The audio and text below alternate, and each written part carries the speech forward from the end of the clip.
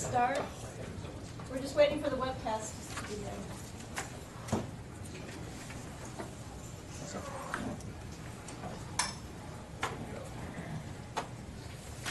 Okay. Well, good morning, everybody. This is the Programs Committee meeting.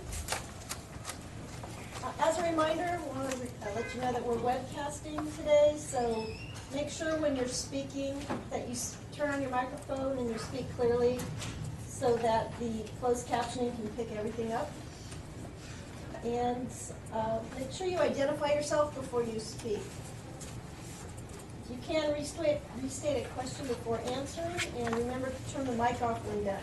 I know it's a lot of instructions to begin the morning. To begin, I'm going to ask Andrew to please take the roll call. Broughton. Here. Chen. Here. Tuna. Here. Manning. Here. Kapula. Here. Spector. Stalling. Here. Steinbrecher. Here. Stevens. Here. And Mendoza. Here. Terrific. There's no scheduled closed session today, so we're going to move on to today's agenda for the open session. First, I want to call for public comment. Is there anyone in the audience or on the phone who would like to make public comment today? Hearing none, we'll move on. Chair's report. Just briefly, I wanted to let everyone know that the bar exam studies are moving along. The law school study, we have, last I heard, almost all of the schools have provided their data, except for perhaps one. We're about 2 months behind because of the delay in getting data in, but we are moving forward with that.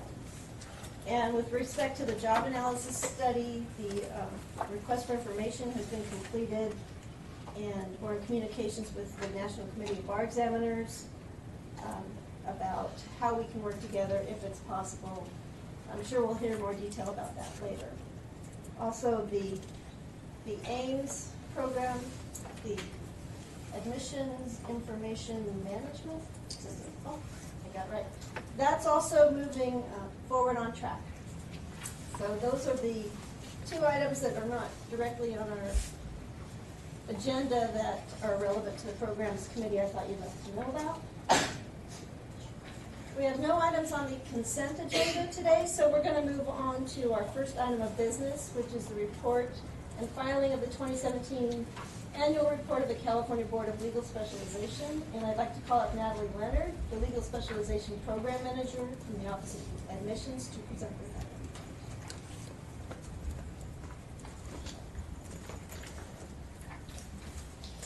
Thank you, Joanna. Of course, I'm here with Amy Nunez, Interim Director of Admissions as well. I know that we had an audience with you recently in January through Admissions Day that was after the close of 2017, so you are familiar with some of this material. But for those of you that might be new to the Commission, the program has been filing an annual report every year since the beginning of the program.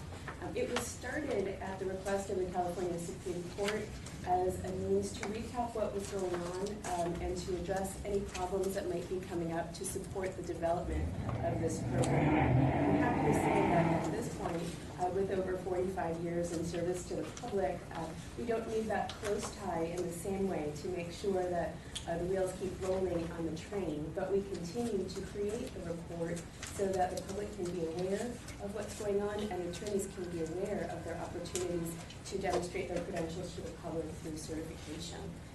So the report that you have before you, it covers annual 2017. You know that from the admissions day that we had an excellent year last year. A record number of attorneys were interested in the exam, and pass letters went out in a very orderly way. The pass rate was approximately 75%, and those letters were sent out in March. So the department is busy processing those materials now. We're seeing strong growth across a number of the specialties. Most notably, a smaller specialty that's growing quite a bit is immigration.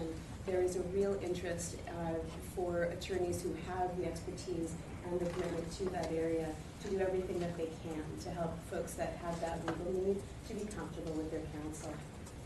Are there any questions just generally about this report? I have a question. Sure. Can you explain the difference between what the Board of Legal Specialization does and its advisory commissions and those organizations that CBLS gives accreditation to provide certification?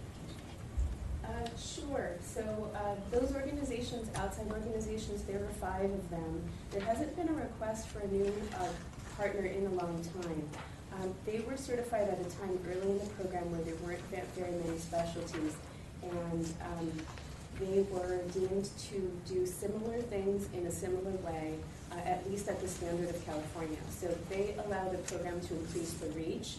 The program operates 11 specialties, and through the partners, there are 11 more.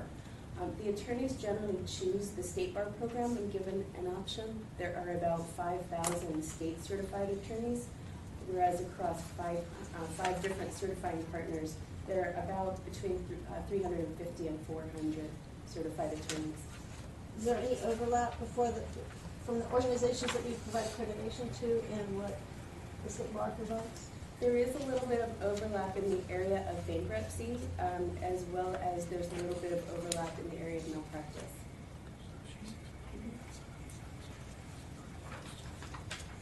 Any other questions? Do I have a motion? So moved. Second. Any objection to waiving roll call? Seeing none? See what passed? Thank you. Thank you.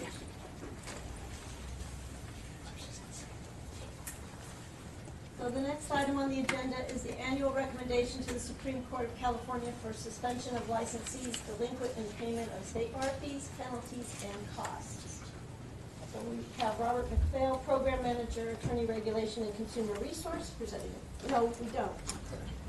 We have Donna Hirschwitz presenting the report. Never mind. Good morning. I think Bob got delayed, so I will take over. Okay. This is, as you said, the annual recommendation for the suspension of licensees who are delinquent in the payment of their fees. At the March meeting, we brought an item to the board authorizing us to send a notice, the final delinquency notice, to those licensees who have yet to pay their fees. That notice was sent out on March the 16th with an indication that if they did not pay their fees within 2 months, we would be forwarding their name to the Supreme Court for suspension effective July 2nd. We processed several hundred payments after that date and have taken those folks off the list. At this point, we currently have about 7,700 people who have yet to pay their fees. And so we are asking the board, as part of this annual presentation, to authorize us to forward that list to the Supreme Court for suspension of those licensees for failure to pay. Do you have any questions for Donna? Trustees, is that unusual, that number, Todd, is 77? your microphone? Is that unusual, 7,700? The number is a little bit higher than last year. I don't have the exact number from last year, but last year we did have an extended payment period. And so it is a little bit higher, and we do expect that when we prepare the order for the Supreme Court that we submit, we send something in the mail to each of the licensees as well, and we do anticipate that some people will be paying as of that time. The one thing that we also have not yet had the opportunity to do, and Mr. Stevens is going to be chatting with you about this actually a little bit later. We need to present to the board either at the June meeting or the July meeting those list of licensees who have asked for a waiver of the fees. And so if we are still in the process of considering that waiver before July 2nd, we'll remove those names from the list. But that's probably not much more than 100 people. Todd, this is Leah Wilson. Todd, I'm not sure if you were getting at this issue with your question, but I did want to ask you, Donna, to just share with the board a little bit of the work that we have done to make sure that we have appropriately recorded all of the payments that were made during the billing period before taking this step. Because as the board is aware, we did have some issues with the billing process this year, certainly with respect to some duplicate payments that were posted for a number of attorneys. So maybe you could speak to the work we've done in that regard. Certainly, we have had an unfortunate number of problems with the payment processing this year. And so staff have spent quite a lot of time ensuring that people have not been charged twice, that people who have received overdraft charges for having been charged twice and having not prepared to have sort of 2 times the money coming out of the account, have gotten that amount refunded. We have provided notices on the website. In fact, there's still a notice on the website. If you go into my State Bar profile, there's a notice that says, if you've made a duplicate payment, please reach out to us, send us an email. We're processing all those emails. We've gotten, at any given time, we had about 2,000 emails sitting in a queue that staff diligently processed and went through to make sure to remove any duplicate payments. We have sent, and the agenda item before you sort of identifies several emails that have been sent, letters that have been sent to notice people that they are delinquent, that we haven't received the payment. There were issues where there were some accounts where the credit was put on a different account, so it seemed as if somebody was delinquent, but we went through and sort of looking at the amounts of money, we were able to deduce, oh, that person isn't delinquent in the amount of $47. Those were the deductions that they took.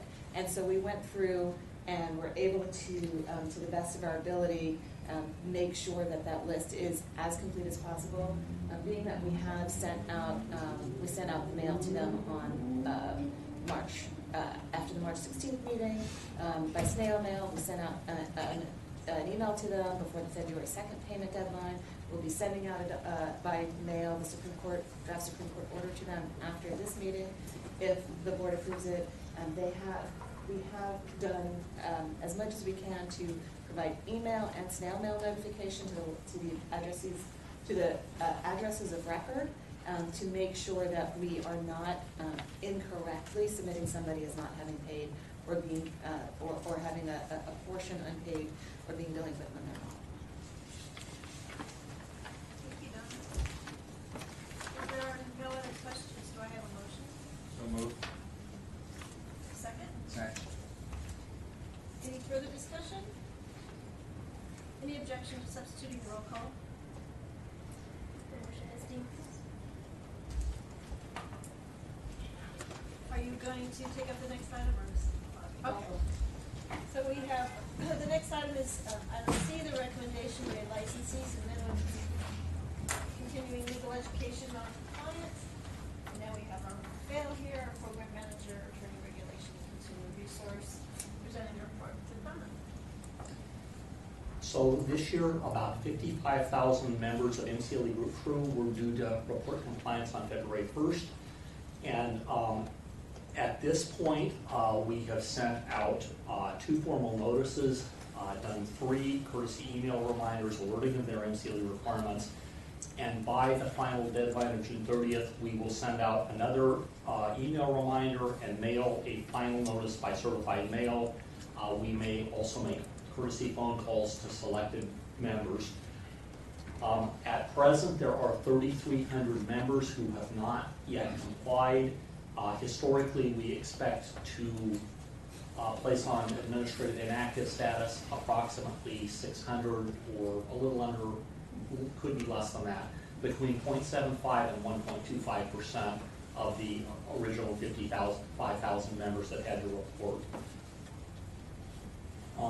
We're requesting that the board place on administrative inactive any members that have not gotten in compliance by the deadline of June 30th. Do I have a motion? So moved. Second? Second. Any discussion? I would just like to let the board know that according to the strategic plan that you adopted, 2019, I believe, should be the last year that we are undertaking the audit process in this fashion. we will be transitioning to an approach where all of the certified MCLE providers will be reporting attendance and participation in MCLE to us, which will enable the bar to effectuate 100% auditing, essentially, of all attorneys' compliance with MCLE instead of the approach we have now, which is a sampling approach.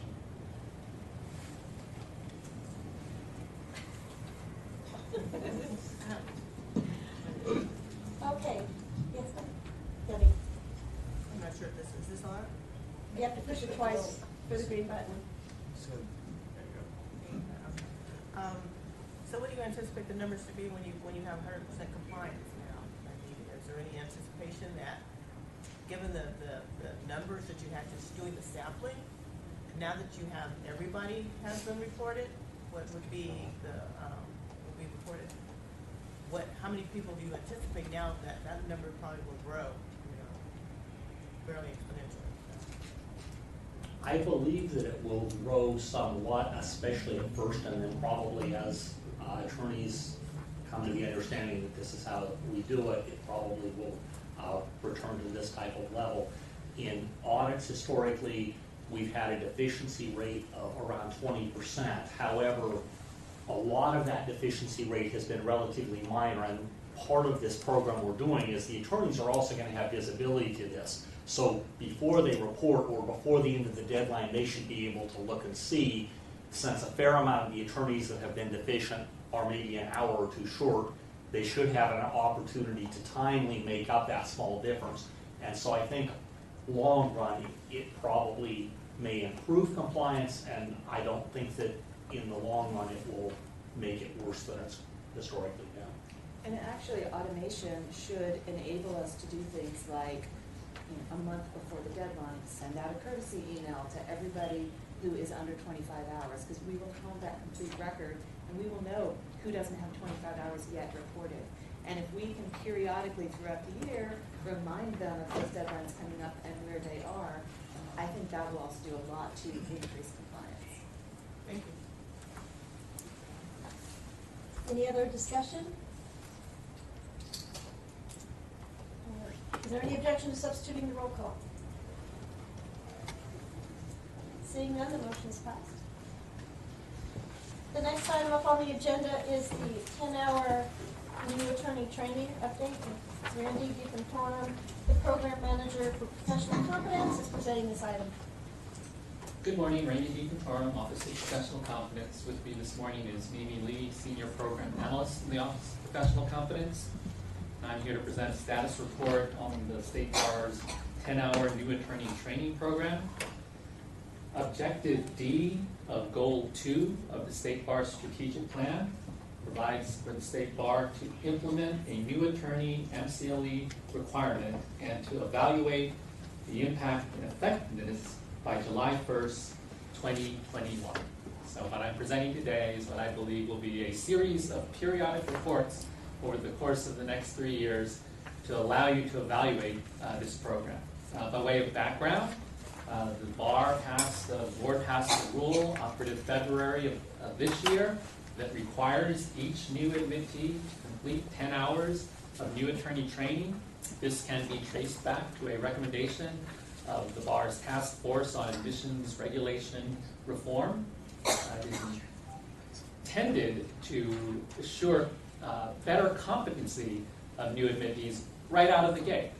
And the programs that are offered, the new attorney training programs, are provided without charge to the new admittees and provided in the form of e-learning modules that are provided online so that they can access them at their convenience at any time and complete them over the course of the year. They have 1 year, essentially, from the date of their admission to complete it. And it is an MCLE requirement. So everything you just heard from Bob and Donna about what happens if you don't do your MCLE will happen to the new admittees if they do not complete the 10-hour training within the first year. I have some data, some numbers, and maybe it's being passed around right now. We don't have a whole lot of data to report because the program only started on February 1st, but just very quickly, and this will become more informative as time passes, but as of May 16th, this year, the total number of admittees enrolled for the new attorney training program was 340. I'll jump to the fact that the total number of new admittees who have not completed any course is 297. And so we do have 6 people who have completed all 9 courses and 37 who have started them. But they do have an entire year from the date of their admission to do this. And I'm sure much as the trend is with normal completion of MCLE requirements, there will be an uptick in terms of the population of lawyers subject to this requirement trying to complete it right at the deadline. Now, what I want to do, since we've talked a lot about the new attorney training program, is actually take you online. If you're looking at the screen right now, that is the State Bar profile of a very, very, very young new admittee, Randall DiFantoro. And if you take a look at the screen there, when you sign in, there is a prominent notice right at the beginning where it states that you must comply with the new attorney training program. If you click on the link, you get to a succinct description of that requirement, and you also get the access to the LMS. The LMS is the State Bar's Learning Management System. It is a new system. We procured a new system after the sections separated from us, and they are continuing with the State Bar's old, if you will, learning management system. When you get to the learning management system, you have a dashboard that provides all sorts of information that will be much, much more helpful down the road when the learning management system will be housing all of the State Bar's educational offerings.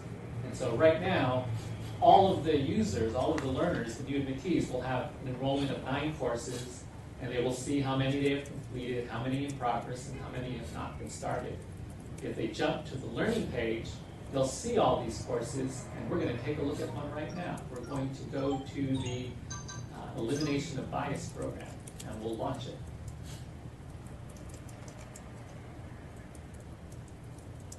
Develop yours.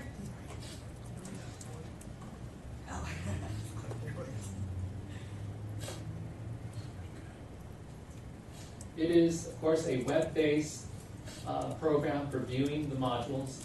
It is multi-platform compatible and ADA compliant, and so they can take this education on the BART as they're commuting in and out of work. They can take it if they're quiet while they're waiting to be called in court, or anytime they have downtime, they can take these courses and complete their requirement. It allows you to drop in and out so that you don't have to finish an entire hour or hour and a half, depending on the length of the program. You can just come back and finish wherever you left off. At the end of taking a course, you are able to download all of the written materials, which is an MCLE rule requirement. You have to have access to written materials for it to be participatory credit. And those written materials include a lot of the detail that can't be chunked into e-learning education. They're very important. As important as watching the program is reviewing written materials. Also at the end is an assessment in which the learner will take a test and be able to evaluate how well they learned the information being provided. And after they take the test, they can then get a link to obtain their MCLE certificate. And so it is completely self-service, very user-friendly. Haven't had any complaints really so far. Randy? We did a test earlier, and it was fun. Can only new admittees access these MCLE courses? At the moment, it is only for new admittees. And I will be back to you in July. Leah has asked me to report back in July on the implementation steps for the new rules of professional conduct that the Supreme Court approved last week. And our main vehicle for outreach and education will be an e-learning course on the new rules. And the policy question that will be before the board with regard to that outreach and education is, do you want to make it available for free at no charge? Do you want to consider requiring it? We want lawyers to be acquainted, learn the new rules, What's the best way of assuring that they take the education? One idea is that we could incentivize their quick access to it by saying it'll be free for the first year, but then thereafter have a cost recovery model to recoup some of the costs, because it is not cheap to create e-learning programs. If it's not working, oh, ta-da! Please direct your attention to this. Welcome to the Elimination of Bias course. In this course, you will learn how our brains naturally perceive, categorize, and draw inferences about diverse groups of people. This process occurs automatically and without our conscious awareness. This is called implicit bias. We will explain how such biases and associations manifest themselves and affect the legal profession. You will have the opportunity to become aware of your own implicit biases. You will also be provided with approaches and strategies to interrupt implicit biases and learn to reduce their impact at key decision points. When you are ready, select Launch to begin the course. So the substantive content is 4 hours of legal ethics, 3 hours of basic skills, 1.5 hours on competency, and 1.5 hours on recognition and elimination of bias. Much thanks to Trustee Stallings, who was working with us on phase 1 on developing the curriculum with our working group. We're going to now take a look at one of the learning streams in the elimination. Awareness is a necessary first step to understanding implicit bias and interrupting it to achieve better and fair decision making.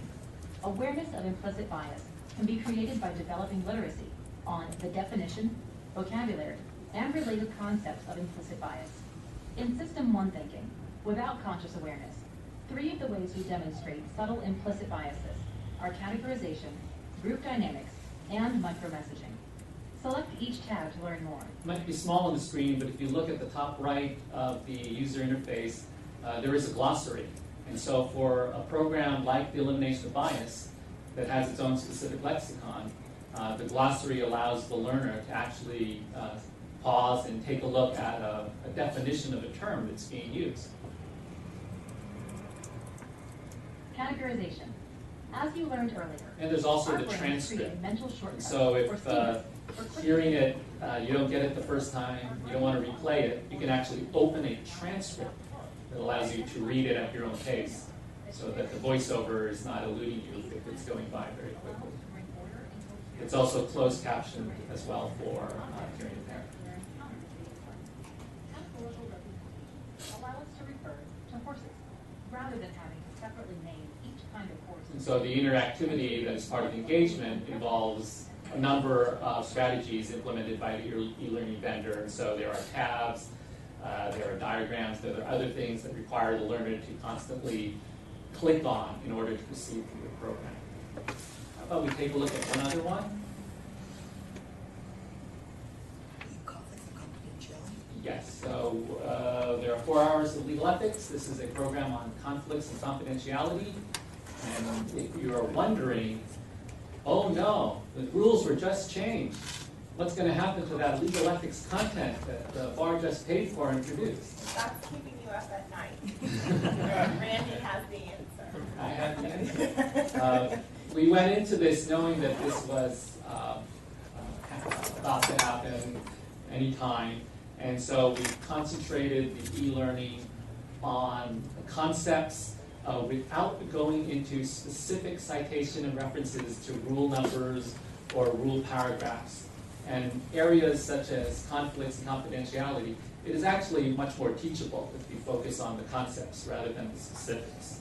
But of course, you do need to know the specifics. And so what you have when you look at the e-learning program in the ethics area is the appendix of resources that includes the actual rule numbers and the rule text and the specifics. And what we'll be doing before November 1st is we will take the appendix, we will completely revise it to make reference to both the old and the new rules. Now there are some screens where the e-learning will have to be amended, but I think we budgeted for that and we'll be recontracting with the vendor to do those few updates. I would say that 75 to 80% of the content is fine as is, but we will need to swap out the appendix resources on all of them to reflect the new rules, and then update a few screens. Is that one working? Yeah, I'm trying to look. Randy, for a question, Todd Stevens, you said that there is, and Leah mentioned, a thought at least to bring to us the possibility of rolling this out bar-wide. Interest is a representation Yes, and I think the adverse first, to a form required. In this type of the way the board conflict, the can primary dip its concern toe is into the preserving water on the that former topic client's is the confidentiality. proposed outreach program on the new rules. There are policy considerations.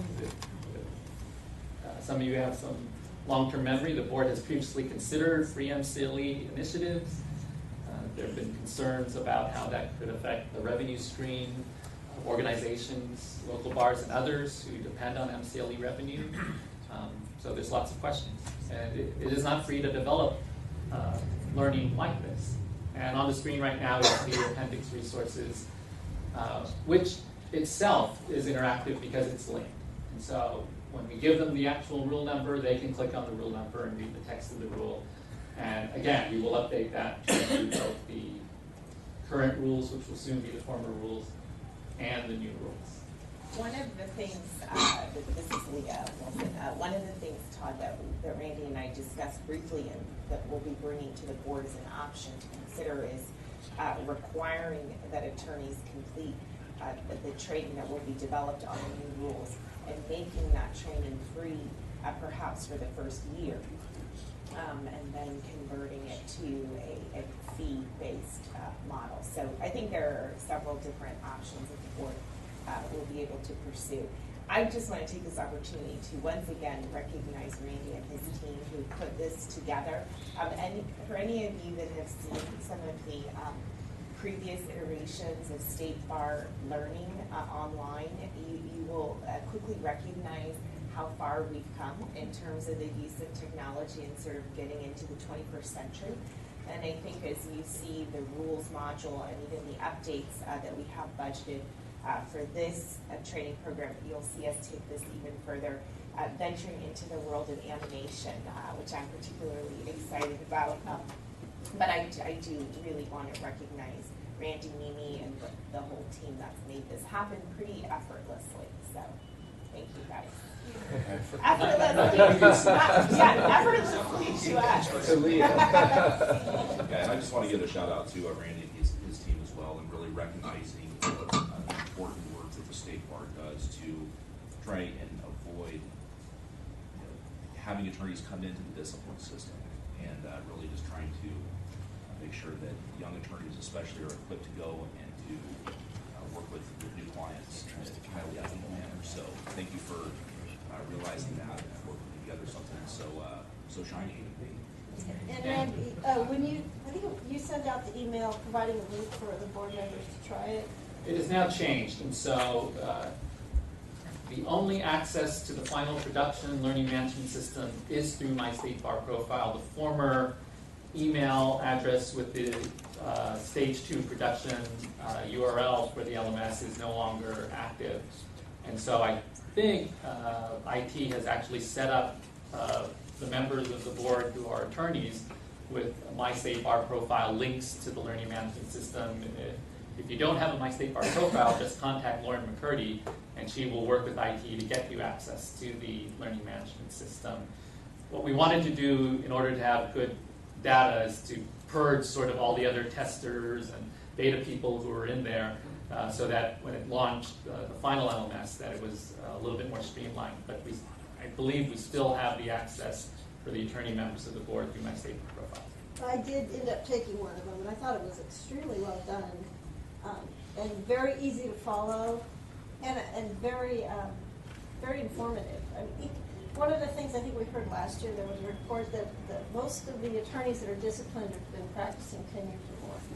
It's not so much the newer attorneys, and every concept that's presented in these programs are relevant to every attorney practicing law, and I'm looking forward to us considering expanding this to all of our attorneys, because it's just everything that's presented in these programs is helpful, well done, and I think can help reduce discipline. So it was a great job.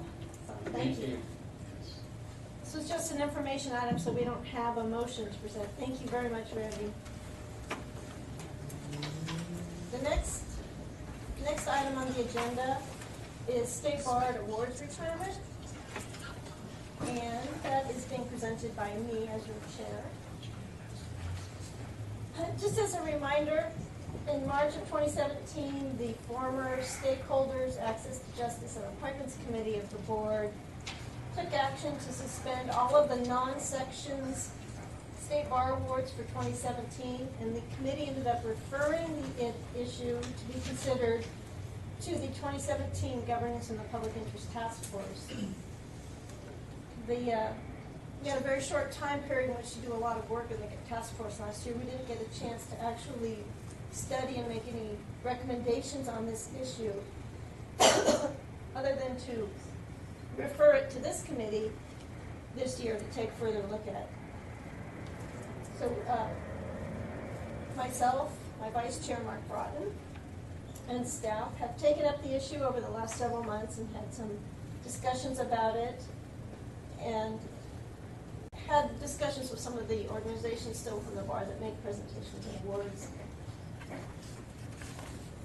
And we've been looking at how these awards essentially appear to be an associational type activity, and whether or not it's in the best interest of the bar to continue them, given the separation of the sections and our focus on becoming a regulatory agency, or whether it's appropriate as a regulatory agency we make these awards for attorneys. So there was a memo that was sent out on this. There's only 7 formal State Bar Awards that are impacted by the recommendation that we want to present to you for discussion today. Those are the Bernard Whitkin Award, Diversity Awards, the Educational Pipeline Recognitions, the Lauren Miller Legal Services Award, the Aranda Award, the Harry B. Sondheim Professional Responsibility Award, and the President's Pro Bono Award. We've been working, staff specifically has been working with other organizations to identify those willing to take up the award so they're not lost. They will be picked up, hopefully, and carried on by appropriate organizations going forward. But we need to make a decision formally to decide what we're going to do. This is Kylan Chen. Some of these awards clearly overlap with the work that the board is doing with respect to the Appendix I review, which is on a different timeline. And so, to me, I feel like making a decision now on things like the Diversity Award, the Educational Pipeline Award, both of which are COAF's awards, essentially, and the Aranda Award, for example, with the Commission, seems like that should be rolled into what we're already doing as part of the Appendix I review. I would just say, I think the thought is, and how this issue has been presented over the last several years now, is it's a question a bit separate and apart from the analysis of the committees.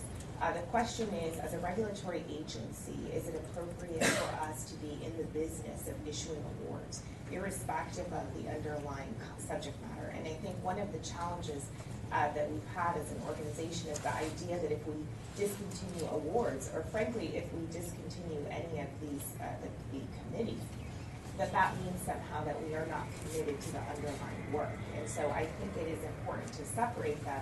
But the question is, as a regulatory agency, should we be issuing awards? And it's come up the last couple of years through the Governance and the Public Interest Task Force. We suspended all of the awards in 2017.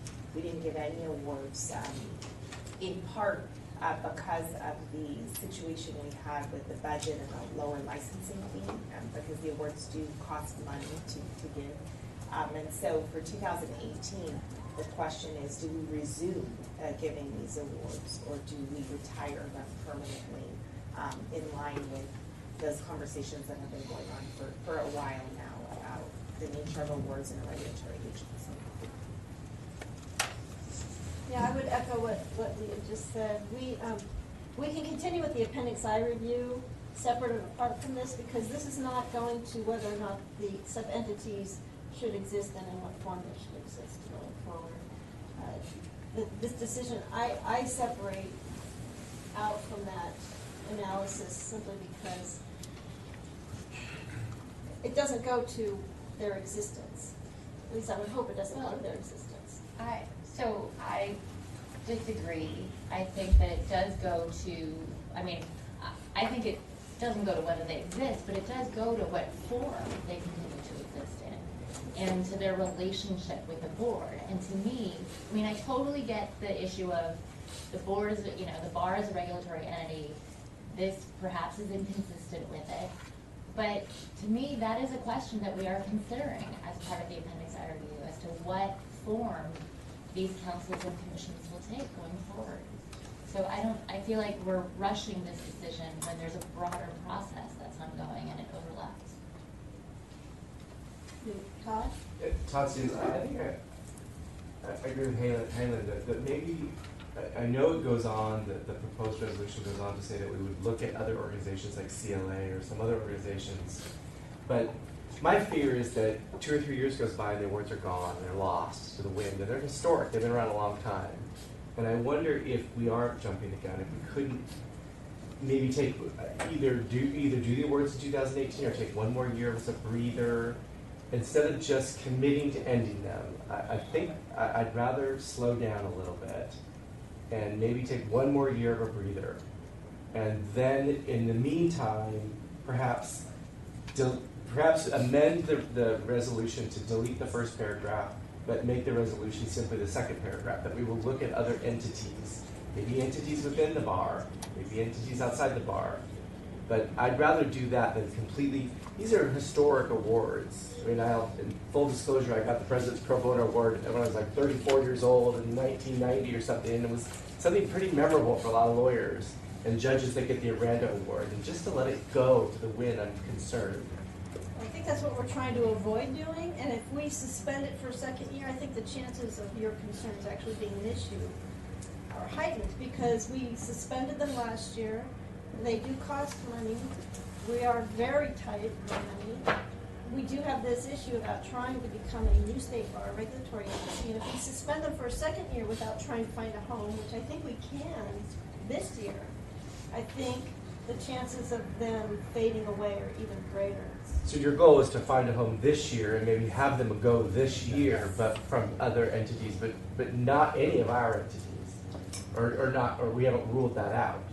No, to be explicit, we have been approached by CLA. Okay. There have been discussions. They're very eager to take on the awards. CJA at the Judicial Council with respect to the Aranda Awards, and more conversations have occurred. So certainly a lot of work, groundwork has been laid for a smooth transition of the awards this year. Okay. The board selections.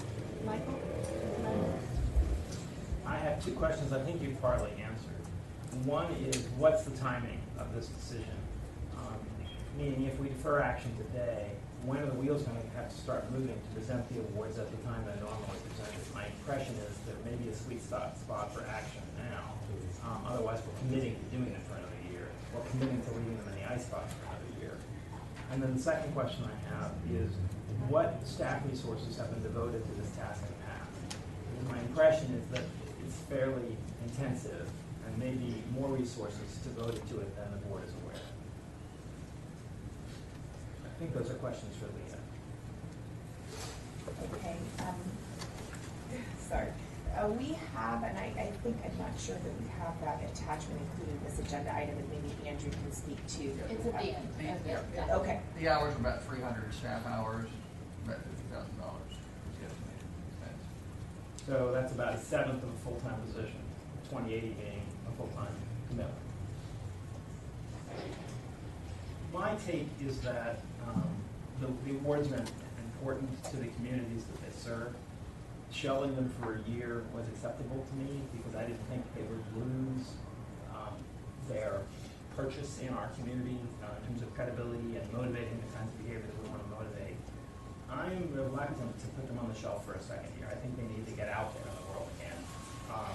But I also think they need to be out there in the world again, not on our budget. We're having a difficult conversation with the legislature about the need for significant new resources for this organization. And we need to demonstrate to them that we're using the resources we now have in alignment with their objectives for us. And although this is only 1/7 of a staff position, and it's only $50,000 out of a budget of north of $107 million, I believe, nonetheless, it's a very visible expenditure that is hard to justify in the capital. I think the awards will be better served if we can find new homes for them quickly rather than slowly. What I would say, though, is that the dialogue that we are pursuing needs to have an outcome that preserves the awards. And if any particular award is going to be stranded or orphaned, I think we can come back to this committee and think again how to keep it going.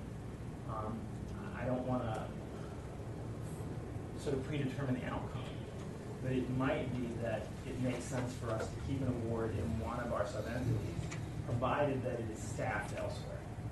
So, for example, if the Aranda Award is really important to judiciary, but CJA for some reason is not in a position to take it over, they might staff it for us and allow A to J, Access to Justice Commission, to own and present the award, but have the staff support provided on the CJA's time and on our time. I'm open to a range of outcomes here, but I do think two objectives are particularly important to me. One is walking our talk about being good stewards of the limited resources available to us, and two is getting these awards back into life again quicker rather than later. Well, it seems to me that we're assuming that by not shelving them for another year, that they'll stay alive, and it's not entirely clear to me that would be the case. It could also be the case that if we just throw them out into the wind, that they do die, as Todd raised as a possibility, and if we went through the Appendix I process and explicitly rolled this into that process and considered it as part of our consideration of what forms the councils and commissions will take going forward, I think there could be a greater chance that these awards will stay alive. Just in response to that, CLA is already committed to taking these on, and they are ready to be moving forward with them and presenting them at their annual meeting this summer. So the Appendix I review is not intended to be completed until the end of the summer. If that's the case, it would be putting their awards on hold. They wouldn't even be able to do them this year because the decision needs to come from this board to let them do that if we're going to do that. So right now, I'm not aware of any awards that are being orphaned. Doesn't mean we couldn't come back and reconsider it if something like that should happen. But right now, we do have that commitment. They're actually very excited to do it and have the resources to do it. So I don't think we're going to have that issue. Brendan, did you have your hand raised? Yes. So, isn't there pending legislation affecting attorneys and the, I guess, encouraging of a certain amount of pro bono hours? Encouraging is a mild word for the proposal, but I don't know that the proposal is still alive in the legislature. Well, there was going to be a proposal requiring a number of pro bono hours. That proposal is not alive. There is a provision in our bill that will allow for the substitution of a certain number of MCLE hours with pro bono, dependent on rules, pending rules to be developed by the state bar. That is a provision that there continues to be discussion regarding as the bill moves forward. I guess I think that it sounds like there is statewide interest in lawyers continuing to do good work on a pro bono basis. And I think this really is an opportunity for the bar to take leadership.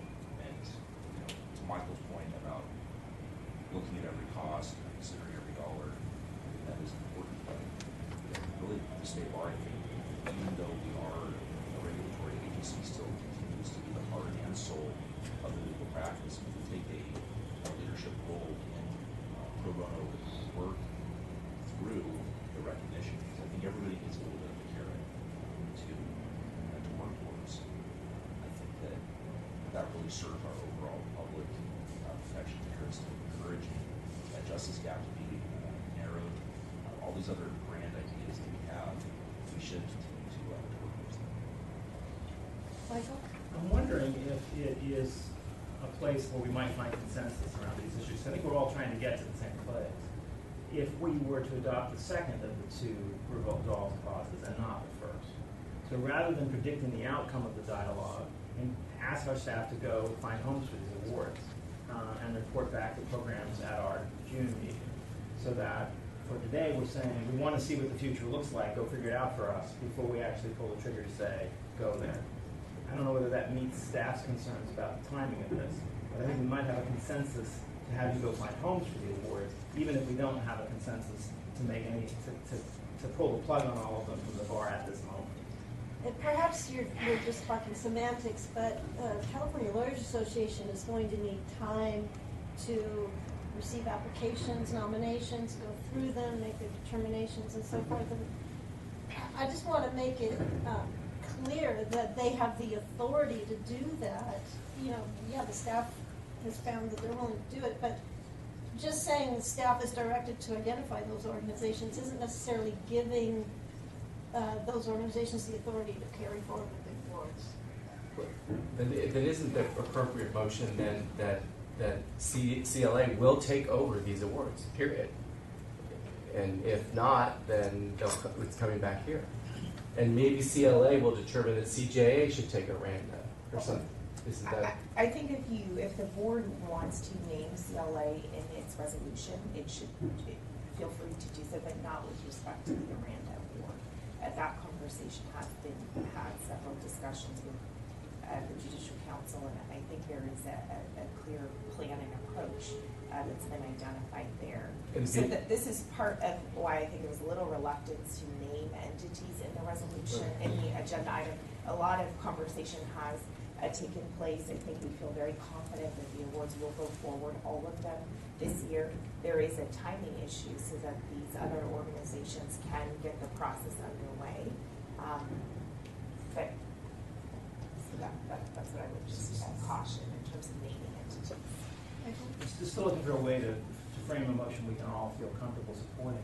Maybe the solution is to add to the first resolve clause, provided that another sponsor can be found for each award, they're hereby terminated. And should any award be homeless, you'll report back to us before we kill it. I would support that friendly amendment. There's been no motion made, So moved. So I have an additional question. I mean, it's great that CLA has said they're interested in taking these over. I am not comfortable that they, number one, are committed to doing so with respect to every one of these awards, which differ a lot. I mean, they cover different topics. It's not clear to me who within CLA would own it.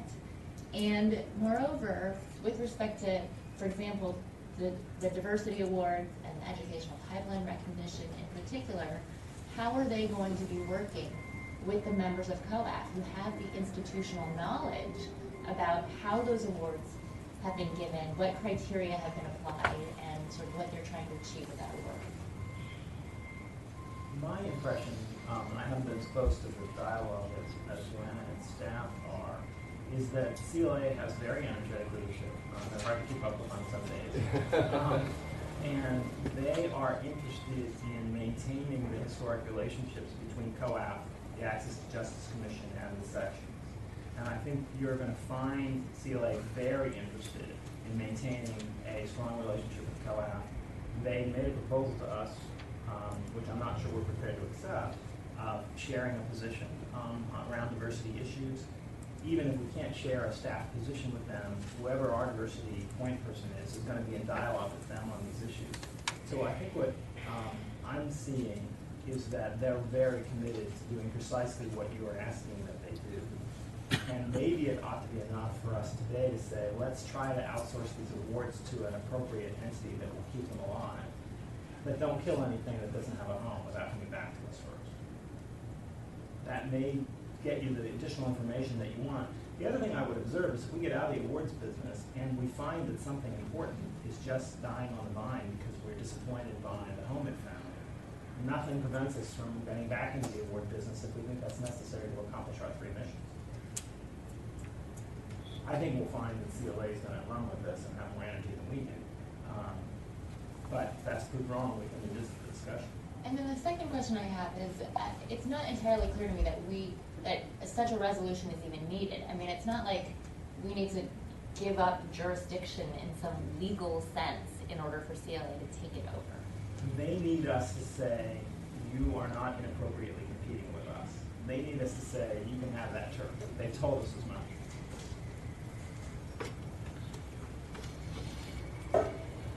So I would make the motion that I articulated earlier, which is to amend the first resolve clause simply to add that should any award not have an appropriate sponsoring organization, the staff will report back to the programs committee before the plug is pulled on that award. We're trying to work on whatever the language You're is. doing some wordsmithing over there, I'm happy. I'm open to suggestions. We're essentially getting rid of the second paragraph, trying to put that as a preface to the first. Okay, got it. So we'll let Justin play with that for a couple of minutes.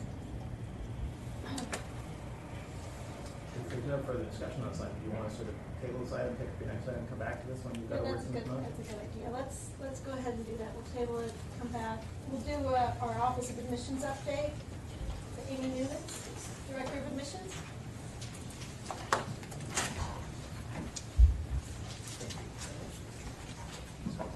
Good morning, Programs Committee.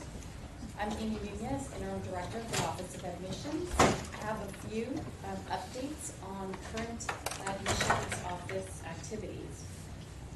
We are preparing at the moment for the release of the February 2018 bar exam results. This involves preparing the letters and material for the website. We have 3 critical dates to meet. One is tomorrow on the 18th at 6 p.m. Individuals can log on to our website to look at their pass-fail status. And so that is scheduled to happen again tomorrow. By Sunday on May 20th at 6 a.m., the pass list will be made available to the general public on our website. On Monday, we are going to send individual letters to schools on their pass-fail status for their students. We are also mailing the material for students with their successful letters, both packets or unsuccessful letters, tomorrow at the end of the day. We had a total of 4,701 bar exam takers for this round, and we are on task with everything that needs to go out in preparation for the release. All right, any questions related to the bar exam release? Yes. The data that was published regarding the multi-state exam suggested this is going to be a continuation of dismal numbers from previous Februaries. I just wanted to ask, probably Leah, maybe Amy, how are we doing with the positive mindset intervention, which may provide happier news in July? I'm going to take that in. Sure. The enrollment for the positive mindset intervention closed on Monday, the 14th. I think we have a total of 1,500 applicants that volunteered or opted to participate in the program. And out of the universe of how many folks setting up for the exam? Order magnitude? Roughly around 6,000 at that point. So about a quarter? Yes. That sounds like a pretty excellent uptake. Got a motivated audience there. I went through it the other day. The researchers sent us all links. I don't know if you had a chance to do anything, but I did go through it. It's really interesting to take an experience. Are we in a position to evaluate the demographics of the pool that chose to participate and the larger pool, or will we be when we're done? I think that's part of the Science there. the Good. analysis plan. Great. All right. I also want to give a little more background information on the Ames, an update on where we're at. We are wrapping up week 9 of a 10-week discovery period. Want to remind people what Ames is? Sure. This is the Admissions Information Management System that Joanna mentioned earlier. So Slalom staff have spent time both in San Francisco and in Los Angeles conducting deep dives, interviews, and just general observations on operations.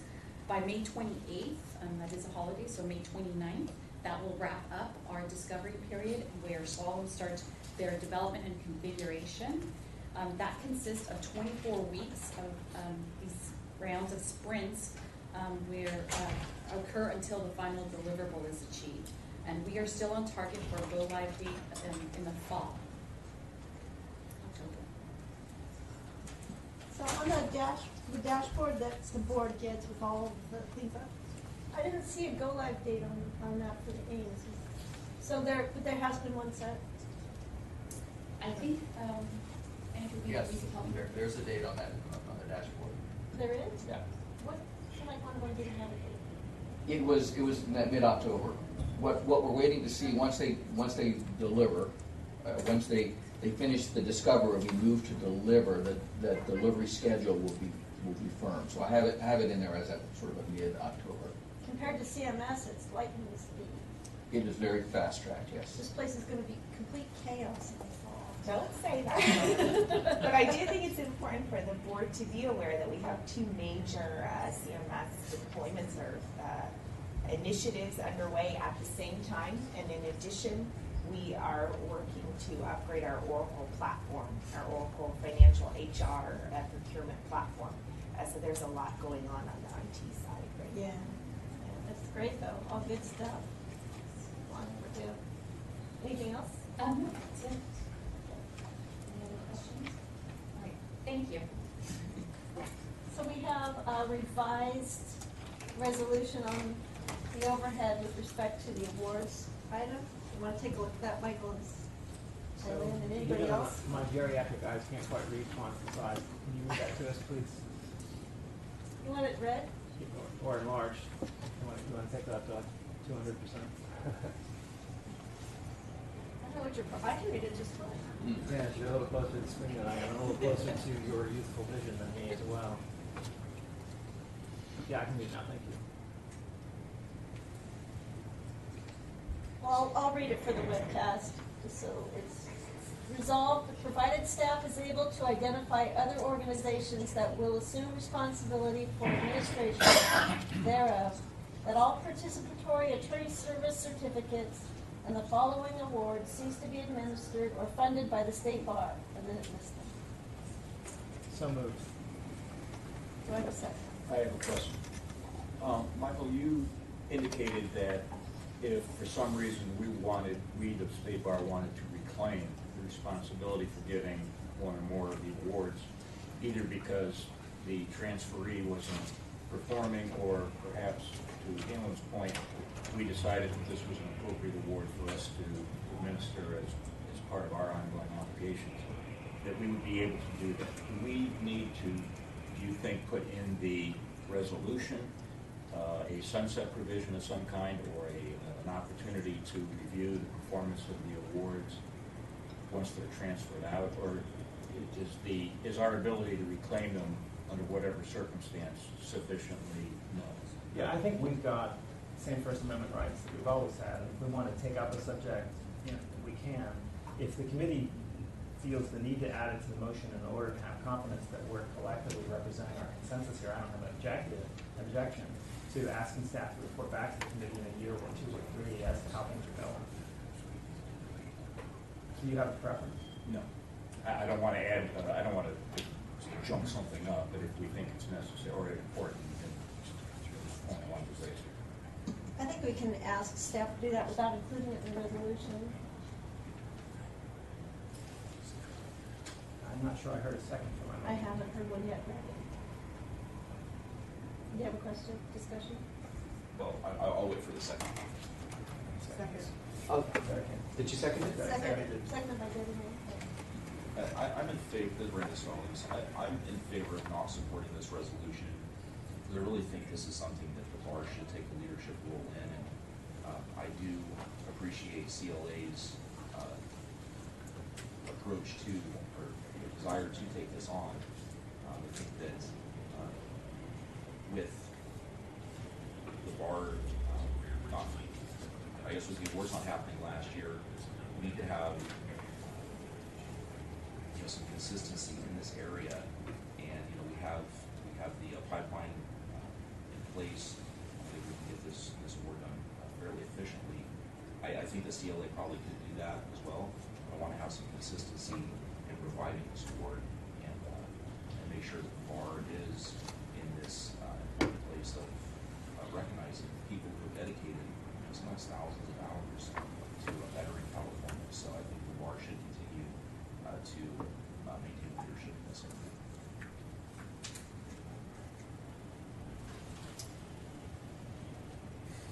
further discussion? Let's do roll call vote. Broughton, Yes. Chen, No. Valentina, Yes. Manning, Yes. Petula, Yes. Stallings, No. Steinbrecher, Yes. Stevens. Yes. We have a quorum. Passes. I thank you everyone for your thoughtful discussion on that item. And we will, we'll direct staff to provide us with an update next year on how the awards went, or even after, this summer when they are supposed to be given, to find out how it all went. So, or maybe even having someone from the CLA come in and let us know. But we'll follow that up. The next item on the agenda is the psychometrician report on the 2-day exam results. Lisa Cummins, Program Manager of Examinations from the Office of Admissions, and Amy Nunes, our presenting. Morning, everyone.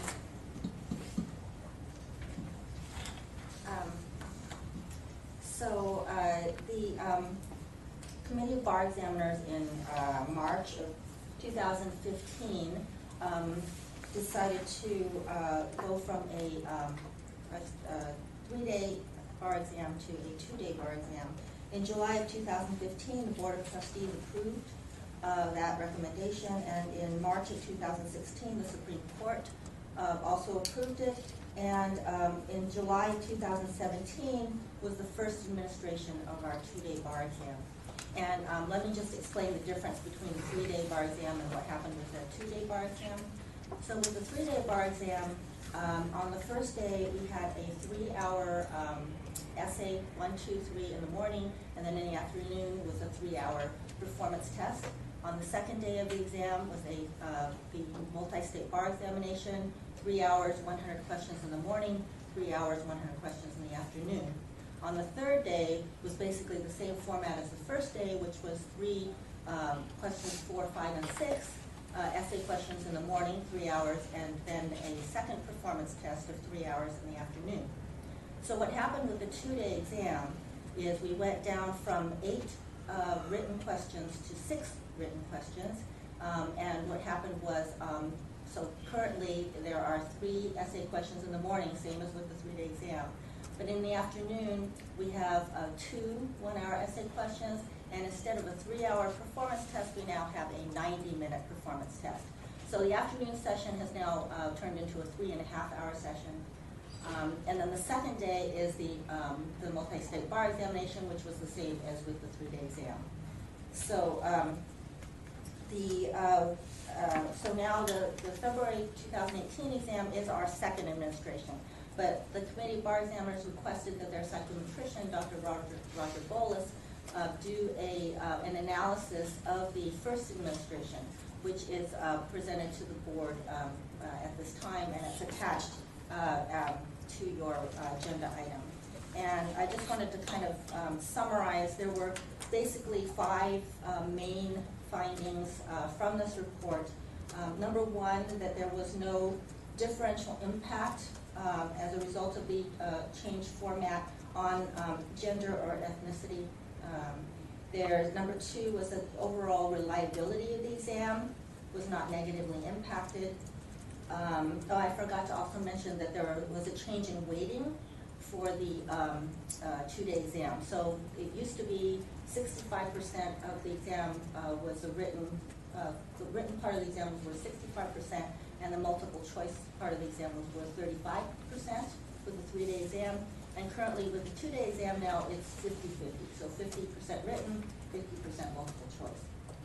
So the third finding was that 50-50 weighting, with that 50-50 weighting, that only a very, very small number of applicants, fewer, passed than would have been with the 65-35 weighting, but that those ones that did not pass ultimately did pass on one of the later phases of grading. So we have 3 phases of grading. The pass rate did go up. And then the 5th finding was that the repeaters Dr. Bolus looked at repeaters who took the 3-day exam on their first attempt and then took the 2-day exam on their second attempt versus the repeater applicants who took the 3-day exam on their first attempt and then also took the 3-day exam on their second attempt. And what he found was that there were larger increases in the scores and the pass rate with the group that took the first attempt on the 3-day and the second attempt on the 2-day. He did also, there were other things in terms of whether the exam might have been easier, as an explanation for perhaps the increase in the pass rate. None of those, he didn't have any, there were no definitive findings. There were some possible explanations, but nothing that was definitive in terms of what was a main impact on that increase in the pass rate. I also wanted to bring or remind the board that this was something that the committee bar examiners requested that their psychometrician do after the first administration of the exam. But as part of the board's approval of the 2-day exam back in July of 2015, the board also requested that the committee come back after the 2-day exam had been administered for 2 years and with a report on the pass rates and the costs. Any questions? Thank you. Do I have a motion? So moved. Brandon, a second? Need a second? Somebody? Second. Thank you. Any discussion? Well, let's take a roll call vote. Yeah, unless we have two voting. It's the last. Broughton. Yes. Chen. Yes. Amatuna. Yes. Manning. Yes. Petula. Yes. Stallings. Yes. Steinbrecher. Yes. Stevens. Yes. Thank you. Thank you very much. The last item on our agenda is the 2017-2018 work plan discussion specifically related to the appendix I reviews. Last time we heard from each of the 2 trustee working groups that we have going on the specific sub-entity reviews. That has to be completed by September 2018. Today we thought it would be very helpful to have the reports author, the person who's going to put up together all the information and make a presentation. Robert Schaffner. Did I say it right? Richard. I'm sorry, Richard. It would help if I read it right. Lee, do you want to explain how we found Richard and what his role is? I'm going to let Richard do that. Okay. Richard has a quite illustrious CV, but he's come to us for a brief period and is entirely focused on helping bring us to the finish line on the Appendix I review. So, Richard. Given the scope of what you have to do, I'm glad we have you devoted to this. Go ahead. Privilege and an honor to have that much pressure. Thank you for that introduction. Yes, my name is Richard Schaffler. I'm a recently joined member of the bar staff. I come to the bar having previously served for 15 years at the National Center for State Courts as the research director, working across the states and even abroad on issues of organizational performance, organizational structure, organizational culture, and resource allocation in particular. Prior to that, I was part of the senior management team at the Judicial Council, responsible for research and strategic planning. And prior to that, I worked as an investigator for many of the big downtown law firms. Product liability, intellectual property, and other complex civil litigation. So that was my introduction to the world of law. So we're here, of course, because a while back, the task force noted that there was still work to be done to complete the implementation of the work on governance in the public interest, and noted these 3 areas. The third one is obviously what pertains to Appendix I, the review of sub-entities, their structure and effectiveness. And it's important to note at the outset that This is not a cost-cutting or downsizing exercise. This is an exercise aimed at focusing the bar on its core mission as a regulatory body. What I've been doing with the staff of the Office of General Counsel and Office of Research and Institutional Accountability is to, first of all, try to figure out what is it that each of these sub-entities actually does.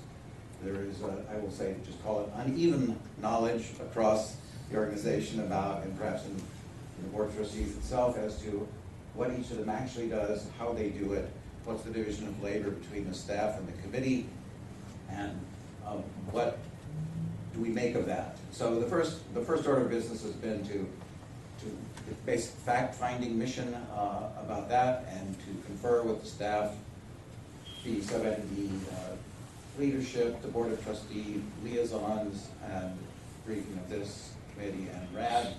And also, as the other piece, the Office of General Counsel has prepared a series of memos on the legal framework for each of these sub-entities to revisit what was the purpose, where did they come from, are they statutory, are they rule-based, what is required, what is optional in terms of carrying out the functions.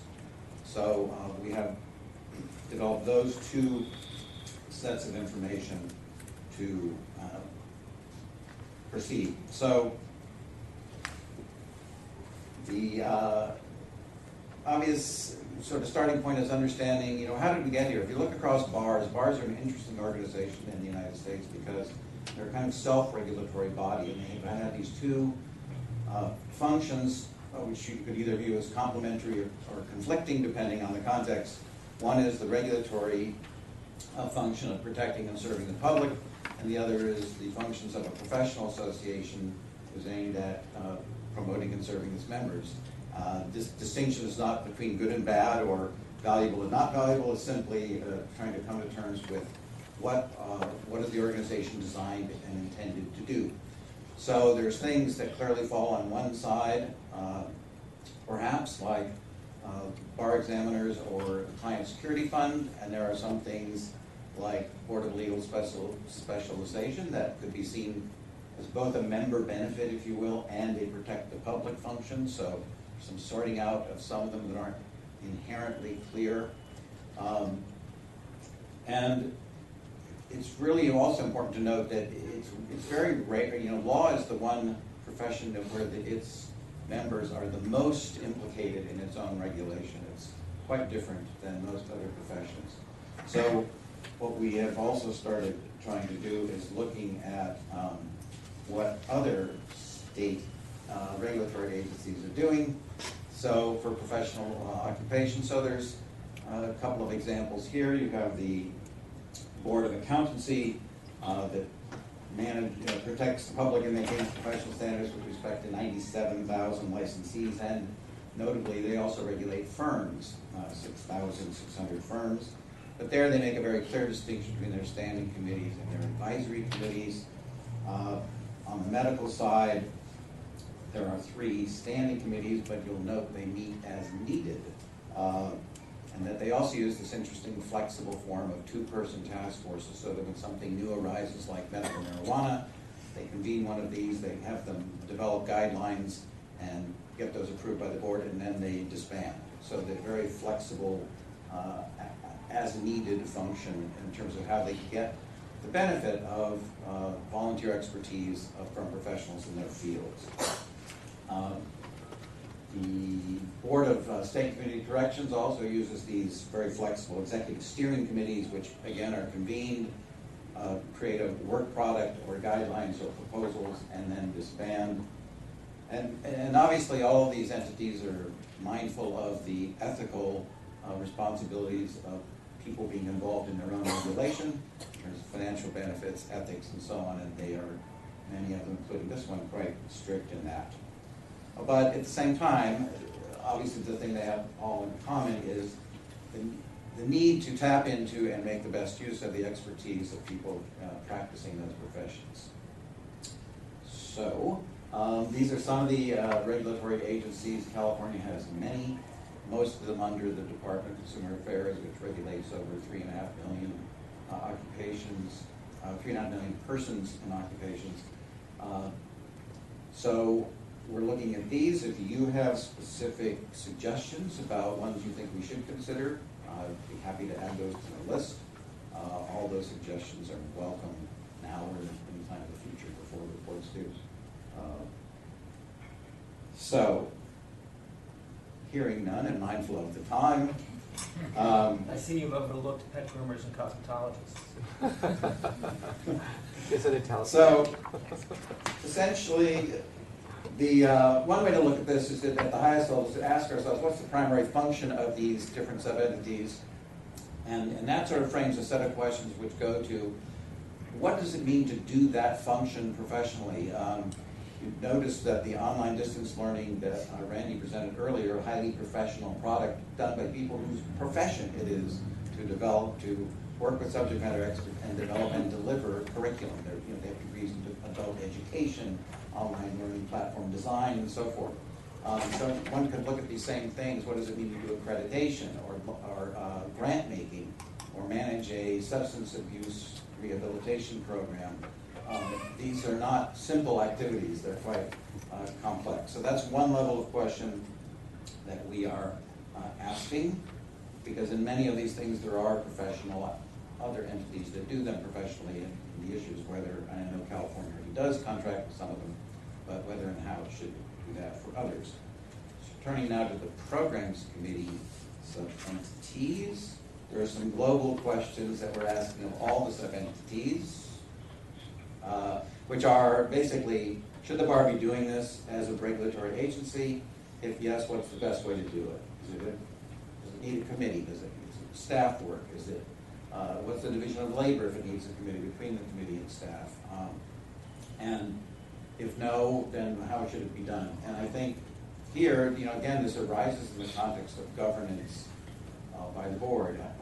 The board needs to provide effective oversight to the activities, and was noted in earlier reports, proliferation of committees and volunteers, sub-entities and volunteers makes that a much more complicated job.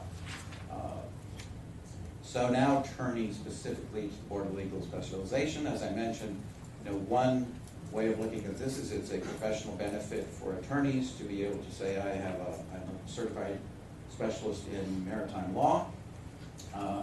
You could also see that as a public protection function, where the bar is telling the public, yes, this person actually knows what they say they know.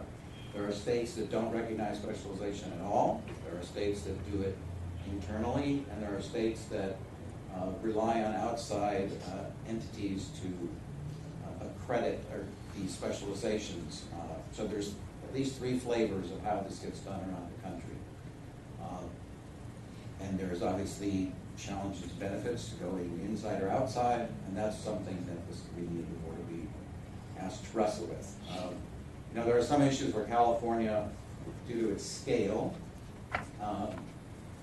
may have a different solution than every other state or most other states. There are other issues where perhaps not.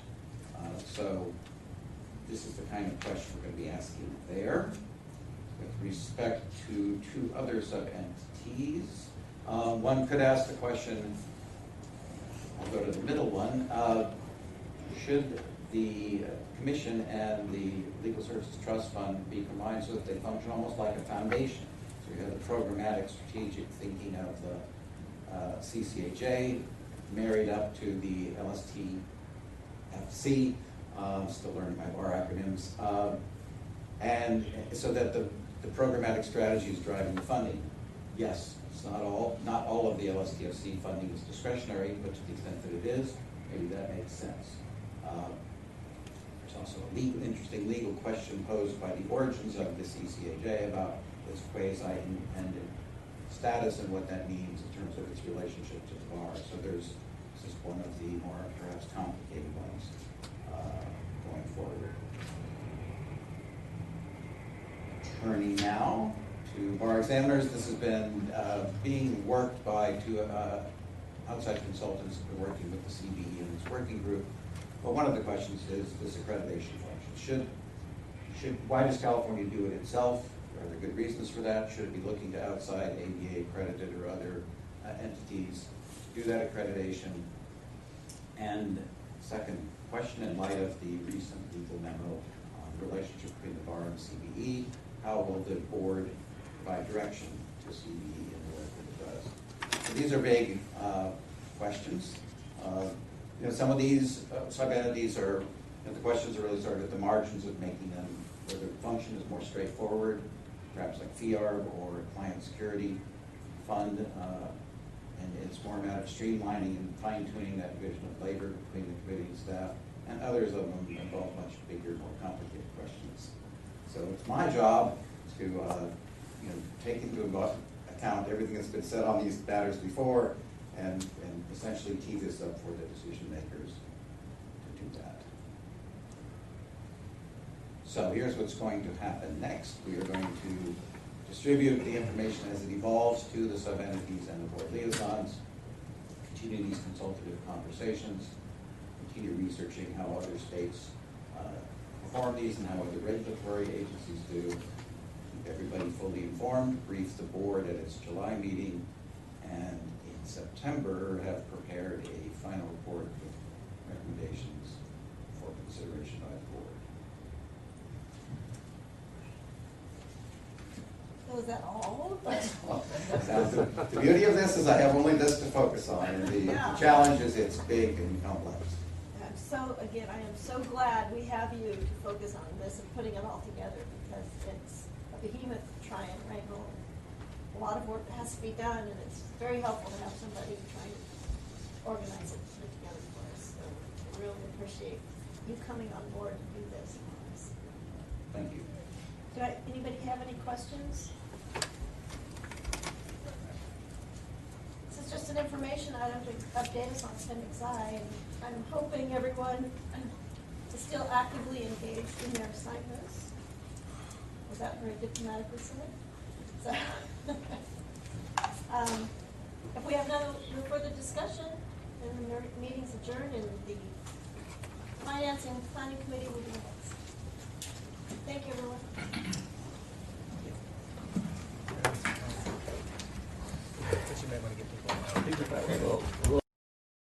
All right, good afternoon. We're slightly behind. I'm Todd Stevens, the chair of the Finance and Planning Committee. Welcome. We will make it this time, I promise, Mr. President. Yeah, you owe me 15 minutes. I don't have a chair's report other than I was just talking to Vanessa about wanting to again thank our interim CFO, Kevin Harper, for sticking with us and jumping into this job with both feet. And it's like you've been here for years. And we have our calls and your understanding of the organization. And I, again, really want to appreciate that because it's really been seamless having you here, Kevin. So again, thank you very, very much. It's made my year as chair a pleasure. So thank you. So that's my report. Do we have any public comment? I don't know if anyone from the public's here. We've got staff here. So hearing none. We don't have a consent calendar. The one item has been withdrawn. We're going to be hearing a lot. Speaking of Kevin, we're going to be hearing a lot from Kevin this morning. So with that, we'll move to the first item of business, which is the first quarter 2018 financial report. So Mr. Harper, you're on. Okay. Chairman Stevens and members of the committee. The first quarter. Hang on 1 second. I forgot one item, Mr. Harper, to take roll. Thank you for that reminder. Here. Here. Here. Here. Here. Thank you, Mr. Harper. So we have the first quarter financial statements for your review today. And my clicker isn't. So I want to just highlight a few of the highlights of the quarter for you. If you'll turn to first attachment number 3.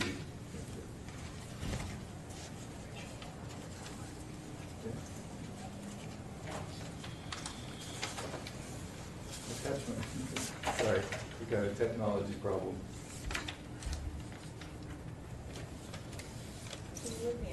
Can you advance to attachment 3, Lynn? So on attachment 3, so we're gonna start by looking at the results for the quarter state bar wide. So attachment 3 is the easiest place to see that. It shows the revenues and expenses for the quarter 2018 in the first column, the first quarter of 2017 in the second column, and the variance in the third column. So just looking at it in total, you can see that we've got $106 million of revenue in this year versus $101 million last year, year to date. Expenses, $48 million compared to $36 million last year, and therefore the change in net position for the quarter is we're up $59 million for 2018. Last year at this time we were up by $65 million. So as you know, we're getting all the licensee billing receipts in at this time of the year. So we have lots of revenue. In the remaining 3 quarters of the year, we spend more than we bring in, but in this quarter we have a big influx. So you heard some pretty big fluctuations there. So let me explain some of the reasons for the fluctuations versus last year. So looking at the top line, Len, go back one page.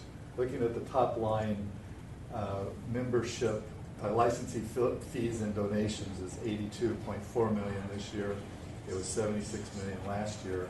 The reason for that is 2/3 of that difference is in the general fund, where the reinstatement of the licensee fees from the $297 in the year that we had no fee bill last 2017 up to $315 this year increased revenues by $3.1 million, and then we had an increase in late fees of $1.1 million. The legal specialization fund, their licensing fees is up by $1.5 million, and that's because the annual fee that legal specialists pay for certification was waived in 2017 as part of that fund spin down plan and was reinstated for 2018, so we're seeing an increase in fees now. And the legislative activities fund had a part of that increase where, as you may recollect, there was an opt-in fee of $10 for active attorneys and an opt-out fee for inactive attorneys in 2017. And in 2018, that fee was changed to an opt-out for all attorneys at the $5 level, and therefore there's an increase in fees there. The next very large fluctuation is about 5 lines later on that same page. It says law practices sections fees. So obviously we spun off the sections to the California Lawyers Association.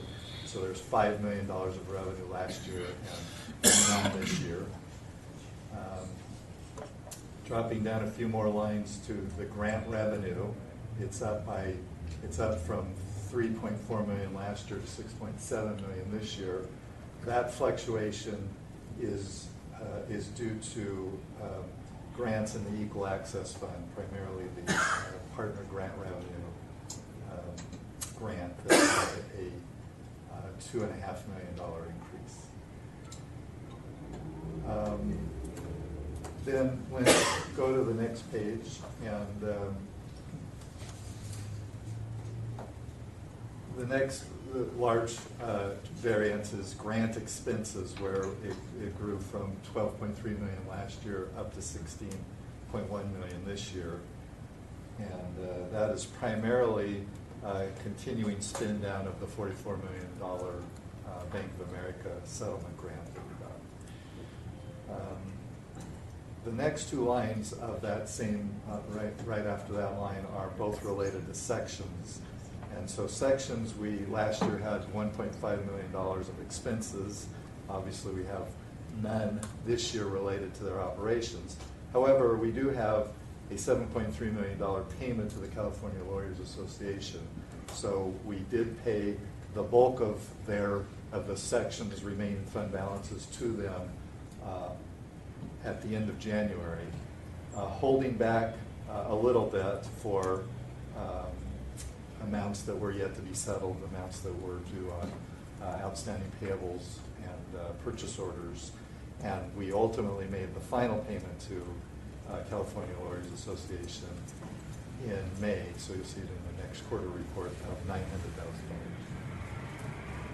So the bottom line of this statement shows that the change in net position, although very good at $58.8 million, is down by $6.5 million from last year, and largely it's related to sections where we had this large payout, and we had and the loss of revenue. So it was not unusual and not unexpected.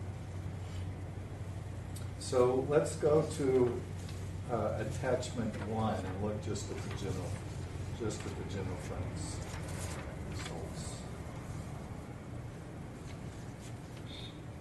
So the general fund is the first column here, and it shows operating revenues of $65 million, which is right on budget, $64.6 million that we budgeted, so it's coming in just as we anticipated. Expenses on the next page for the general fund is $17.4 million. We'll add one more page, $17.4 million. And that is compared to the budget of $18.8 million. So we have a savings of about $1.4 million. Most of that, $1.1 million of that, is related to savings from vacant positions in OCTC. And lastly, let's look at Appendix 4. So this is the balance sheet, and just looking at the biggest of the fluctuations, you can see that cash and investments, the first two lines, together are down about $9 million, again, primarily related to the sections payouts. And the change in net position at the bottom of the page, there's a variance of $17.5 million in the far right column in the total net position. That's the same number that we just looked at on the other page. That's a combination of the activity for the year being less than the prior year, and we did have a large pension expense this year. So you recollect that when I presented the fourth quarter financial statements, we didn't have the actuarial report in by that point. We now have it in, and it's included in the annual report that will be presented to the audit committee next. But it did have $12 million of pension expenses that were in that, and that affects our total net position. So with that, I'm going to stop and see if there are questions on the quarterly report.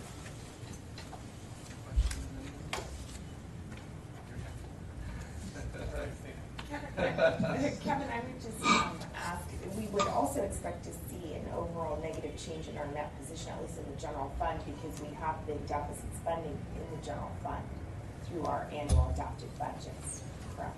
Yeah, that is true. There's a couple of things here. First of all, lots of things get hidden in the first quarter when you have a gigantic influx of revenue. So it looks like we're doing great. We did, as you recollect, we did budget deficit spending in for 2018, mostly related to IT projects and building projects.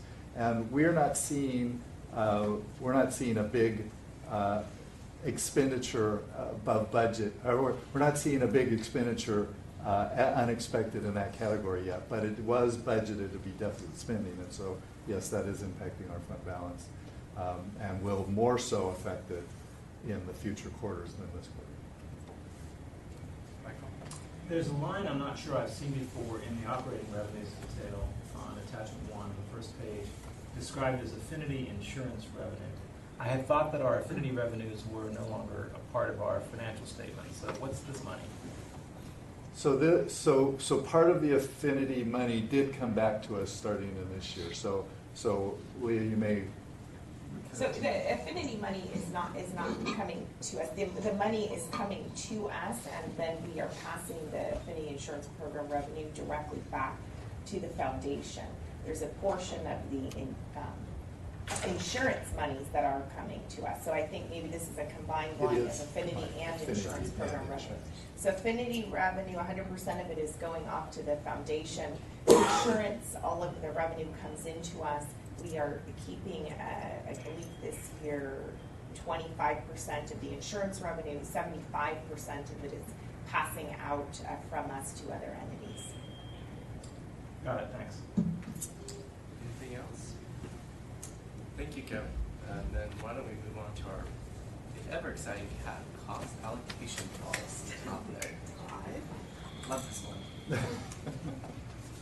Yeah, me too. One of our great accomplishments for the last 6 years. So you, at the last Finance and Planning Committee meeting, we had a conversation about the fact that staff is preparing a policy that will go into the Finance Policies and Procedures Manual on the topic of cost allocation. We solicited some feedback from the committee and shared some of our plans. The committee asked us to return with a little bit more discussion of the philosophy of cost allocation, not the mechanics of it, but the philosophy of why we're doing it and how that ties in with what we are actually doing. So that's the purpose of this. Lynn, go to this third slide. The purpose of the cost allocation plan. So the purpose of the plan is to make sure that the general fund is reimbursed by all other funds for their share of the administrative costs. And I'm sure you recollect that the general fund has most of our unrestricted revenues in it, and most of the restricted revenues of the State Bar are recorded in other funds. So by making sure that the general fund is reimbursed, we're making sure that the services that are provided to the other funding sources, the restricted funding sources, that they're paying their fair share of those costs that are recorded in the general fund.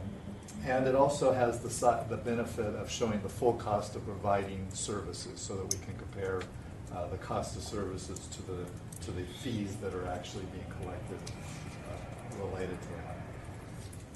The next slide is just a reminder of the size of this indirect cost pool. It's very large. I mean, we have a lot of costs in the general fund that are being incurred there that are benefiting the other funds. And you can see the costs in the first grouping there, and then you can see the funds that are getting allocated to as a result of this allocation pool. So the methodology, I just want to go over the highlights of the methodology that we are using and plan to continue to use. So the methodology is based upon the Bill Statler study that was done a couple of years ago. And that was mostly a tweaking of a methodology that was put in when we hired Deloitte & Touche a number of years before that to help us with a cost allocation plan. The allocation, as you saw on the previous slide, allocates based on a number of different bases: percentage of revenues, expenses, or square footage, or number of employees, or some combination thereof. We're allocating all the way down to the cost center level, which is primarily the level of the programs. And that, again, is for the benefit of being able to see the full cost of providing services at the cost center or program level. Our policy is to not true up the cost allocation. So we calculate the cost allocation at the beginning of the year based upon budgeted numbers that we anticipate to happen during the year. And as you know, budgeted numbers don't come in exactly as you anticipate throughout the year. And so there could be a true up. It's possible to true up when you get to the end of the year and say, well, things didn't happen, so let's allocate costs based upon actual numbers rather than the budgeted numbers. Our philosophy, our policy is not to true that up, but instead to learn from the variances to help us to establish a better cost allocation based upon learnings that we have in the current year, And cost allocation is just a best estimate even in the best world anyway. So our philosophy is not truing up. This needs to be looked at periodically in terms of the methodology, the allocation methodology, the basis that we use, the costs that are going into the pool, et cetera. So we will update that methodology every 5 years. So it's been a couple of years, so we're saying in about 3 years we will relook at it for reasonableness. One of the hardest things to include in cost allocation is how to handle projects. So our policy is going to say that we allocate to IT projects, meaning the costs that are related to management, related to accounting, related to HR, related to occupancy, get allocated to projects, because at that time when there's a lot of when there is a big IT project going on, they truly are incurring a share of all that kind of costs. But then not to allocate to building projects, because building projects are not only are they largely contracted out, but they also are already in the indirect cost pool. I mean, we are allocating the costs of the building out to the other programs, so we don't need to allocate first to them and then back out to the programs. And our policy is to allocate projects. Once we allocate to IT projects, the big ones, then we further allocate those IT projects to the benefiting cost centers. So for the ERP system that's coming up, we will allocate to every cost center because everybody uses the ERP system. But for something like the case management system, we will allocate those costs to the benefiting cost centers, which is primarily OCTC, State Bar Court, and probation. So this methodology that we're discussing is currently being drafted and will be put into not the board book, but into the finance policies and procedures manual. So with that, I would be open to questions.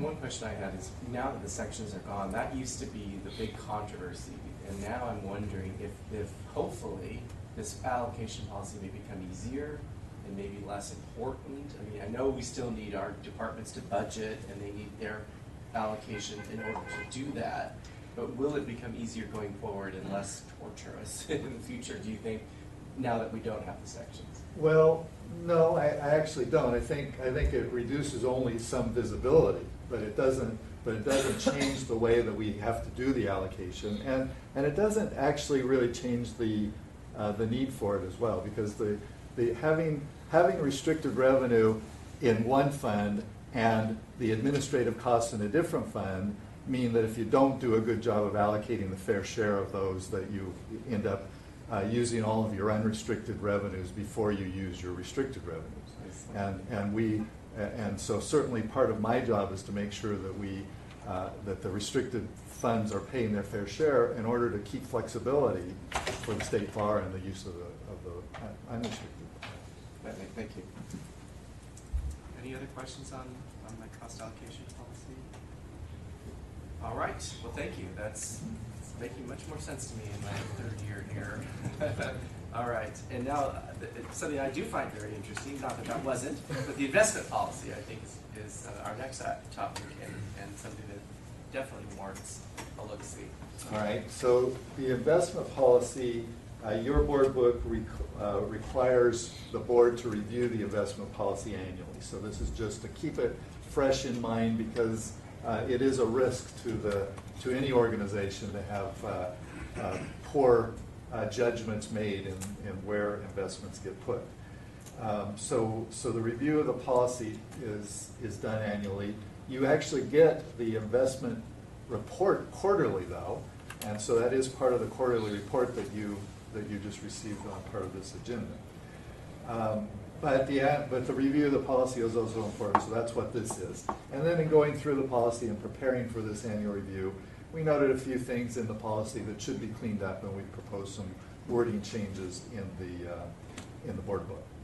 So the policy, let's just go through the sections of the policy.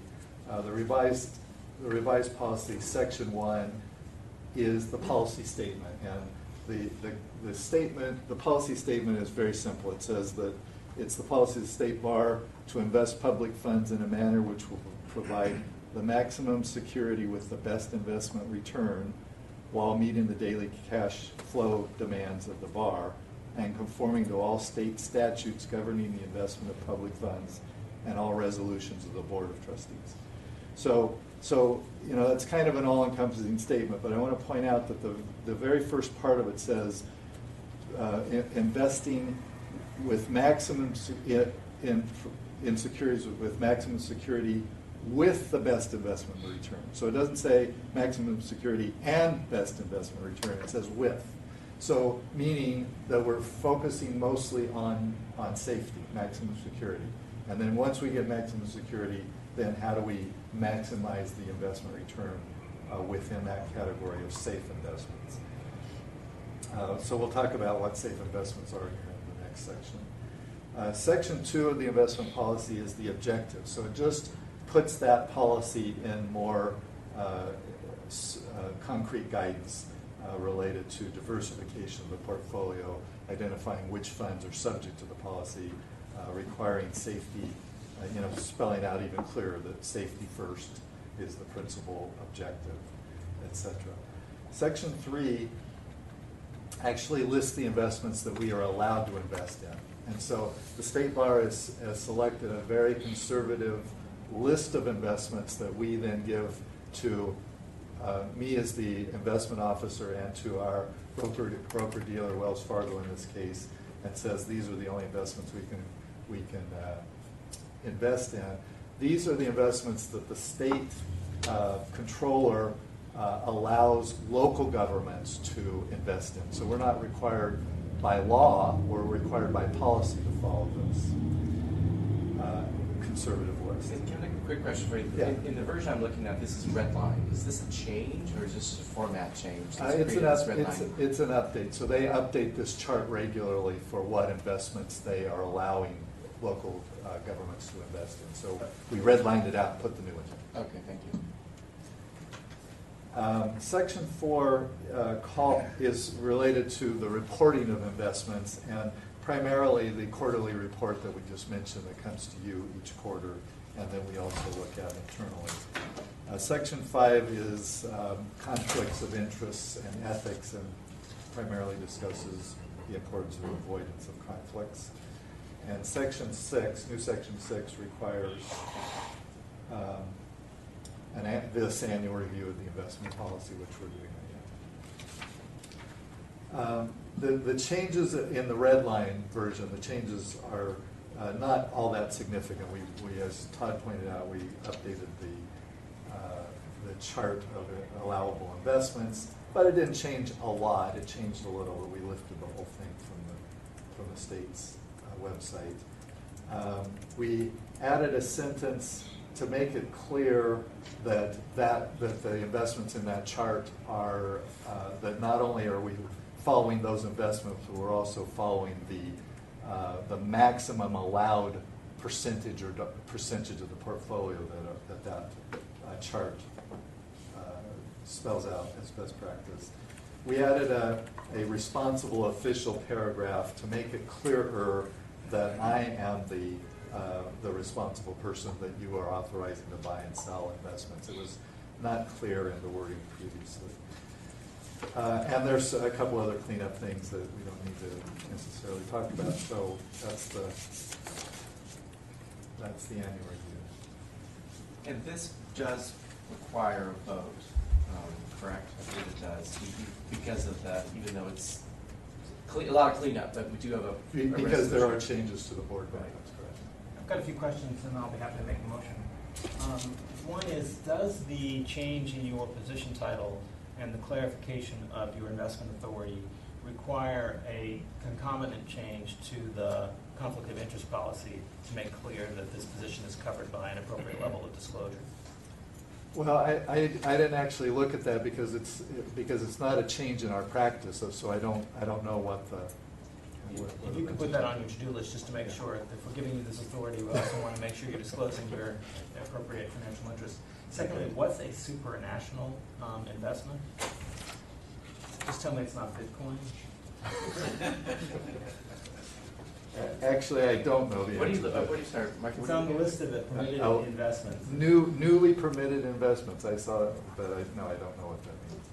Well, let us know what it is before you invest in it. I guarantee we won't be investing in that. Thank you. Section 6 states that it's the duty of the chair of the Finance and Planning Committee to initiate the review annually. I have a personal preference against ever assigning anything important to a volunteer, and would prefer that this be assigned to somebody whose continued livelihood is at stake. And so I would suggest this be an appropriate staff person. If there's some reason from a separation of functions that it not be you, maybe it's the executive director, maybe it's an appropriate member of her staff, but I don't think it should be a part-time volunteer. Do you have a suggestion as to how we might amend that sentence? I believe it's appropriate for me to be, for the CFO to be the one responsible for that. Is that If it's annual, why does it even have to be initiated? It's just annually done. Well, so you have a place for the buck to stop. Okay. So that it's on somebody's desk, it's on their to-do list, because the task that's assigned to multiple people is a task that's assigned to no one. So it would be, you would amend this resolution to add a further change, which would be to redline that the CFO correct will be responsible for initiating the annual review. Unless Leah has a contrary recommendation, that would be my motion. Or would it be the CEO? No, I think that's fine. CFO. Okay. Steve's got enough to do. Okay, so that friendly amendment, do I hear a motion? So moved. Do I hear a second? Second. Maybe substitute the roll call? Any discussion on those scintillating topics? Hearing none. All right. Thank you, Kevin. All right, the reserve policy for the client security fund. This was a topic we brought up last board meeting and got tabled, and we're back.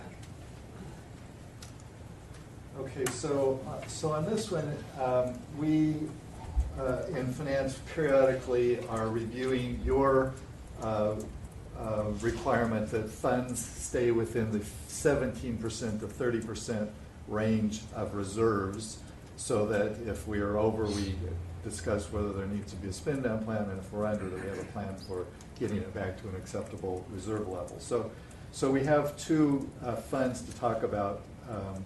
The client security fund first, and we noted that in your March 2016 meeting that the board modified the reserve policy to exempt grant-related funds from the reserve policy, under the logic that grant-related funds are not going to be spent unless there is available money to spend in any event. So those are specifically excluded from your policy. When we look at the client security fund, it has a lot of similarities to those grant-funded amounts. There is an element of operating expenses in it, but the bulk of the fund expenses is payouts, CSF application payouts. And so under the logic that was used on excluding the grant funds, we are proposing that we exclude the application payout portion of the CSF fund from the calculation of the reserves. So in effect saying that we don't need a reserve against the amount that we're paying out in these application payouts, because we're not going to pay them out unless we have the money. If following that logic, that means the bulk of the $2 million that we have set aside in the reserve for the CSF could then become available for application payout. So if we calculate the reserve based solely upon the operating expenses, then the reserve is in the range of about $300,000 instead of $2 million, freeing up $1.7 million, of which 1.5 could actually be paid in CSF payouts. A couple $100,000 would be the indirect cost portion of that. So that is staff's recommendation, is to change that policy for the client security fund. So, Kevin, I just want to add and make sure the board is aware that really the impetus for this particular request for board action is the March 2018 report to the legislature on the Client Security Fund, where we were directed to identify all possible avenues for increasing the funding available for CSF payouts. And so because of the precedent that had been established with the calculation of the reserve for grant funds, some of the things that Kevin explained, it made a lot of sense to us as staff to propose modification of the calculation of the reserve for the Client Security Fund to effectuate the goal of increasing the amount of funding that will be available for Client Security Fund payouts this year. This is unrelated to the topic of LAP money going. This is strictly to change the reserve policy for Client Security Fund to allow this time now 1.5 million more now to go into disbursements. That's it. That's all we're doing with this resolution. Right, and because of the really, I would have to say, kind of a staff error in calendaring and just putting the items on the agenda, the LAP transfer issue is actually on the full board agenda for tomorrow. Kevin's going to talk about it a little bit here, the fact that the LAP reserves are in excess of the reserve level, but the board will be asked to consider taking action on that question tomorrow. And any reason it didn't come to this committee? It just a okay, staff I error. understand. Yes. Okay. Unfortunately, I can't be here tomorrow, and I think everyone knows how I feel about that issue. Yeah, I'm happy to move the motion when you're ready, but I just make the comment that the Client Security Trust Fund is underfunded. We're still recovering from the mortgage meltdown and the consequences of it. The political pressure on the bar and the public policy urgency of increasing funding of the Client Security Trust Fund is strong and real. We presented the legislature with a full range of options for addressing the Client Security Trust Fund, and that full range of options was, of course, unacceptable to almost everybody because it was designed to be a full range of options, from more money to less grants. We will continue to struggle with maximizing the utility of this program to those that it benefits. And this is a step that we can take concretely and helpfully, and so I'm glad that we're so moved. Okay, do I hear a second? Second. May we substitute the roll call? No one? Thank you. So on the other item is not, as Leah said, is not does not require action, and is just here to point out that we currently have a reserve of 154% in the lawyer assistance program, and it's been well above the maximum that the board has set of 30% ever since you set that reserve policy. So it is that's on your agenda for later. All right, thank you. And then last, the collections review policy. I think this was one of the very first topics that when I was on the board began.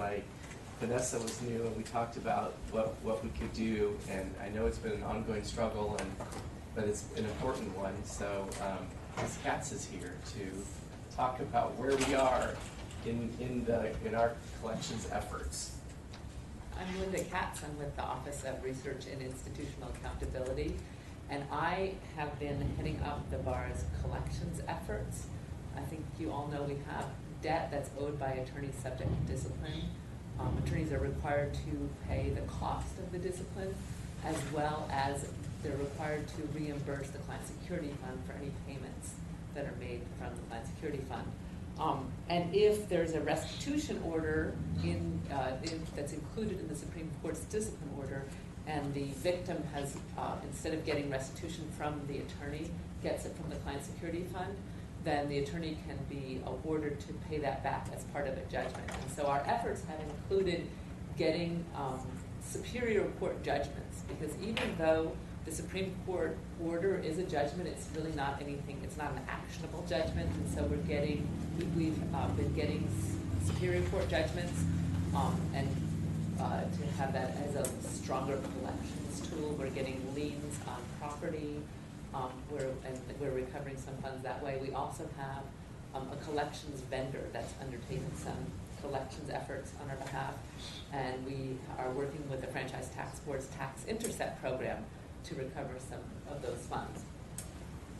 So the reason that this item is brought to you today is that in the June report from the state auditor, there was a recommendation that the bar review its collections efforts.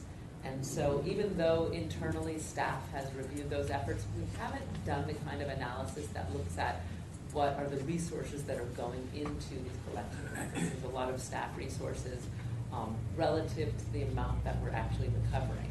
And so there's a collections policy that's provided for your review that would become part of the Office of Finance Policies and Procedures to annually to conduct a review, provide a report for the board, and make any recommendations for changes to the collections program.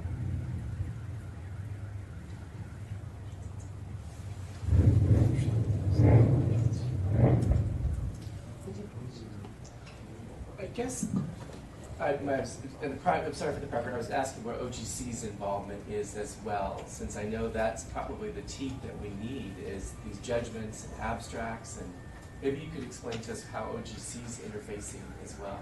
So until about a year ago, the efforts to get the judgment were being done in OGC. So OGC had a paralegal that was pulling together the documents and sending them to the San Francisco and Los Angeles court to request that a judgment be filed, and then recording those with the county recorders, the appropriate county recorder. About a year ago, that function moved to ORIA, and we've been doing that. We still work with OGC because we need an attorney to sign the documents that we're filing with the court. And OGC is also involved in terms of their certain collections activities, like when for example, when a lien comes up in a property, a title search, then a request for a demand for the payment amount goes through OGC. We would finance and OGC and ORIA work together to pull the documents together. So there still is some involvement from OGC. So one of the issues that when I think Vanessa, Elizabeth, and I arrived at the bar, there had been a number of concerns expressed, primarily I think by the state auditor through previous audits, about the lack of our collections efforts, and then the failure of the lack of efficacy of our collections efforts.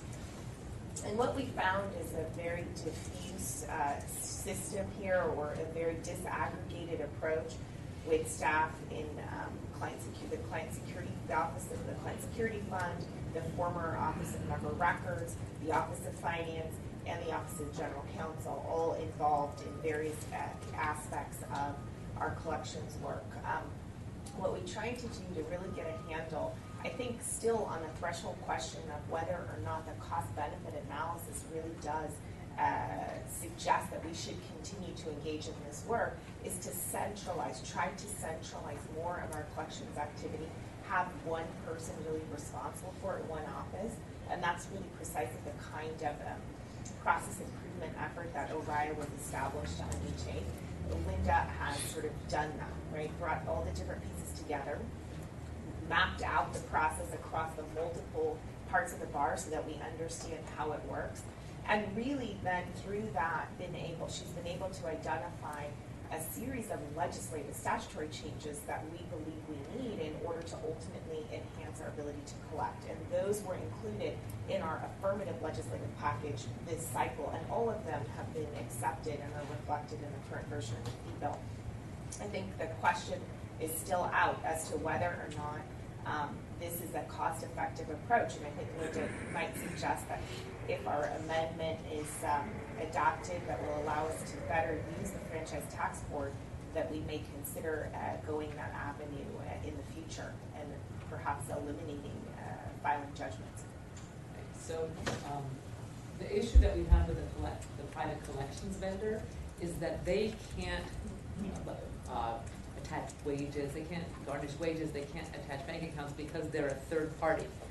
And in order to do that, they would have to get a writ of execution from the court, and they've determined that it's not cost effective for them to take that step. Whereas if the Franchise Tax Board's court-ordered debt program is able to take on this debt, they collect debt as if it were delinquent taxes. So they have more teeth to put into the collections effort than a private collections vendor can do. We also don't have the legal ability at this time to give the collections vendor social security numbers. And that's a change that we are also seeking. So quite a bit of work has been done, and I think the point of this agenda item is one, to continue our efforts to implement various audit recommendations, but also I think it will be really helpful to have a formal evaluation annually so that the board and the public can really see what is it we've done, what have we collected, and what does it cost us to collect it. Renee, sorry. Sorry, on the topic of what does it cost in evaluating, I would suggest that the goal of that should be, I would phrase it a little differently, not like whether or not we would continue that activity, but how we might change it. I would not want to give people the impression that, you know, you don't pay, you're off the hook. Like, we should go after them because they owe us the money. And, you know, whether or not it pays off dollar for dollar, I think, is a secondary question, but I don't think we should let lawyers who owe us money off the hook. But there's no quick answer to this problem, and I think it's probably something we should keep in mind as we review the policy annually. The bottom line number of the nominal uncollected debt is large, and will continue to be.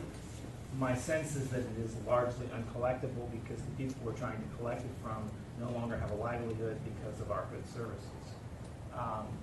And the gap between this apparent asset and the unfunded need in the Client Security Trust Fund persistently create an expectation that somehow if we were just better debt collectors, the Client Security Trust Fund problem would be solved.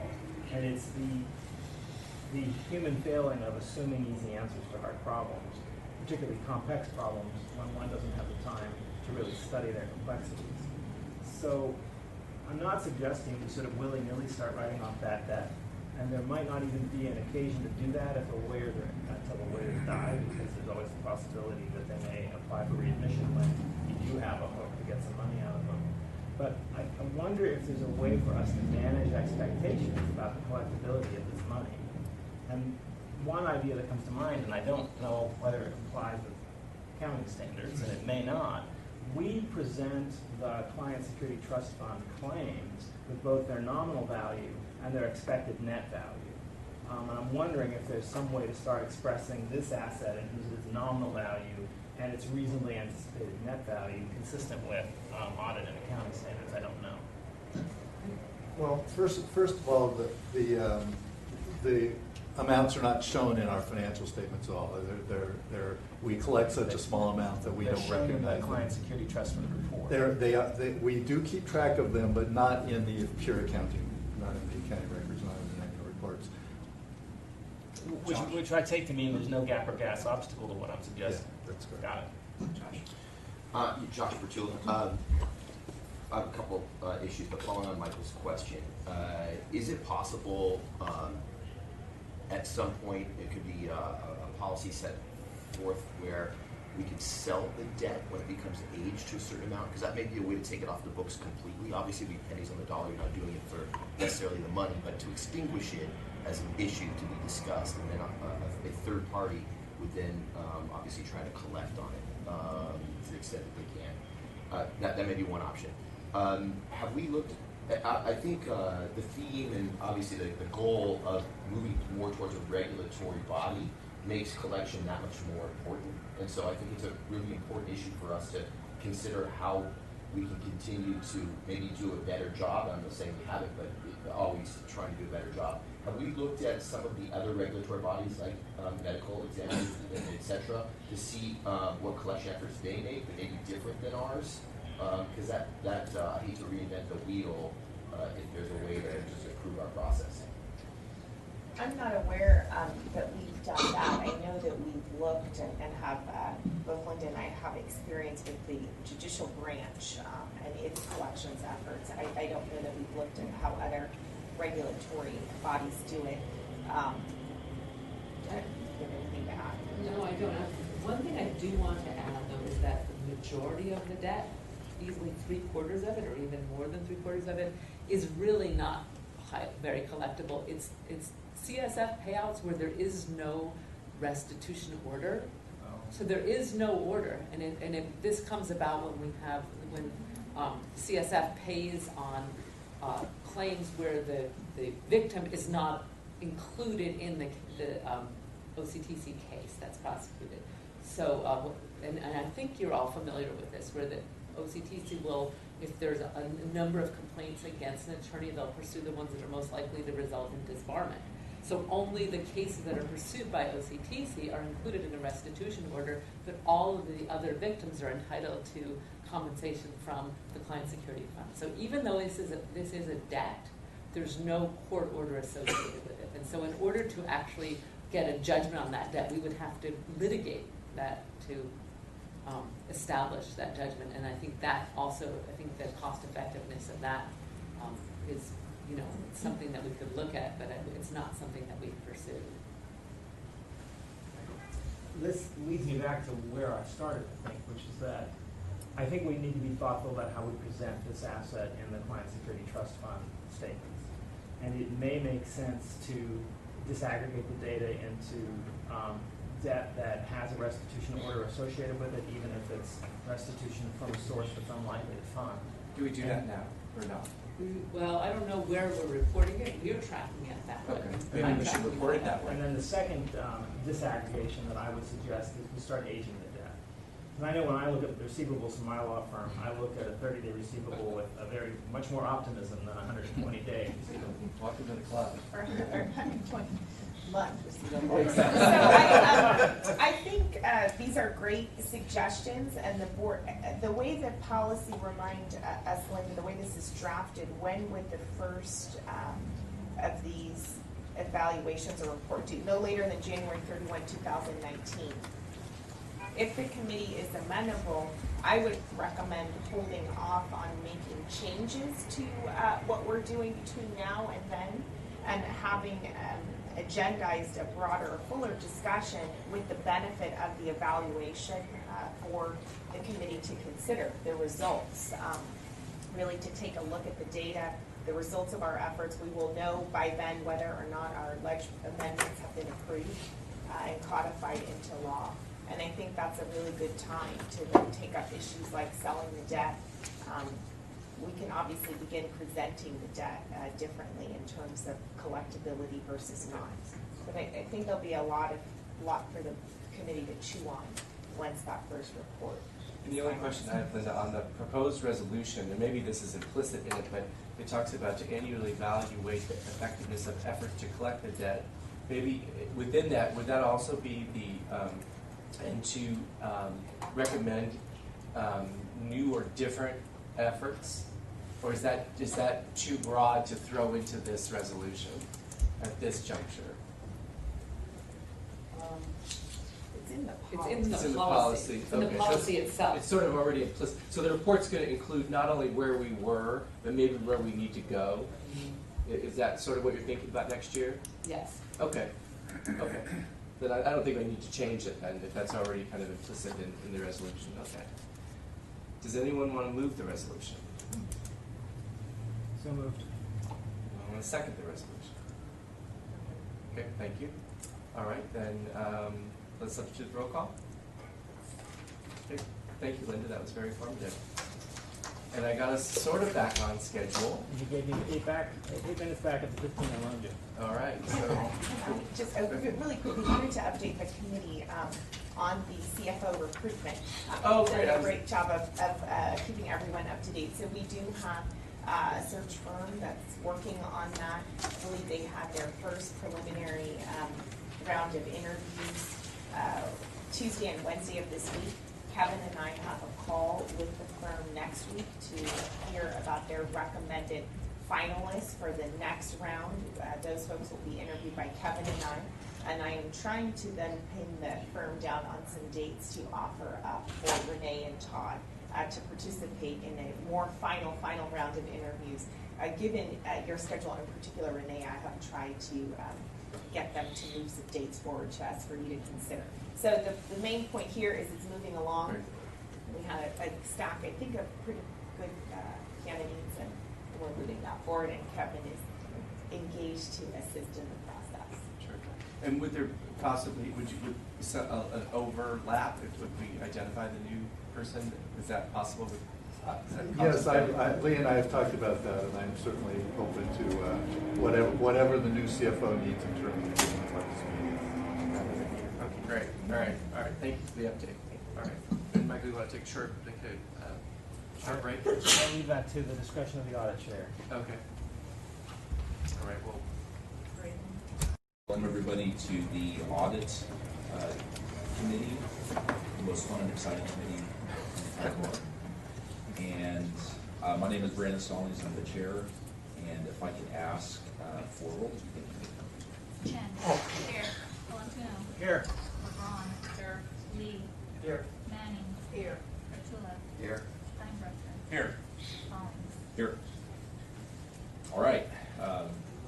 If there are any members of the public who would like to address this committee, please indicate. All right, I see no one here in the audience wishing to make public comments, so I'll just give a brief chair report just to give you kind of a snapshot of where we are at with our various audits. Last meeting we heard from our cybersecurity audit team, and they were happy to report that there were no significant issues affecting the state bar.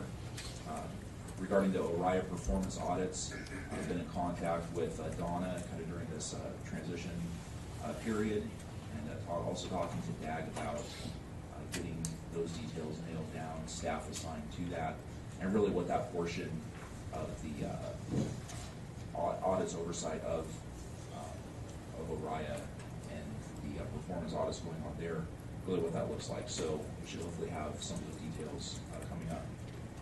The state auditor's audit, that's really going to start ramping up here a little bit, so stay tuned for more details. The internal control audit, again, we heard from Moss Adams at our last meeting, and we're happy to report that there were no significant issues. Implementation of auditor recommendations continues to proceed, and Alan Steinbrecher, my vice chair, and myself have had constant communication with Kevin in regards to that, and we're also happy to report that significant headway is being made in the various portions of the bar that we receive guidance in. So the last but not least is our annual financial audit, and so here with us today are representatives from Moss Adams. So if I could ask you to identify yourselves and then proceed as you see fit. All right, well, Brandon, it's a pleasure to be here, members of the committee. We're delighted to be with you. I'd like to introduce my team first, and then I know Kevin's going to kick us off. So over here, controlling the handset, is Kinman Tong. Kinman was the senior manager on all the audits that we performed and oversaw our team out here in the field. And this is my partner, Jim Lanzarada. Jim leads our governmental practice for Moss Adams and serves as the concurring partner on the audits. And so I'm really glad to have him here today. He's a real authority on the GASB. He serves on the GASAC, which is the Government Accounting Standards Advisory Council, which advises the GASB, and he's telling them to slow down on all of their standard setting. They're making life challenging for our clients and for us. I'm just kidding. But he's here today. There's a lot of these standards, and I thought it would be beneficial for Jim to be able to speak to a few of those standards and any questions that you might have from a very experienced standpoint. So, and I know Kevin wants to kick us off. So. Thank you, and welcome, Mary, Jim, and Tim. So the annual financial statements that are required to be filed by the State Bar with the state legislature and the state Supreme Court include not only the annual audited financial statements themselves of the State Bar, it also includes a report on the receipts and expenditures of the sections, and a statement on expenditures of mandatory fees. So there's 3 reports that get filed, and we have all 3 of those in front of us today. All 3 were audited by Moss And significantly, all three have unmodified opinions from Moss Adams, meaning that what we have presented appears fair to them. So we did file these reports August 30th. Because there was no committee meeting between the time the audit reports were available and the time that they needed to be filed, the chair and vice chair of this committee met with us via phone call and with representatives of Moss Adams to go over these financial reports, and ultimately asked and got answered questions and gave us the authorization to file on time, April 30th. You may recall that in it was probably a different committee. The Finance and Planning Committee, I presented the fourth quarter financial statements back in March, and these annual financial statements are a little bit different than those fourth quarter financial statements in two regards. But at that time, the fourth quarter financial statements did not include the actuarial valuations for the pension plan and post-retirement health care plans. And those, once we got those in and recorded those expenses, there was $12.6 million of expenses that were added in since the fourth quarter report. And we also capitalized the cost of the case management system. So in other words, it was the costs of that system were budgeted as expenses, and according to generally accepted accounting principles, that gets pulled out of expenses and put as an asset in the financial statement. So those two combined caused about a $10 million change from what you've seen in the prior unaudited financial statements. I just want to highlight a couple of the significant items in the financial statements. And if you're following along, look on page 12 of financial statements. This is the statement of operations, statement of revenues and expenses. And just looking at it on a global basis, revenues of $150 million for the year are down by $41 million from the prior year, primarily almost solely due to that settlement grant that we got early in 2016 from Bank of America of $44 million. Expenses are $164 million, which is up from $148 million last year. That variance is due to two items. One is the pension expense that I mentioned earlier got recorded late, but also is significantly higher than it was in the prior year. So the actuarial calculation showed that through some combination of people living longer and medical costs going up, that we have greater expenses in the pension. So about $8 million of it is there, and about $8 million of it is in expenses related to grants. So largely spending down of that Bank of America grant revenue.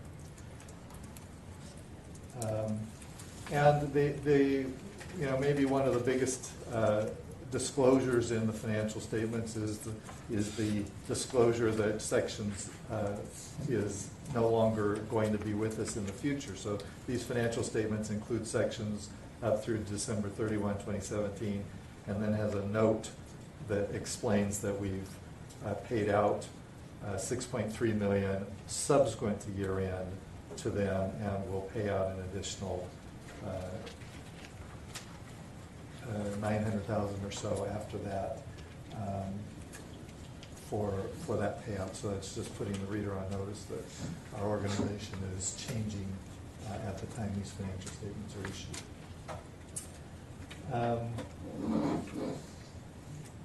The two less lengthy reports. One is on sections, and it was a requirement that we had, but now that sections is being split off to the separate organization, that audit will no longer be required. We will still, as you know, continue to pay sections, collect the amounts from attorneys and remit to sections. and those amounts will still be included in the annual audit of our financial statements, the amounts, but there will be no separate audit requirement. And the third report is a statement of expenditures of mandatory fees. So this is a requirement that we show that the amounts that we are collecting are not used for lobbying, political, or ideological activities, but only for necessary expenses for the purpose of regulating the legal profession. So those are the three reports. But most of this presentation is from our auditors, so that you can hear directly from them the results of the audit. So this is the 5th year that Moss Adams has audited our financial statements. And although audits are very challenging for staff because they are very intensive, short period of time, but very, very intensive cooperation with the audit firm. Even though the audits are hard, working with Moss Adams has been very convenient, and so we appreciate the flexibility. And I don't want to take for granted the fact that we have a very strict deadline of filing on April 30th, and you meet that deadline every year. We don't want to go without thanking you for that. So with that, it's up to you. Thank you very much, Kevin. And you really hit on a lot of the high points in the financial statements and the audit reports. Appreciate that. And we know your time is limited, so we were going to kind of fly through things at a fairly high level and zoom in on a few things that we think are really important. So we've provided a PowerPoint presentation that I believe all of you have had for a little bit of time, and hopefully had a chance to digest a little bit. So we're going to use that as our guide, if okay with you, and we'll just kind of progress through that, hitting on the high points. Does that sound good to all of you? Okay, great. So, you know, Kinman's going to change the slides for me, so I just wanted to mention, I can't quite see that part. So I'm gonna I feel your pain. Yeah, and so one of the key things I wanted to mention is, on the next slide, is our service team. And that service team has been substantially the same team over the last 5 years. I've served as the audit partner on the engagement. Jim has only been our concurring partner for the last couple of years on the engagement. Kinman has been the senior manager on the engagement most of the time. And Helga is new to the team this year, and then Daniel has been on the team for several years. And so one of the benefits of having a team that's been with you a while is that they really know the organization well. Can hit the ground running with audit, as opposed to trying to learn you or figure out the accounting and so forth. So it was really helpful, especially this year with all the turnover that had occurred in the state bar. And you know, that said, Kevin, Harper, and Olivier, I wanted to call her Olivia, did a really remarkable job of hitting the ground and running with the support of Leah and of course the finance team, because it was probably the best year of audit that we've ever had with the state bar. And I think part of that is because of the tremendous skill set at the top. Having really deep technical competence makes a very big difference. You had great people in the past, but just that seasoning and experience with financial reporting really made quite a difference. And I will take exception with one thing that Kevin said. I don't think we made the audit convenient for them. That was kind of hard to say, but there's a lot of rigor around the audits, and there were 3 of them, as he mentioned. The financial statements is obviously the biggest component of work that we do. It's a pretty substantial document with a lot of material accounts. As the slide shows, we were able to issue unmodified opinions on both the state bar's financial statements, as well as the statement of mandatory fees and the receipts and disbursements of the sections. One showing compliance with the Keller decision, and then the other one monitoring that the expenses for the sections are not allocated to the state bar and vice versa. And as Kevin mentioned, the sections will go away for next year. We'll only have the component that is included in the financial statement. So again, very pleased to be able to issue the reports actually a little bit early this time compared to prior years, so that was great. And unmodified opinions on all of them. In addition, there are two other reports, two other deliverables. One is called the AUC 260, and that's the required communications. We're going to cover those in these slides very quickly. And then there's another one, a report on internal control. Now, we don't audit internal control, but we are steeped in internal controls in our audit as a component of our planning. So we do some testing of internal controls. And if there's anything that comes to our attention, we can report that to you guys. And we don't have any material weaknesses or any, we don't have any significant deficiencies reported in here either related to internal controls. So if you could jump to the next slide, please. Okay, significant audit areas. I'm not going to dive into this too much because we talked about it at the planning stage of the audit. We always focus on certain areas where we think there's greater risk. It tends to be accounts that have very high balances, for example, cash and investments, capital assets, those types of things.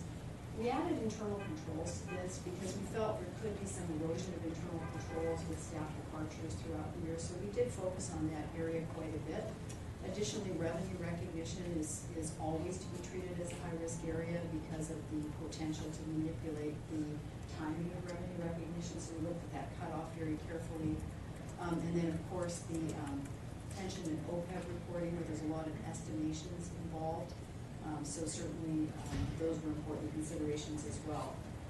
Finally, financial close and reporting is really only done once a year, external GAAP-based financial statements, and so there's always some risk that not doing that too frequently, there would be some potential errors. GAAP is complicated, and so ensuring adherence to GAAP is another piece that we look at closely, and we found the controls to be very good.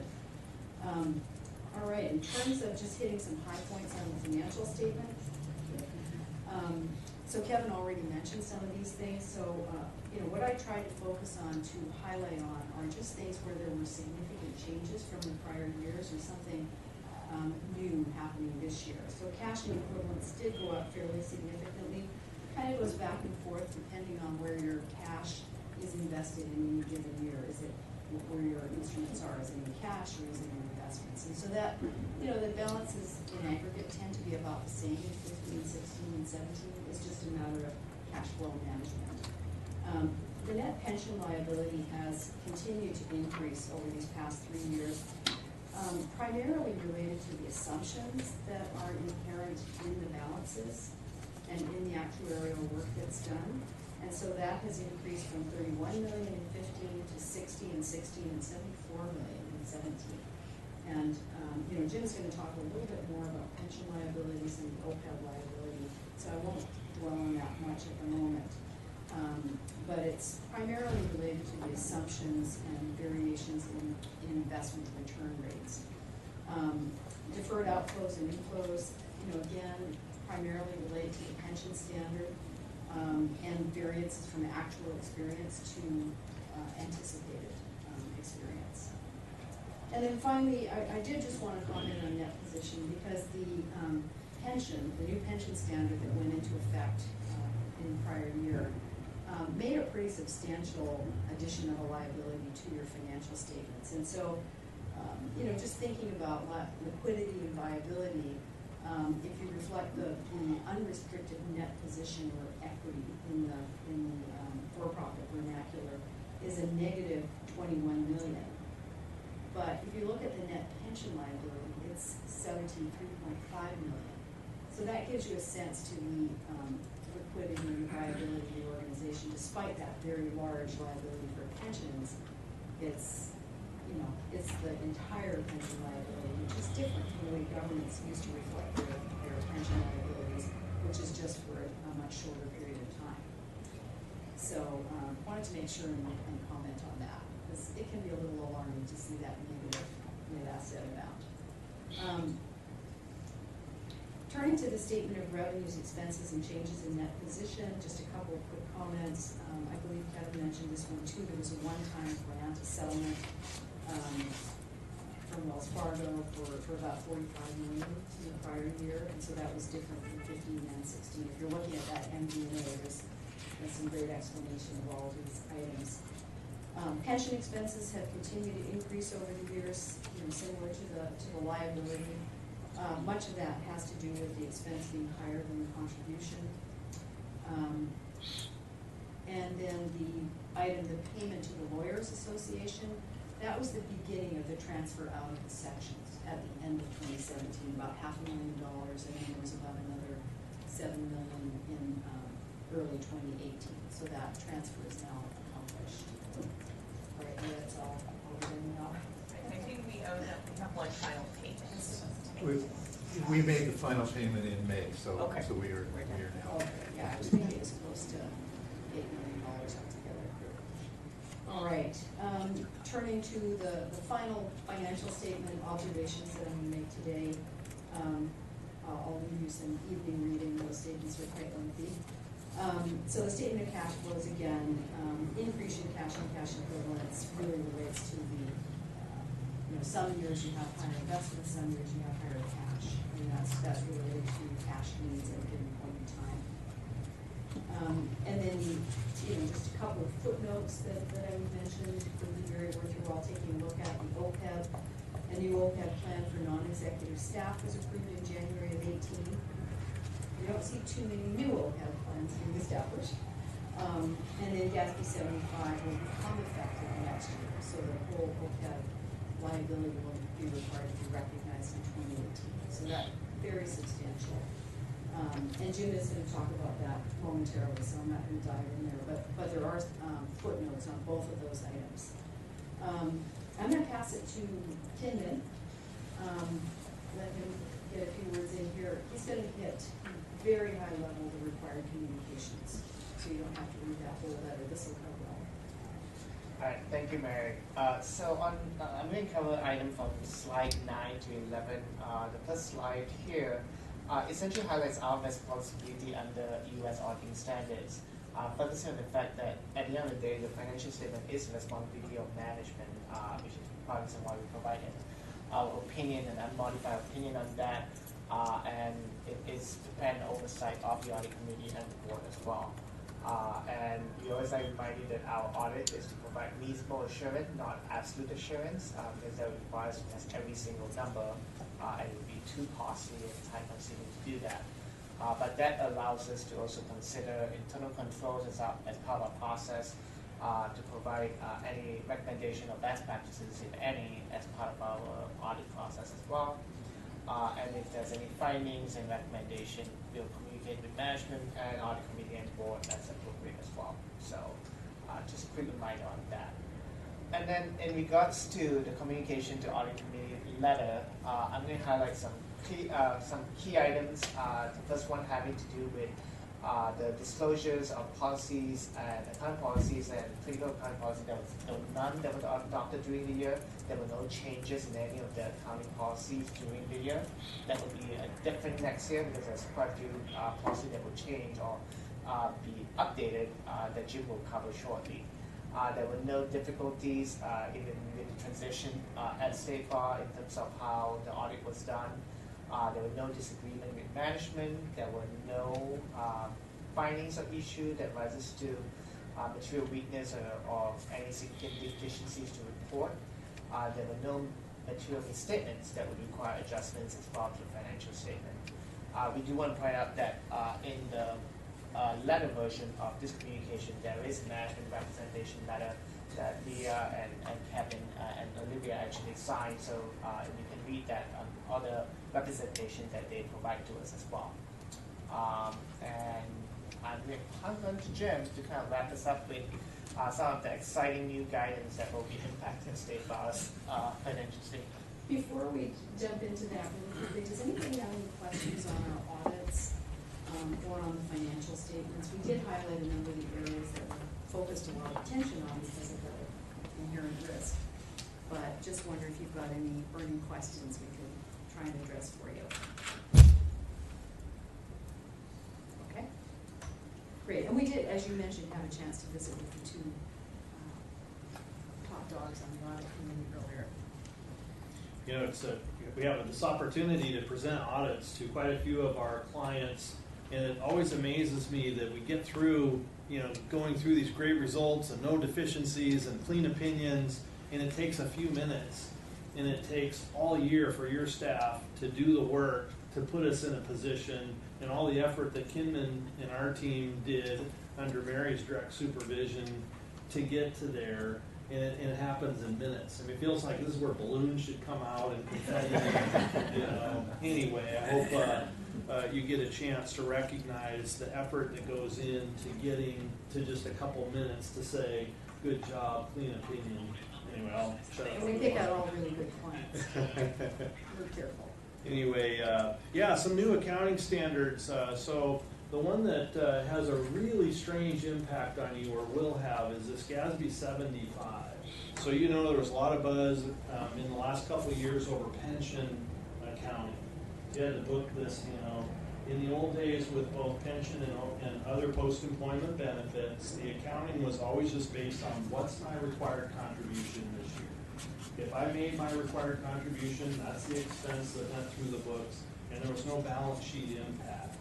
And the rules have changed to more of an accrual concept. Let's try to measure what the employees have earned during the time that they're providing active employment, and we're gonna book that on an accrual basis, not based on when we cut checks to pay benefits. And so you had to park a pretty significant liability on the books for pension. Well, 75 is gonna do the same thing to you for your OPEB. And you're in a unique position because you actually have an asset on your books right now for OPEB. You've actually put greater contributions toward that than what the actuaries have told you you're required to contribute. So that's generated over a $12 million asset that's reflected on your balance sheet in these statements.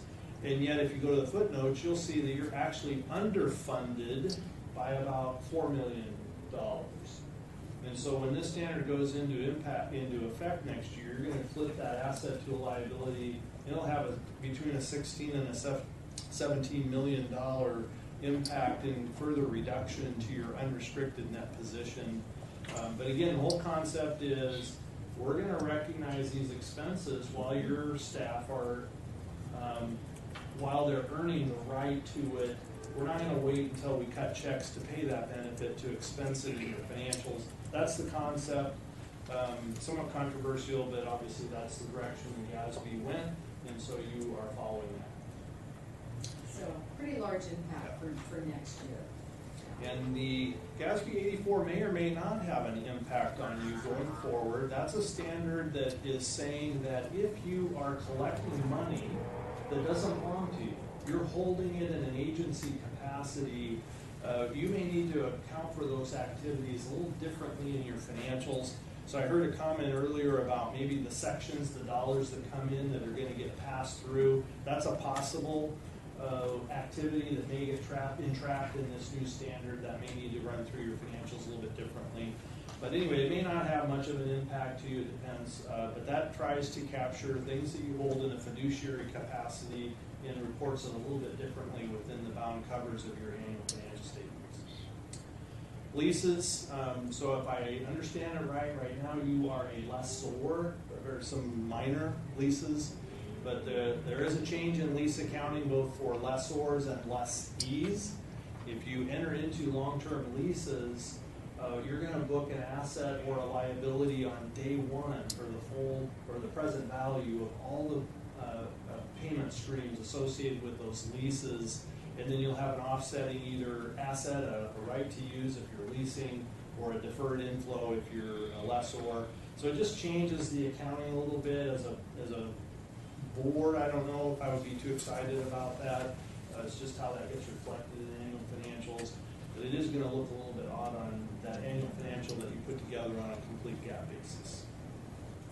And then another one worth mentioning, standard just hit the streets, and of course early application is desired, at least by the GASB board, but this one on your debt.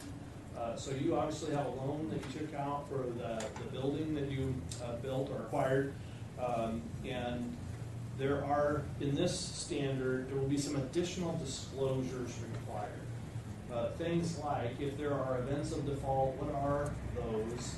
And just those that might have a financial consequence. And so things like events of default, you'll disclose more of the terms that are in those agreements. And then also, if there are some subjective acceleration clauses, some information would get disclosed. And I think your team did a good job. You have a footnote in there that talks about these new standards, and actually they disclosed these new standards. And of course, you don't know the impact completely till you implement them, although this one you may know already what's in your debt term. You have to go back to your debt agreement and see what's in there, if any of the provisions would require disclosure under this standard. I think that was the bulk of. GASB is very active. There's a number of projects they're working on, and happy to talk to you about any of them, but you may not be too jazzed. We know our time is limited. Exactly. And, we know you're on the audit committee, but it's only so exciting. The interesting thing about all those standards that Jim just mentioned is it brings governments much closer to commercial entities and to international entities. So, fair value accounting and getting the fair value of assets and liabilities on your books, that's the goal. So that leasing standard first happened in the commercial sector, or happens in the commercial sector very soon. And the GASB's right behind. Similarly, there's a revenue recognition one that's coming for commercial entities that will hit the GASB too, and also new financial reporting standards. So there's a whole gamut of things. And then the pension and OPEB liabilities getting full amount. As if you were to shut your doors today, what would you have to pay out to your retirees for their health care? That's the sort of look. Yes, question. Josh Bertula. Have you guys thought about, is there any effect of GASB 84 on the client security fund? Again, possibly. So again, if you're holding resources in a kind of more of an agent capacity, that's not your revenue, it's not your expenses, then that may need to get characterized a little bit differently. And generally, you've got a fund for it now, so it may not look that different in your financials. A lot of our governmental clients don't have a separate fund for their activities. It's a liability on the balance sheet as opposed to capturing it vertically in a separate fund. So in your case, it probably means capturing those activities in a separate fund and a separate reporting of it, and you're already kind of doing that. So, yeah. So it may not be really a big impact to you, but this would formalize the requirement of, and what it probably does too is right now you have all that side-by-side, fund-by-fund accounting after your footnotes. This may require you to take at least those activities that are captured by the standard and putting those up before the footnotes, and not completely consolidating them into all the other activities that get consolidated and reported in one column before the footnotes. So there'll be some change in how those things appear in your financials. But that is an example of one that may very well get caught up in this standard. Great question, Josh. Anybody else? Looking over Renee, I lean heavily on her this morning. And if she gives the final approval, then that's good enough for me. Sure, All right. we're very pleased to hear that you're making headway on the permanent CFO search. But I would just sure like to reiterate our gratitude to Kevin and the team, and to Leah, and all the folks that dealt with us throughout the audit. They were very patient with us. We know they have day jobs too, and it really did go very, very smoothly. Also, just wanted to say it's been a real pleasure working with the State Bar for the past 5 years.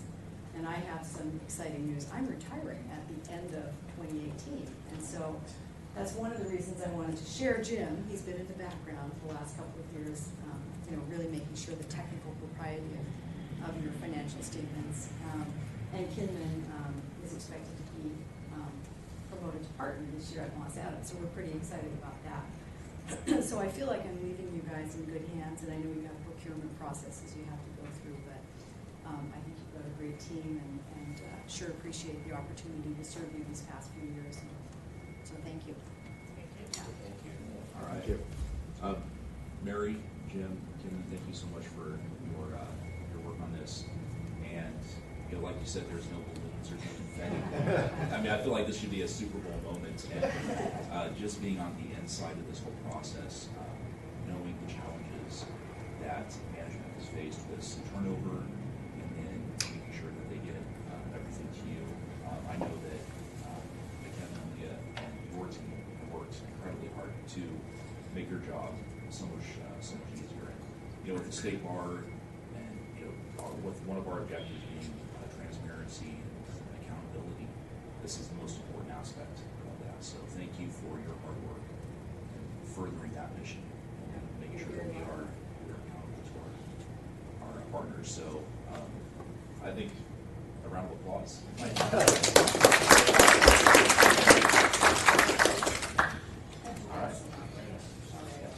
All right, thank you. And so don't let this groundswell of emotion change your vote in the next motion here. But we have several resolutions here. They all relate to the option of the report and submission of the statements and audit. So do we need to read those into the record? Is everybody familiar enough with them based on looking at the agenda item? Anybody likes some further time to review them? Any comments?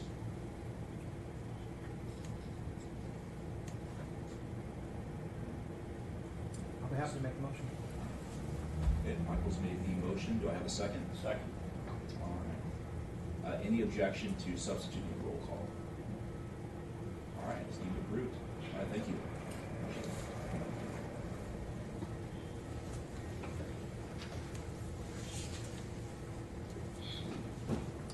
All right, and then Kevin, on to the next agenda item. Yeah, the next agenda item is just the quarterly travel expense report that we bring to you each quarter so that it's visible and transparent for what expenses the board and senior management have incurred. So, all right. Are there any questions for Kevin, or do I have a motion? So moved. Second. Seconded by Jason. Can I any objection to substituting the roll call? Seeing none, deemed approved. There are no items on the consent agenda, and so unless there's any other issues that need to be brought up by any members of the committee, seeing none, this meeting's adjourned. I think we can probably do the XCOM meeting fairly quickly before lunch, so why don't we dive right into that?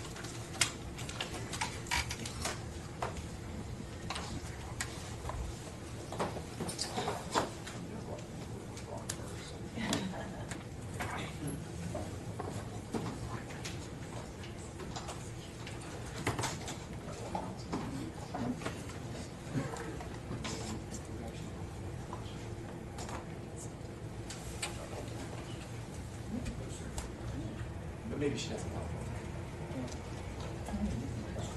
What are you talking about? Did you want us to get lunch and come back? No, I think we can knock this out fairly quickly.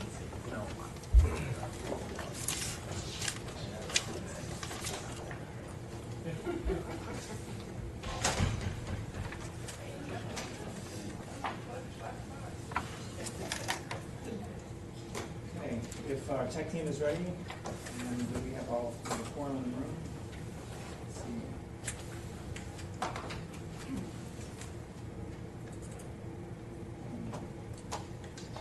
Yes, we do.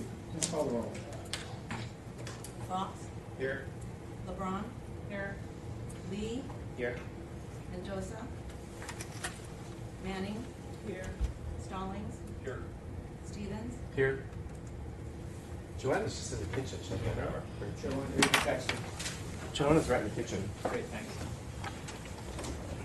Do we have any public comment for the executive committee today? I don't see much by way of public, so the answer is no. We have neither a closed session, and I will defer my oral report to the board meeting on Friday. We have no consent calendar. We have two items of business. The first is the annual appointment of members of the Judicial Council. I believe Sarah is going to present. Right. So the state bar has 4 lawyer members on the Judicial Council. They serve staggered 3-year terms. And the term of Patrick Kelly expires this year, and he has applied for reappointment. The board executive committee appointment liaison, Todd Stevens, has reviewed the reappointment materials and found Mr. Kelly to be qualified to serve again. I'll point out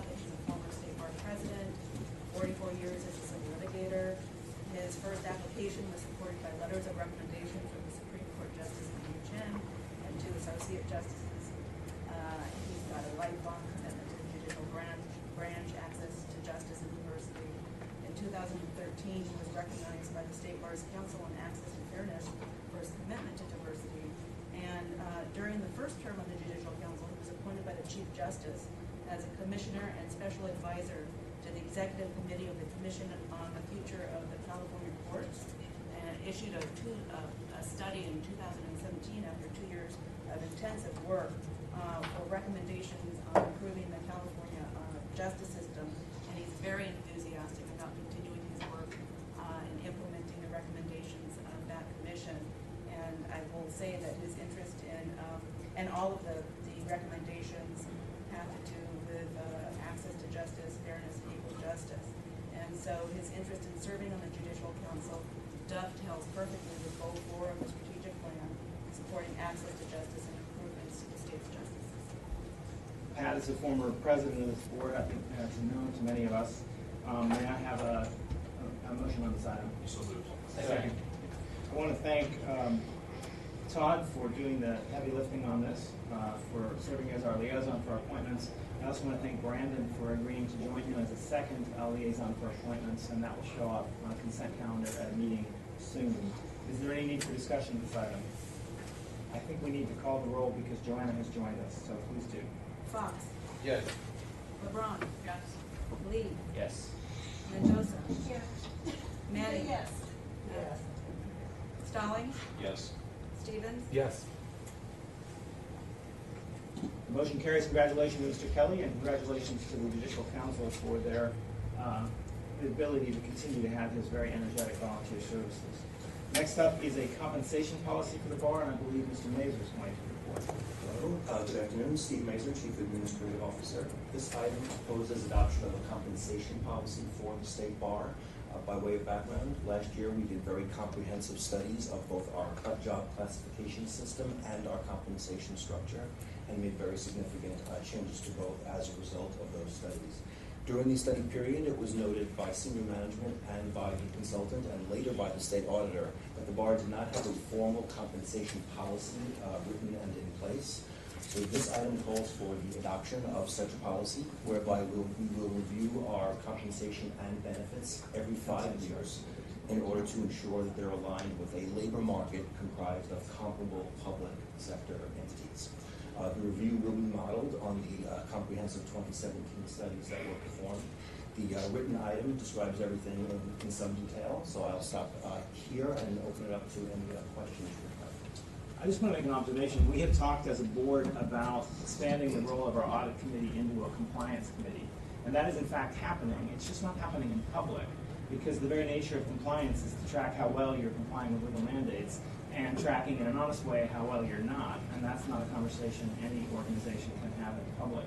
So this work has been underway under the leadership of your audit chair and audit vice chair, for whose service we are grateful. And one of the areas of compliance is to track all the things that our auditors have said to us over the years. And we get audited vigorously, regularly, and frequently from various perspectives.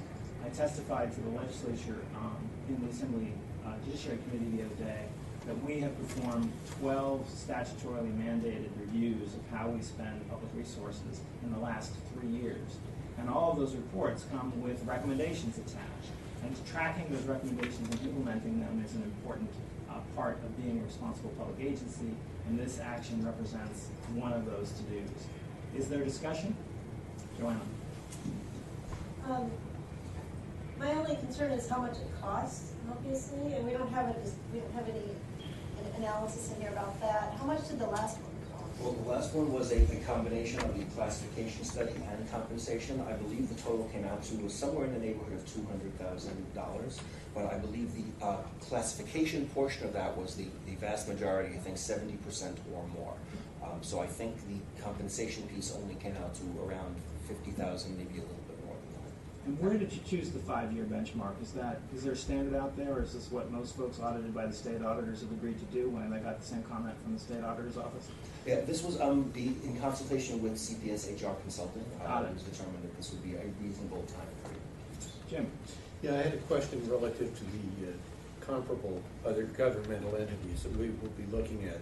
As I recall, those were the entities that were included in last year's class and comp study.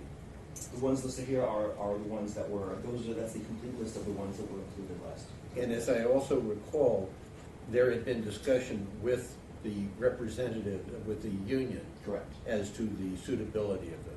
Yes, it was a collaborative effort between I management just and wanted to make consultant. that point.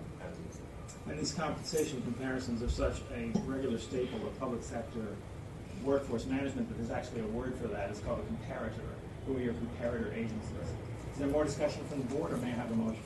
I would just note that the policy does reflect the fact that we would intend to similarly seek input from the union as to the selection of the comparable agencies going forward. Discussion or a motion? Got a motion from Brandon and a second from Debbie. Is there any further discussion, or shall we substitute the roll call?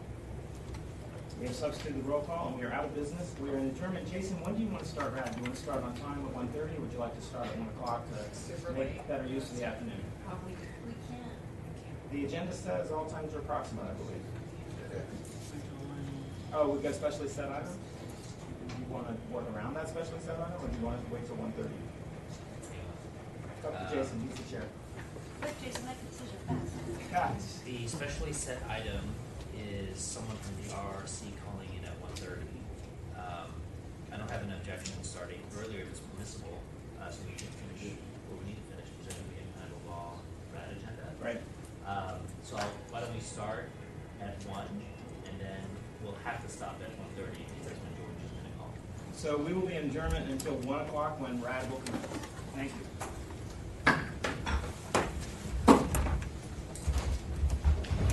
All right, we are back in open. Thank you for joining us. Jag, if you could do the roll call. Mark Brown. Here. Michael Colatuna. Here. James Fox. Here. Renee LeBron. Here. Joanna Mendoza. Here. Joshua Bertula. Here. Sean Zlade. Stacy Spector. Brandon Stallings. Here. Alan Steinbrecher. Here. Todd Stevens. Here. And Jason. Thank you, Jag. This will be an opportunity for public comment. If anyone has any public comment, please step forward. I see someone has arisen. Welcome. Hello. Come on up. You could identify yourself. My name is Jonathan Ahrens. I'm appearing on behalf of the Association of Disciplinary Defense Counsel as well as myself. And I would like to briefly address the matters that are going out for public comment. Welcome. You want to hear it now or wait till you get to them? Let's wait, because we're going to move. Wait, actually, we're going to get George in now, right? So, yeah, no, go ahead. Yes. Items, actually A and B, when they're out for public comment, your public comment period is currently listed at 45 days. I ask that you increase that to 60 for a simple reason. Most of us who practice before the State Bar Court are members of bar associations around the state. For example, I belong to the Bar Association of San Francisco. Our next Legal Ethics Committee meeting is next Tuesday. These matters are not yet on our agenda, but they will be. We meet once a month, the fourth Tuesday of the month.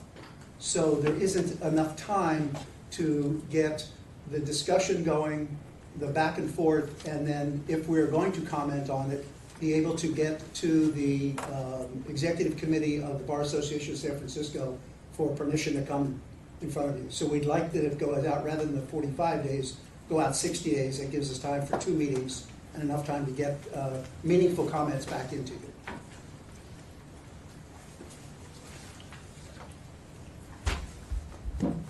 That's it. Thank you very much.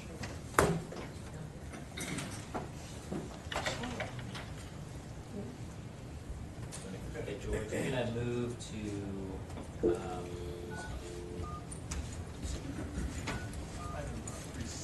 we're moving to item 3C, so we can fit in a telephone call. Randy up? Randy. Good afternoon, Randy B. Contorum, Manager of Professional Confidence.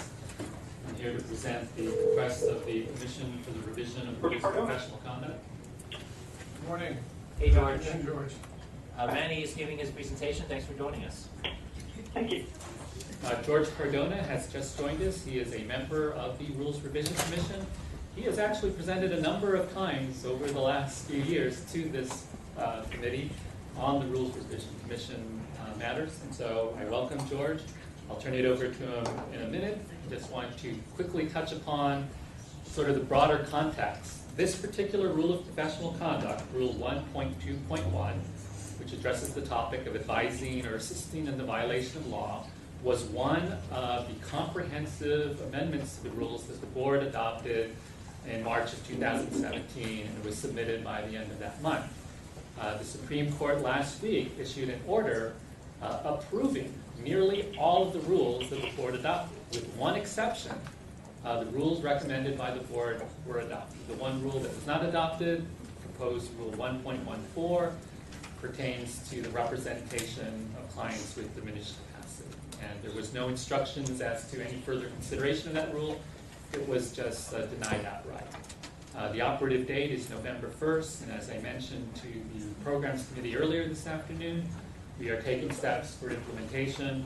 A copy of the court's order, including its attachment with the full text of the rules as approved, is online at the State Bar's website, and by next week we will have a fuller implementation of the availability of the rules in the website structure. We're also doing an administrative advisory that should go out next week for all of the offices that are affected. There are forms, there are publications, there are applications, all that rely upon the rules, and so those will need to be updated.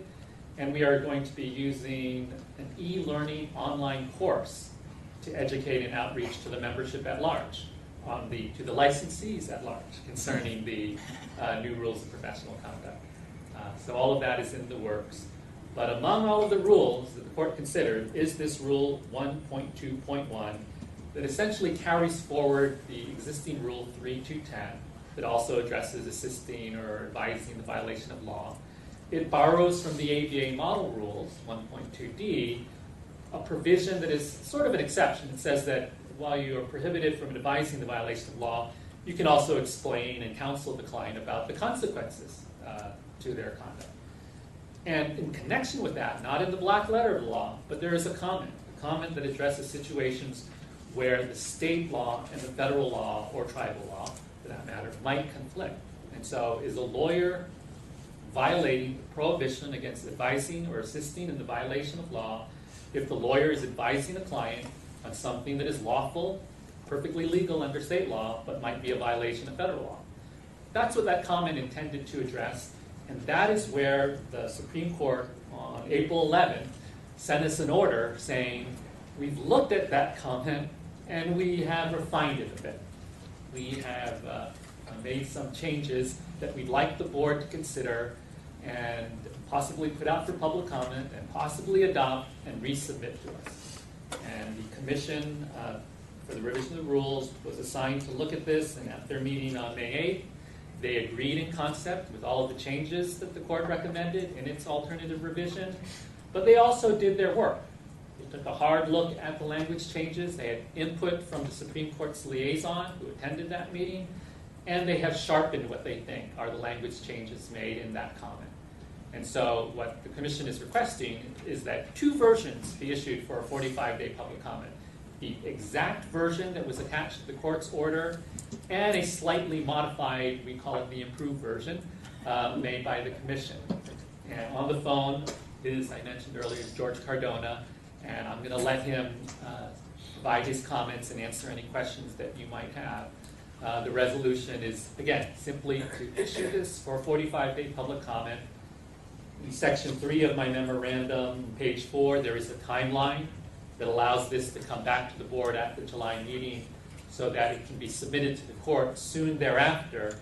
We want to time it so that the operative date of November 1st coincides with when the court takes action on this rule. Currently, in the rules that were approved last week, there's something of a placeholder for 1.2.1, and this would need to be swapped out, put in place of that in time for the operative date. But I may be able to answer questions, and George is on the line as well.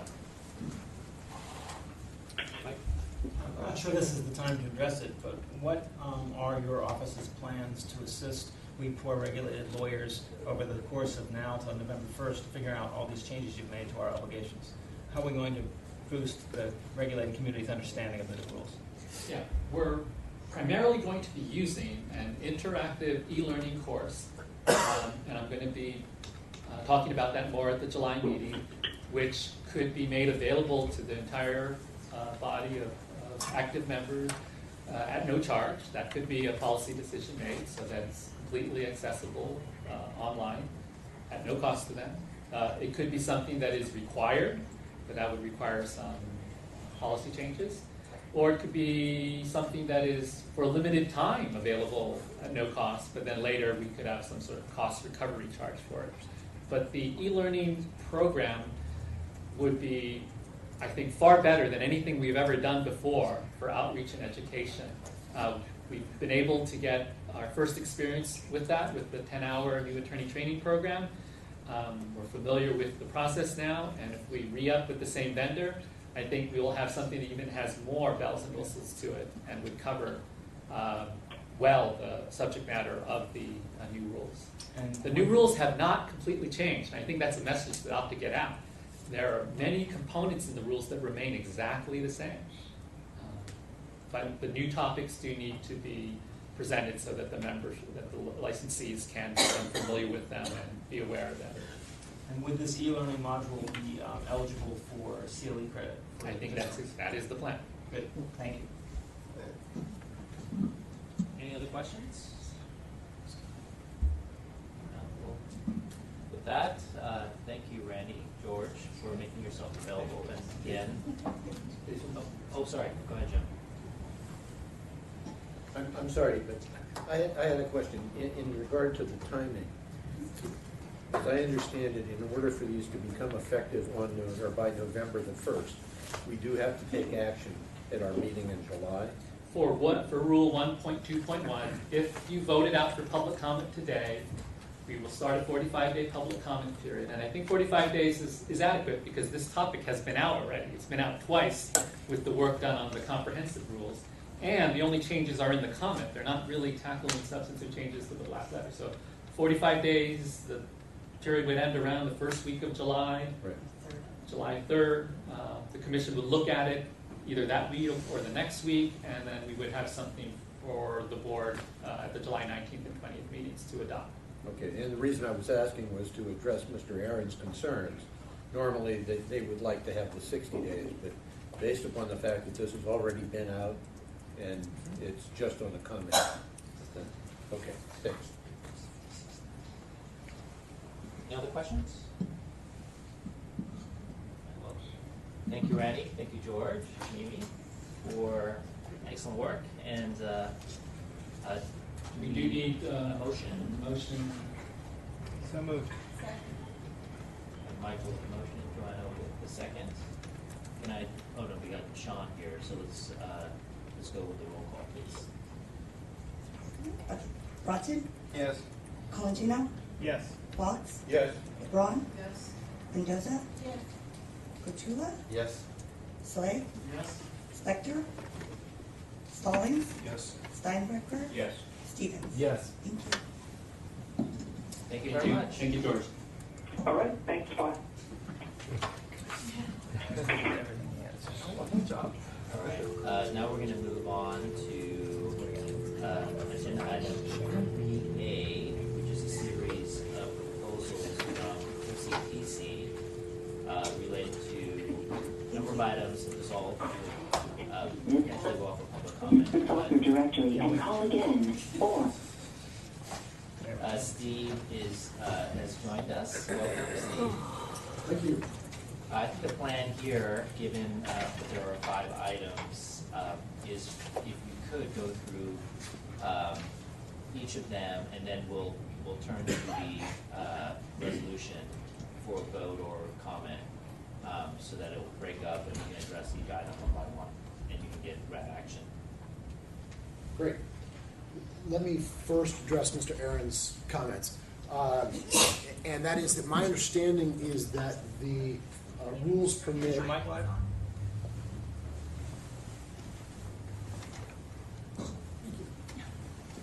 We knew I would have to press harder. So my understanding is the rules permit public comment to go out for anywhere between 30 days and 90 days. I picked 45 because the plan was to bring this back, as with Randy's item, to the July meeting, to bring these items back to the July meeting with a summary of those public comments.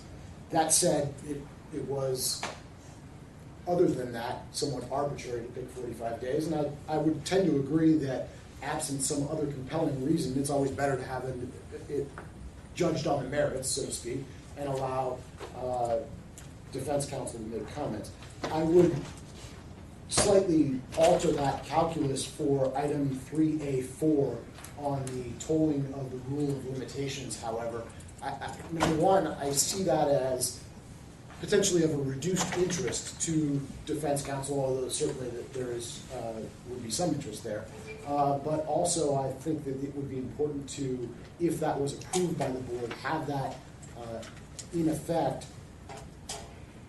this year, this calendar year, for statistical purposes, as well as the fact that, as I'll address in more detail during the presentation on that item, there are a number of things that we do for abated cases, of which we have more than 200 that fit the criteria that we're dealing with here, that include quarterly written reports for updates on the status of those cases.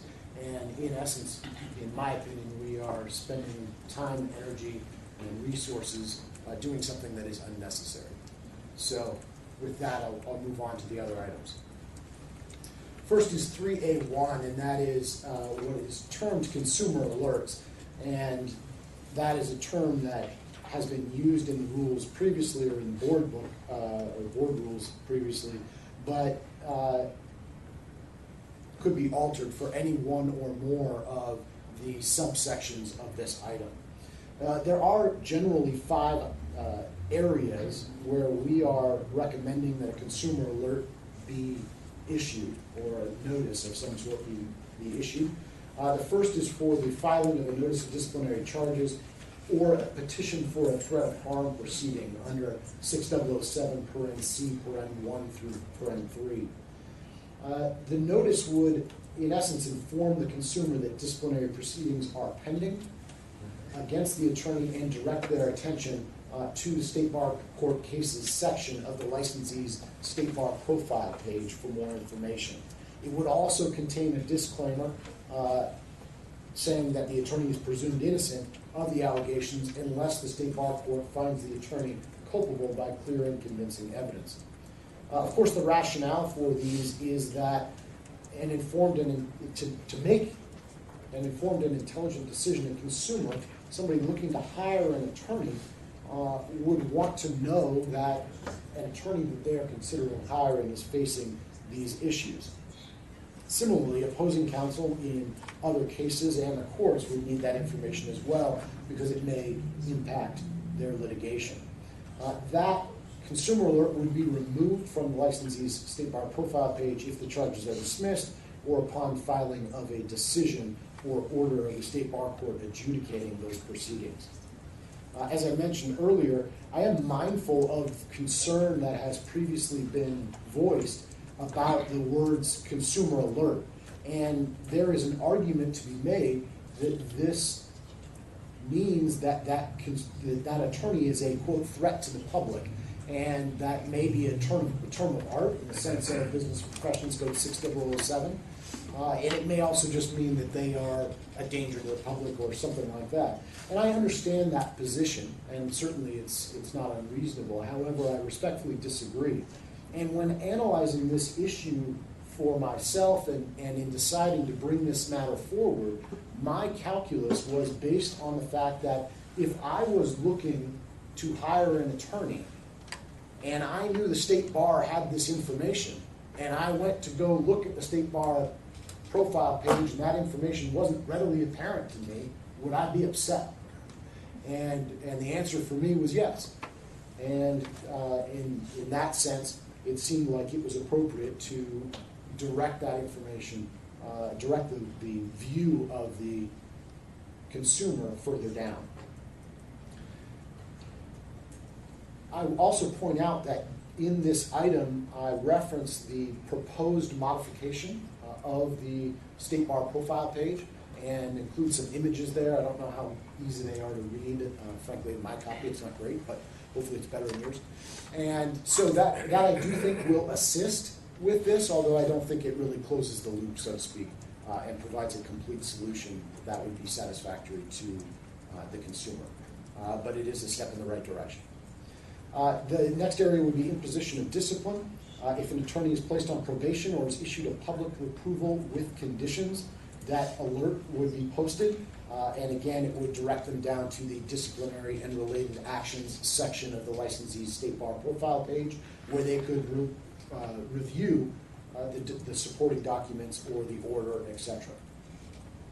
Again, we think that's important for consumers to be able to consider, and it would be removed when the approval conditions have been met or the term of probation ends. The next category, going simply in order of the item, is felony charges pending in court. And this item I also concede is somewhat controversial, or could be somewhat controversial. And it's one that I brought to your attention at a previous meeting for that same reason. This item would authorize the posting of consumer alerts whenever felony charges are filed against an attorney in court.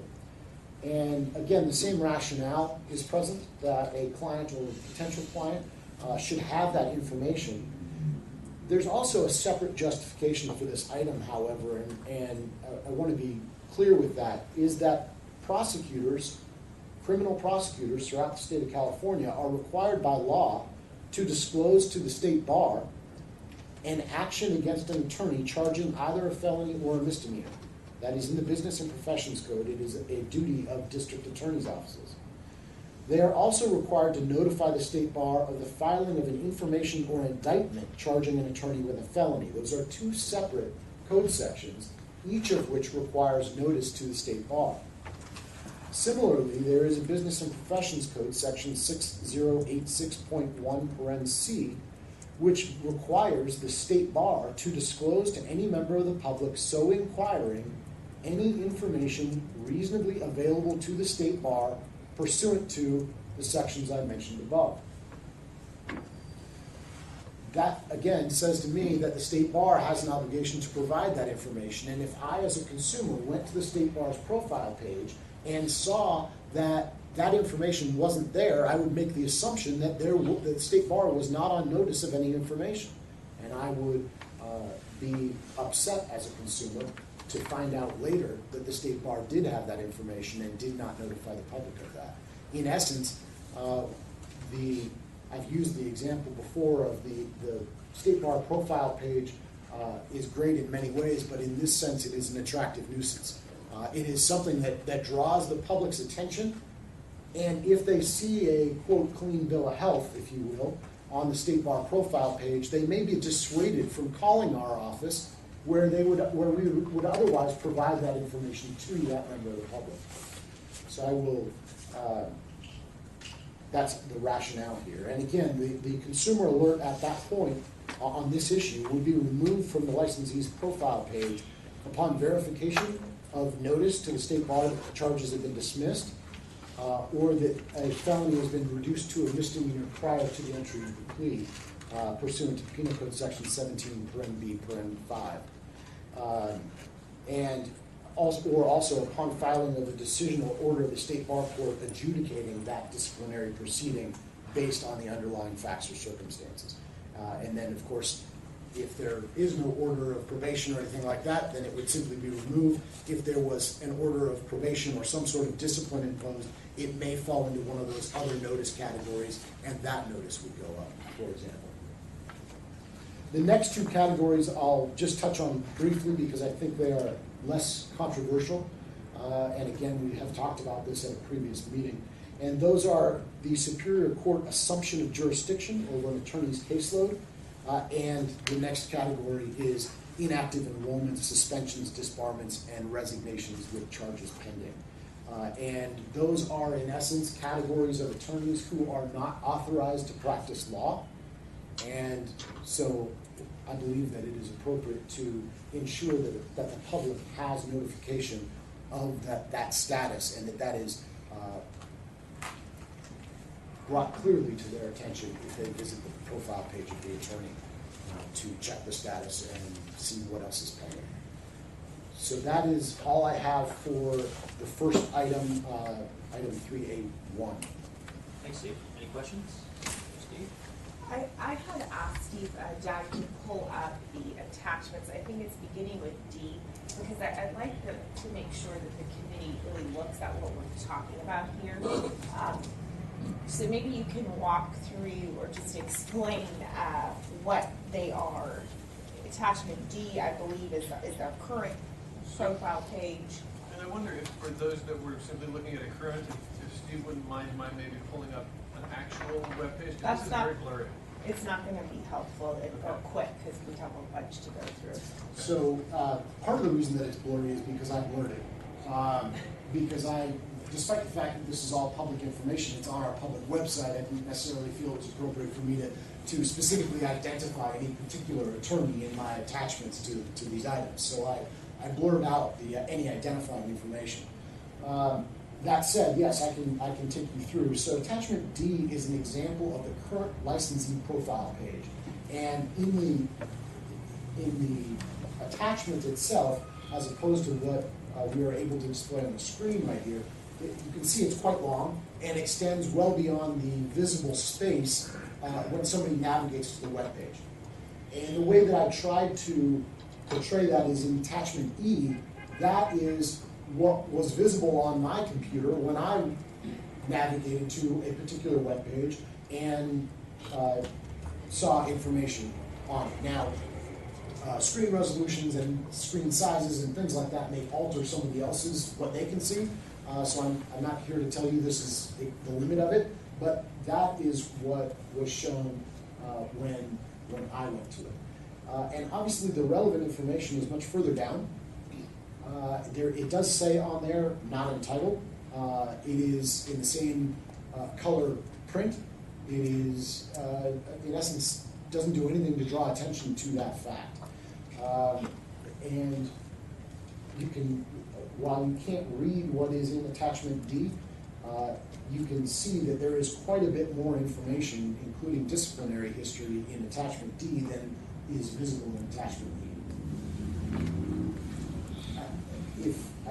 If I can think I can predict where Ms. Wilson's going, if I can go to attachment F, that is the potential modified licensing profile page, and that I think you can see when it is zoomed in, that the information at the top of the page is much more condensed.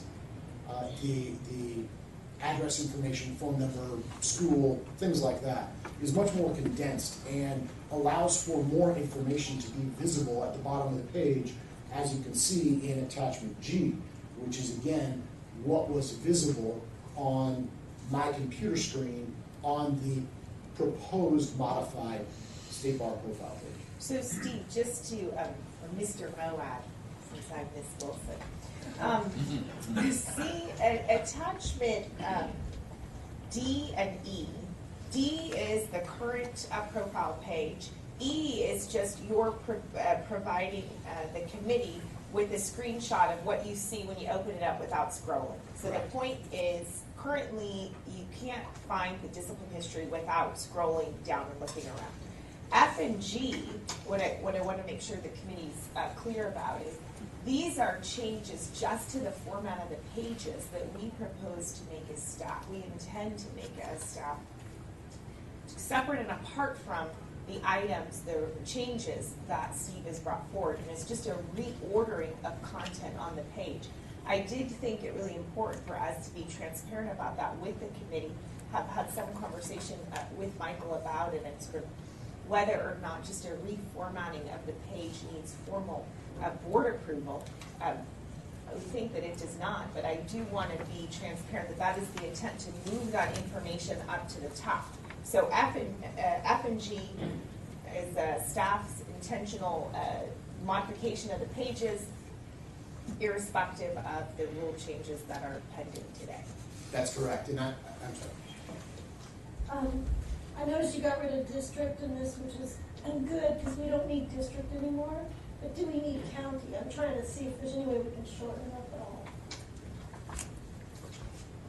The shorter the top information is, the better, because it'll be even easier to see the additional information. And I'm not sure what county someone's practicing in is really relevant, since you have their address anyway. And putting phone and fax number next to each other instead of punching. I certainly don't have an objection to that, although I will say that just yesterday I used the county in the advanced search to find somebody at the Orange County DA's office, but that's one anecdotal evidence at best. Any other questions for Steve on this? Michael? This is actually not on your current proposal, but it's something that's on my mind that I would like to be on your mind. What I'm thinking about is the consequences for the privacy of the people who interact with our justice system, who are not the accused or the convicted, so to speak, complaining witnesses, victims, and the like. It used to be that when we prepared court documents, we didn't have to concern ourselves too much about the privacy concerns of the standers by, because they were protected by something that people who think deeper about this than I do call practical obscurity. The court file was a public record, but nobody was going to drive to the county seat and dig out an old file to find out who the poor child who got molested by the convicted child molester is. But in the world that we live in now, anything that government commits to writing, and particularly anything that government commits to writing and puts in an electronic form on a website, is now out there forever, never to be forgotten. And so there's serious dialogue going on within our court system about changing the California Style Manual and training appellate justices and their clerks not to put extraneous information in that invades the privacy of others than the defendant. Do you really need the name of the spouse who was the victim of the domestic violence crime? Do you really need the names of the children, particularly if the children's names are kind of unusual? Those sorts of details. And it occurs to me these same concerns arise in our justice system, that discipline documents are on the website and they may be there for a very long time and they're in searchable form and they may mention others. So we can't get very far on this topic today, but I would like to see on your to-do list some thought given to how to start guiding your deputies when they write notices of disciplinary charges, and the judges in our bar court and others who create documents in our justice system to not include identifying information about those who don't need to be identified.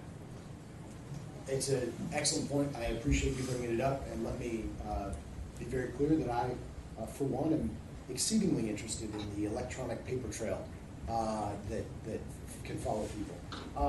And it's something that we dealt with in the district attorney's office quite a bit. We had policies around Jane Doe, John Doe, things like that. My understanding is that we currently, I don't want to say redact because that may imply certain things that could be wrong, but that we protect witnesses in the documents that we put up in the file. I'm sorry? Anonymized, thank you. And I am aware of a complaint that we received in our office of somebody who did not want to be associated with an attorney who, they were a victim of misconduct and did not want their name placed on there. And that document went through prior to that policy being put into effect. My understanding is that we have agreed that should be taken care of, and that the policy has been to anonymize them since. And a similar concern arises with respect to regulated attorneys, with respect to things like probation documents, LAP documents, and the like.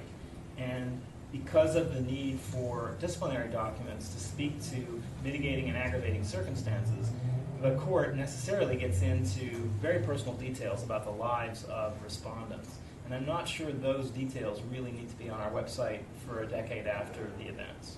So again, this is as much a concern for the court in the way that it does business as it is for your team. It affects not only witnesses, but also the respondents themselves.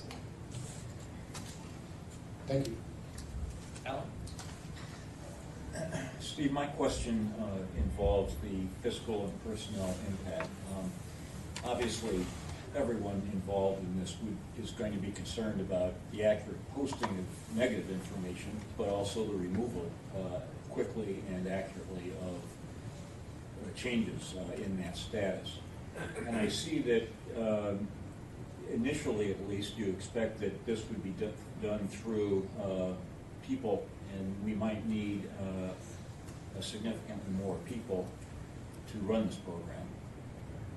And it seems from the statement here that you're not sure how much of this can be automated through the new case management system.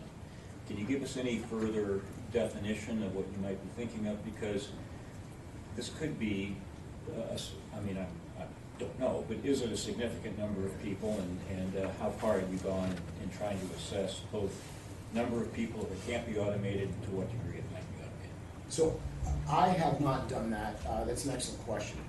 I have not done that because our Office of Chief Trial Counsel, doesn't have access to the website profile pages to put that information up. That is a function that's actually performed by State Bar Court. And so we simply notify them of the notice, and they will, I believe, verify the information and then put the notice up or take it down as is appropriate. And Ms. Darling may be able to speak better to that. I do know, as she and I have discussed, that it will be a greater impact on her staff in order to do the expanded notices and provide that notice to the consumers as we're requesting. As far as what the case management system can do, I have made inquiries as to being able to essentially build an interface that will allow that notice to go up and be taken down based on a command or an event being run in the case management system. Of course, we want to take precautions that it only goes up, when approved and verified and things like that, and it comes down promptly upon receiving notice that, for example, that the case in Superior Court was dismissed.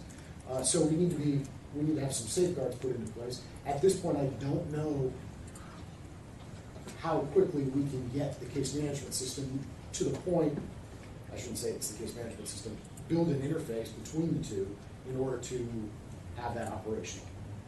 I don't have an answer for you at this point.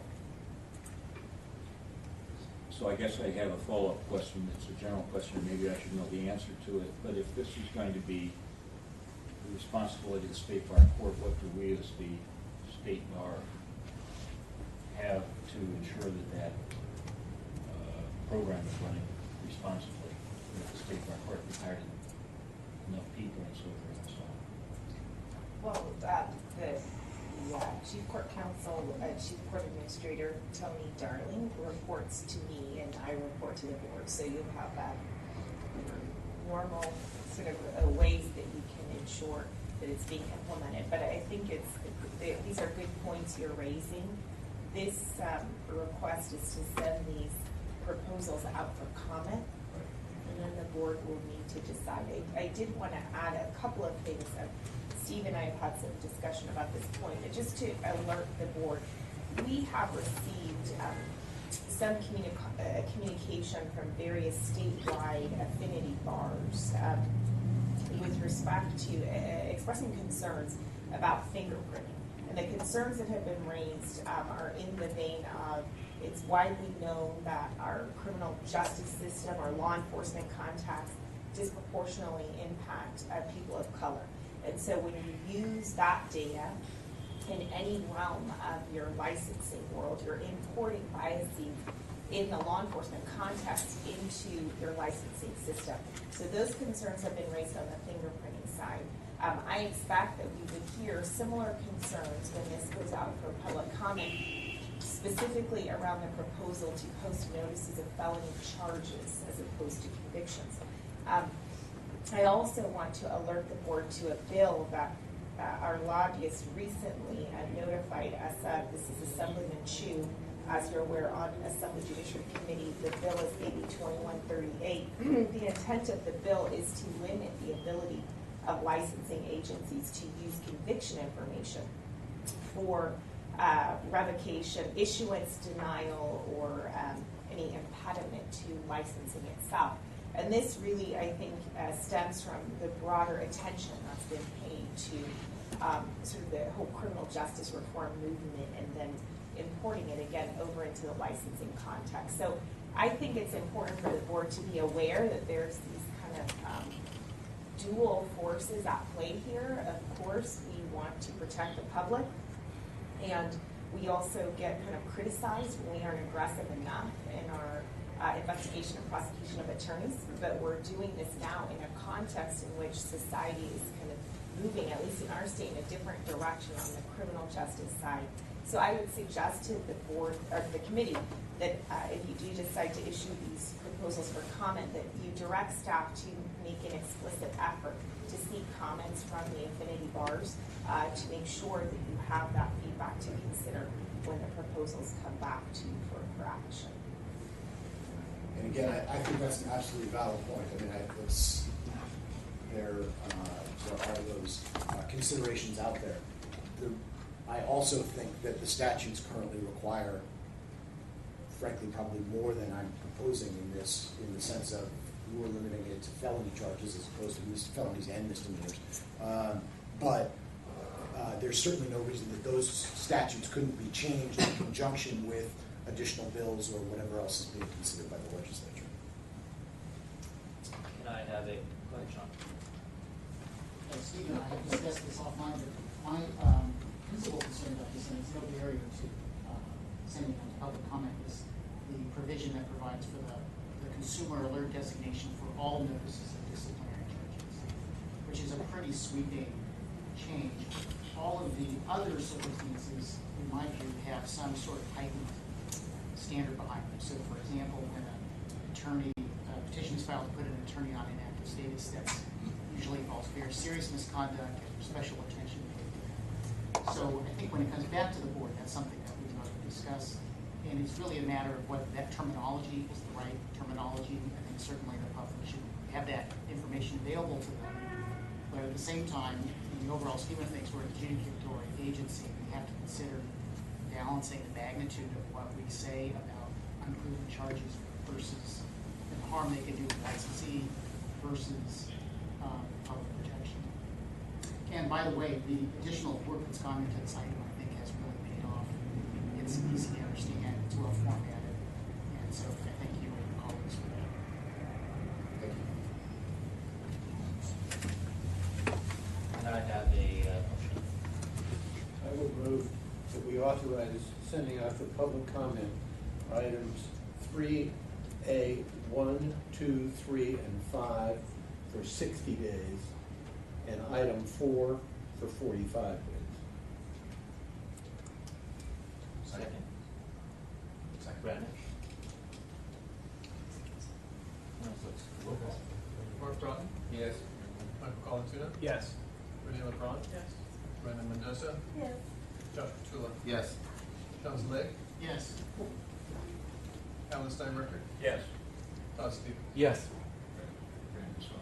You said. Oh, you did. So, And that takes care of 1, 2, 3, 4, and 5 minutes. So I've got, I can modify it here, but what I have in my language is that items 3A, 1, 2, 3, and 5 will be sent out for public comment for 60 days.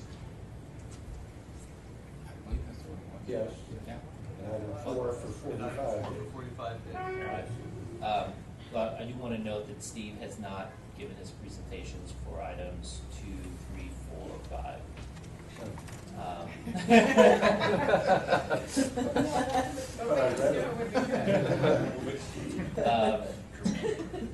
So, Steve, do you want to go through those items? I'm happy to provide quickly, or we can do it if anyone has any questions for Steve on any of the remaining items, or any particular item we want him to address, given that we've made the motion and now have done what we've done. I also don't want to take up more of your time too, Steve, so. No, and I don't want to take up your time unnecessarily. I'm happy to hit a couple of high points on the remaining issues if you're interested. If you read them and are comfortable, then that's fine too. Why don't you hit a couple of high points on Sure. the remaining items? So 3A2 is a judicial notice item, and there is significant cost and delay when we seek to obtain certified records, particularly from courts and the like. In fact, we can get them much faster and without paying certification costs obviously when we ask for non-certified records. However, because we are often unsure as to whether counsel will stipulate to authenticity, etc., or the court's willingness to take judicial notice of uncertified records, we end up ordering certified records in all cases. Frankly, those are cases whether they are set for trial or not, we just, as part of the investigation, get those. That leads to cost and significant delay in our investigations. The rule, in essence, would require that, would say that non-certified records, and in fact, things printed from the PACER website, etc., are subject to judicial notice, and would say that those items must be turned over in the discovery process, so there'd be an opportunity to air disagreements about whether, hey, look, there's a page missing from this, or something along those lines. And frankly, I think that even though it then doesn't require it, the fact that we are then discussing the disagreements may actually lead to potentially more stipulations that the items would be admissible anyway. But it's an effort to shore up and reduce our investigation times. Does anyone have any questions about that item? With your permission, I'll move on to 3A3. That is reinstatement cases. And this is an issue where the Office of Chief Trial Counsel believes that our regulatory obligation dictates that reinstatement proceedings should not take precedence over disciplinary proceedings. And the current reinstatement proceeding rules do not permit sufficient time for us to conduct our investigations. That is especially true in statements that are made at the deposition. There is a 120-day rule in state bar court for cases it's a standard, not a rule, I guess, for cases to resolve. The issue is that in disciplinary proceedings, the investigation occurs before the filing in state bar court. In reinstatement proceedings, the filing occurs first, followed by the investigatory period. And what happens is that the deposition of the applicant or respondent is, that deposition is set at some period down the road, and the hearing on this proceeding is set relatively shortly after that deposition, which doesn't give us the ability to conduct additional investigation following statements that are made in that deposition. We also need some additional tools to conduct mini reinstatement investigations, and that's the purpose for this item.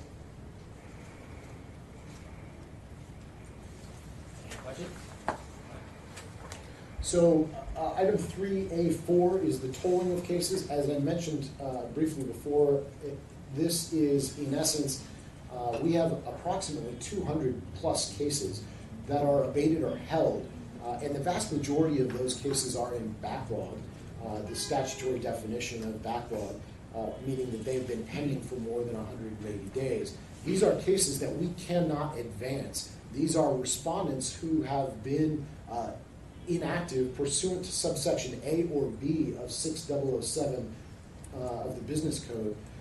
And that, in essence, means that they are unable to perform competently due to mental infirmity or illness or habitual use of intoxicants, etc. And so they've been deemed by the court that they're, in essence, incompetent to proceed with not only to practice, but to, my analogy coming from criminal law, is they're incompetent to aid in their defense. And so we can't proceed on their case, and therefore it is abated. Many of these people are likely not to return to practice and are likely not to return to competency. And the requirements are that my office conduct quarterly written status reports for an update on each of those 200 cases. And as you are all aware, a number of our stakeholders are very concerned about the number of items in backlog.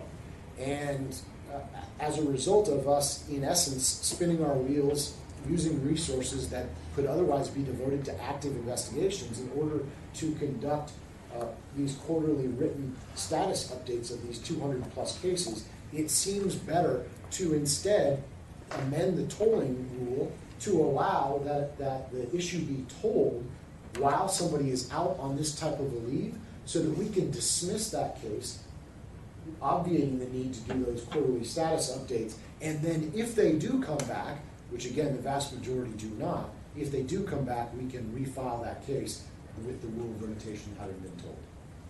There are also some other non-substantive changes to the tolling of cases. It just seemed to me to clarify. For example, it said where somebody was not honest with the state bar during the investigation. Well, okay, does that mean that it's tolled forever, that we can then continue to file against them forever? No, we said, okay, it's tolled from the time of the misstatement to the time that we discover the misstatement. And so we, in essence, frankly, limit the tolling a little bit more there and make it sort of more in line with the penal code section of the tolling, the statute of limitations. Any questions for Steve? All right, Steve, last one. Last one is third-party subpoenas. We believe that there's a conflict between the constitutional right to privacy and the limited confidentiality owed to respondents and applicants during moral character proceedings. We have tried for many, many years to be circumspect in the way we handle this issue, in balancing these two competing privacy interests, but it has not been without problems. And we believe that this amendment is the best way to balance these competing concerns. And so that's why we bring this issue to you today. Questions for Steve? All right, well, thank you very much, Steve. I know you and your office put a lot of work in these items, so we'll send this out for public comment, and I guess we'll be back with you 2 meetings from now. Perfect. Thank you. Thank you all. Thanks. Okay, we are now on to item 3B, which is a set of proposals for public comment from the State Bar Courts.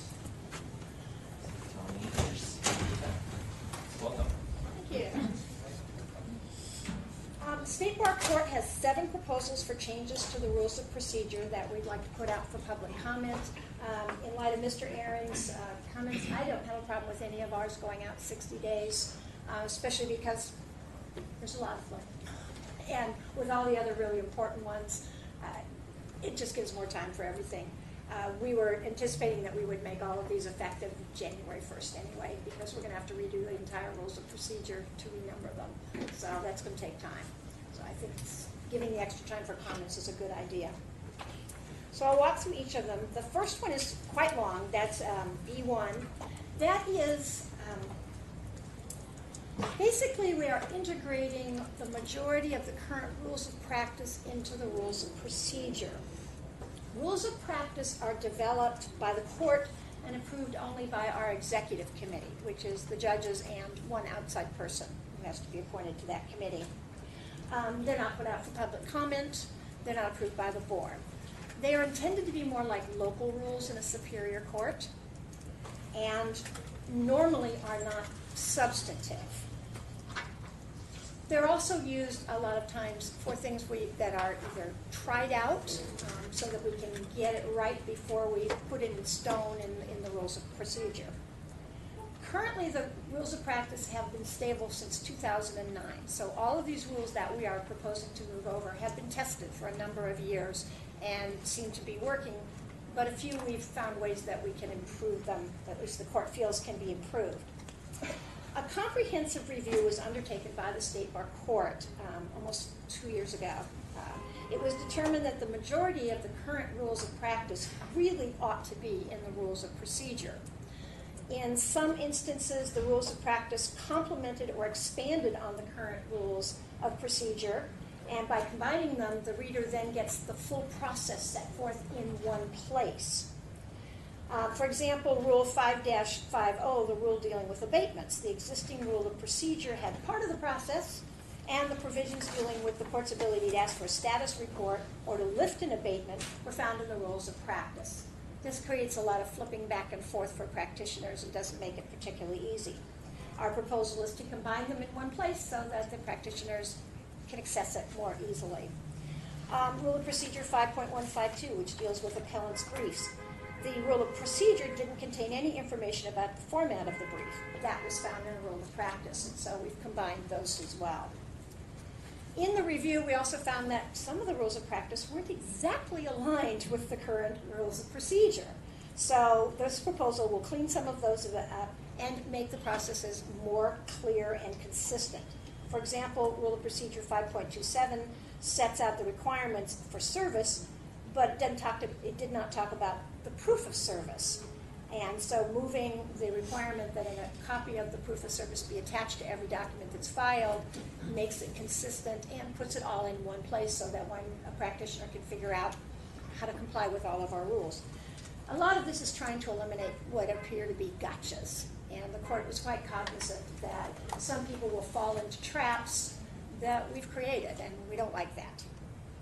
In some of the proposals, the language was added to clarify what was meant, such as Rule of Procedure 5.101, which is talking about pretrial briefs. It clarified to explicitly state that the status of a settlement conference was to be reported, but not the substance of a settlement conference, of the negotiations.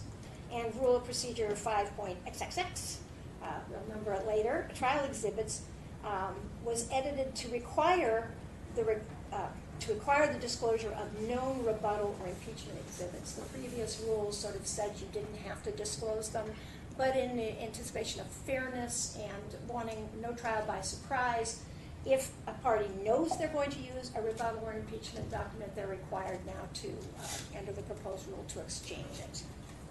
I can walk through every single one of those changes. Or we can move on to B2. We're just putting them out for comment. Does anyone have any questions on any specific change? All right, let's move on. Thanks. Vote on the recommendation. Seeing that Jim is now has a really good solution, so I think we just march through them and then we'll take it from there. Sounds good. All right, item B2. Now we have, after the integration of the rules of practice into the rules of procedure, they also did, the committee that was working on it, I have to tell you, I had very little to do with the actual research on this. I just put it all together at the end. They found some rules that needed some clarification based on either problems that had come up in cases or misunderstandings. And so the next 6 proposals deal with those. The first, B.2, has to do with the Rule 5.30, which governs early neutral evaluation conferences. And our proposed change in that rule requires OCTC to provide a draft copy of the proposed notice of disciplinary charges, or at least a written summary of the proposed charges to the judge at least 3 days before the conference. It also asks that they put this information on a particular form so the judges will know where to find the information. The judges were finding that they would get, it's currently required that the OCTC provide the information, but there was no deadline on when. And the judges were finding they weren't as prepared as they wanted to be for the early neutral evaluation conferences. And since so many of those can result in a settlement, they want to be totally prepared. What most of the judges do is they come in with a stack of cases that they've, they look at what the proposal is and they'll come in and say, to the parties, well, trial counsel wants disbarment, and there's this, and this case that says they should do it, or State Bar wants this, but really here's the other cases. They want to be totally prepared. They can't do that if they don't get at least a couple of days to do the research. So that's the request, is that, and we know it puts a little extra burden on OCTC. We did run it through OCTC. They weren't thrilled with it, but it will help streamline the processes. Occasionally what happens now is you get close and then you have to continue the meeting. And that's not efficient. So that's B2.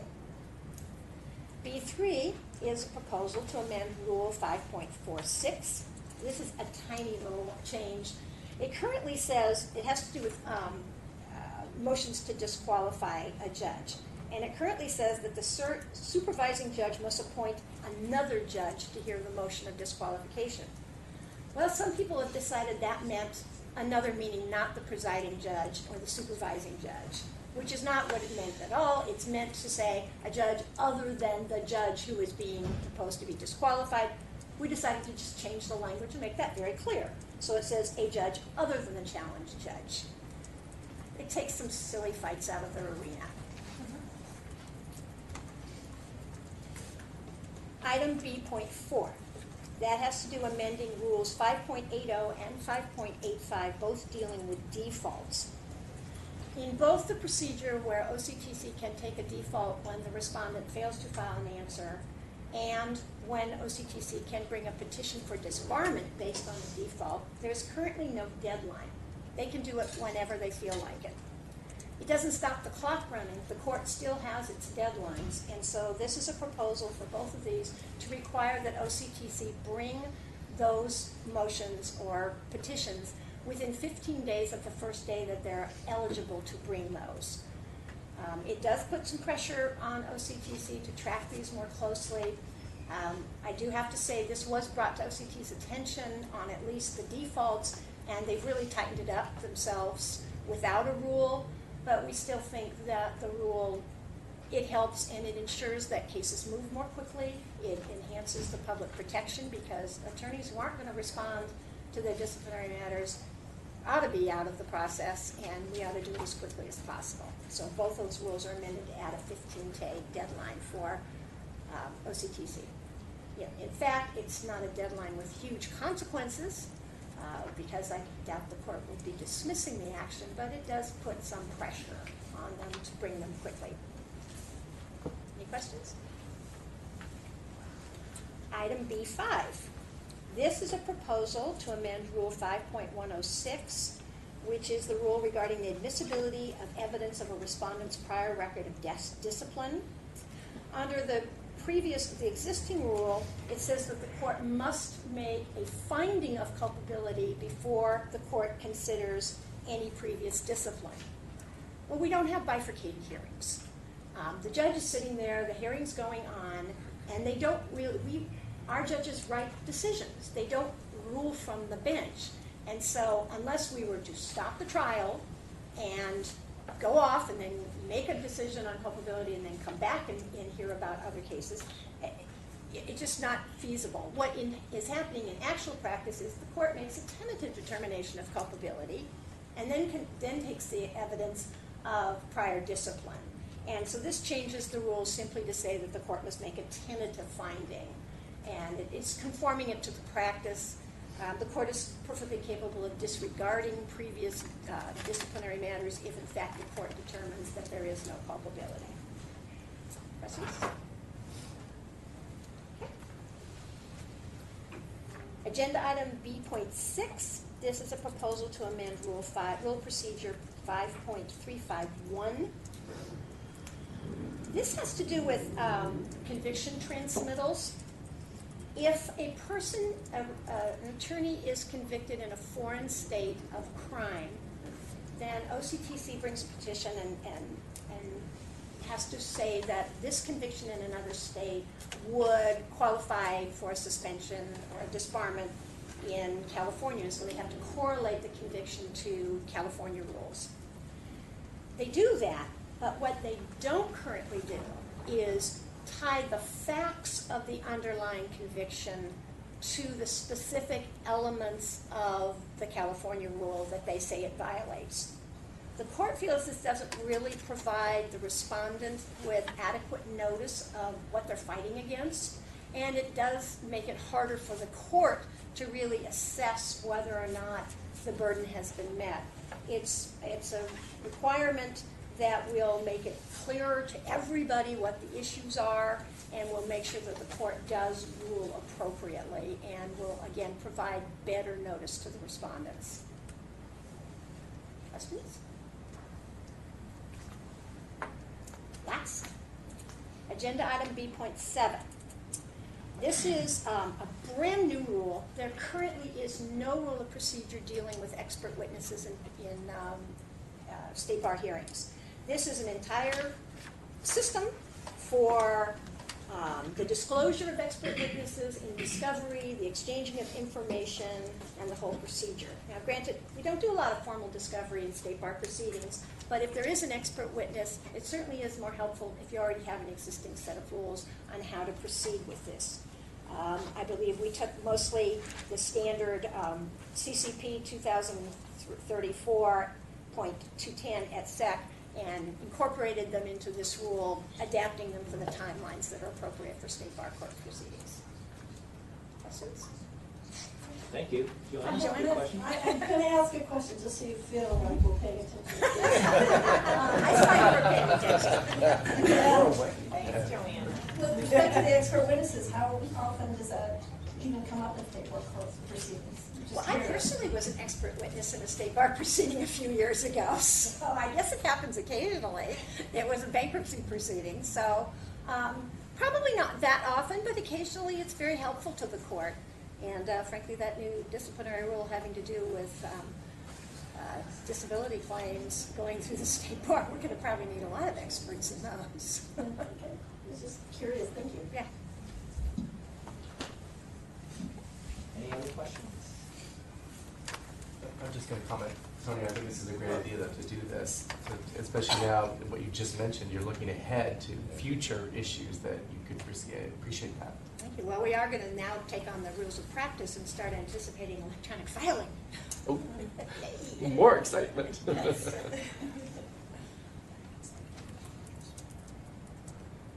Any other questions? All right, can I, Jim, can I have a motion? Yes, I would move to authorize sending these out for public comment for 60 days. Second. Can I substitute the roll call? Seconded. I can, right? Any objection, substitute roll call? No objection? Motion passes. Thank you very much. Thank you. Thanks, Tony.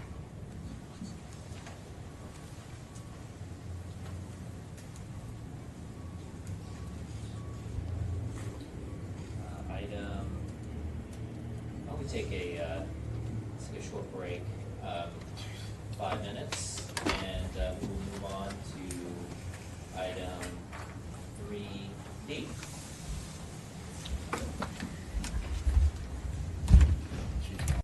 Next up on the agenda is item 3D. Richard is here to present. Richard, welcome.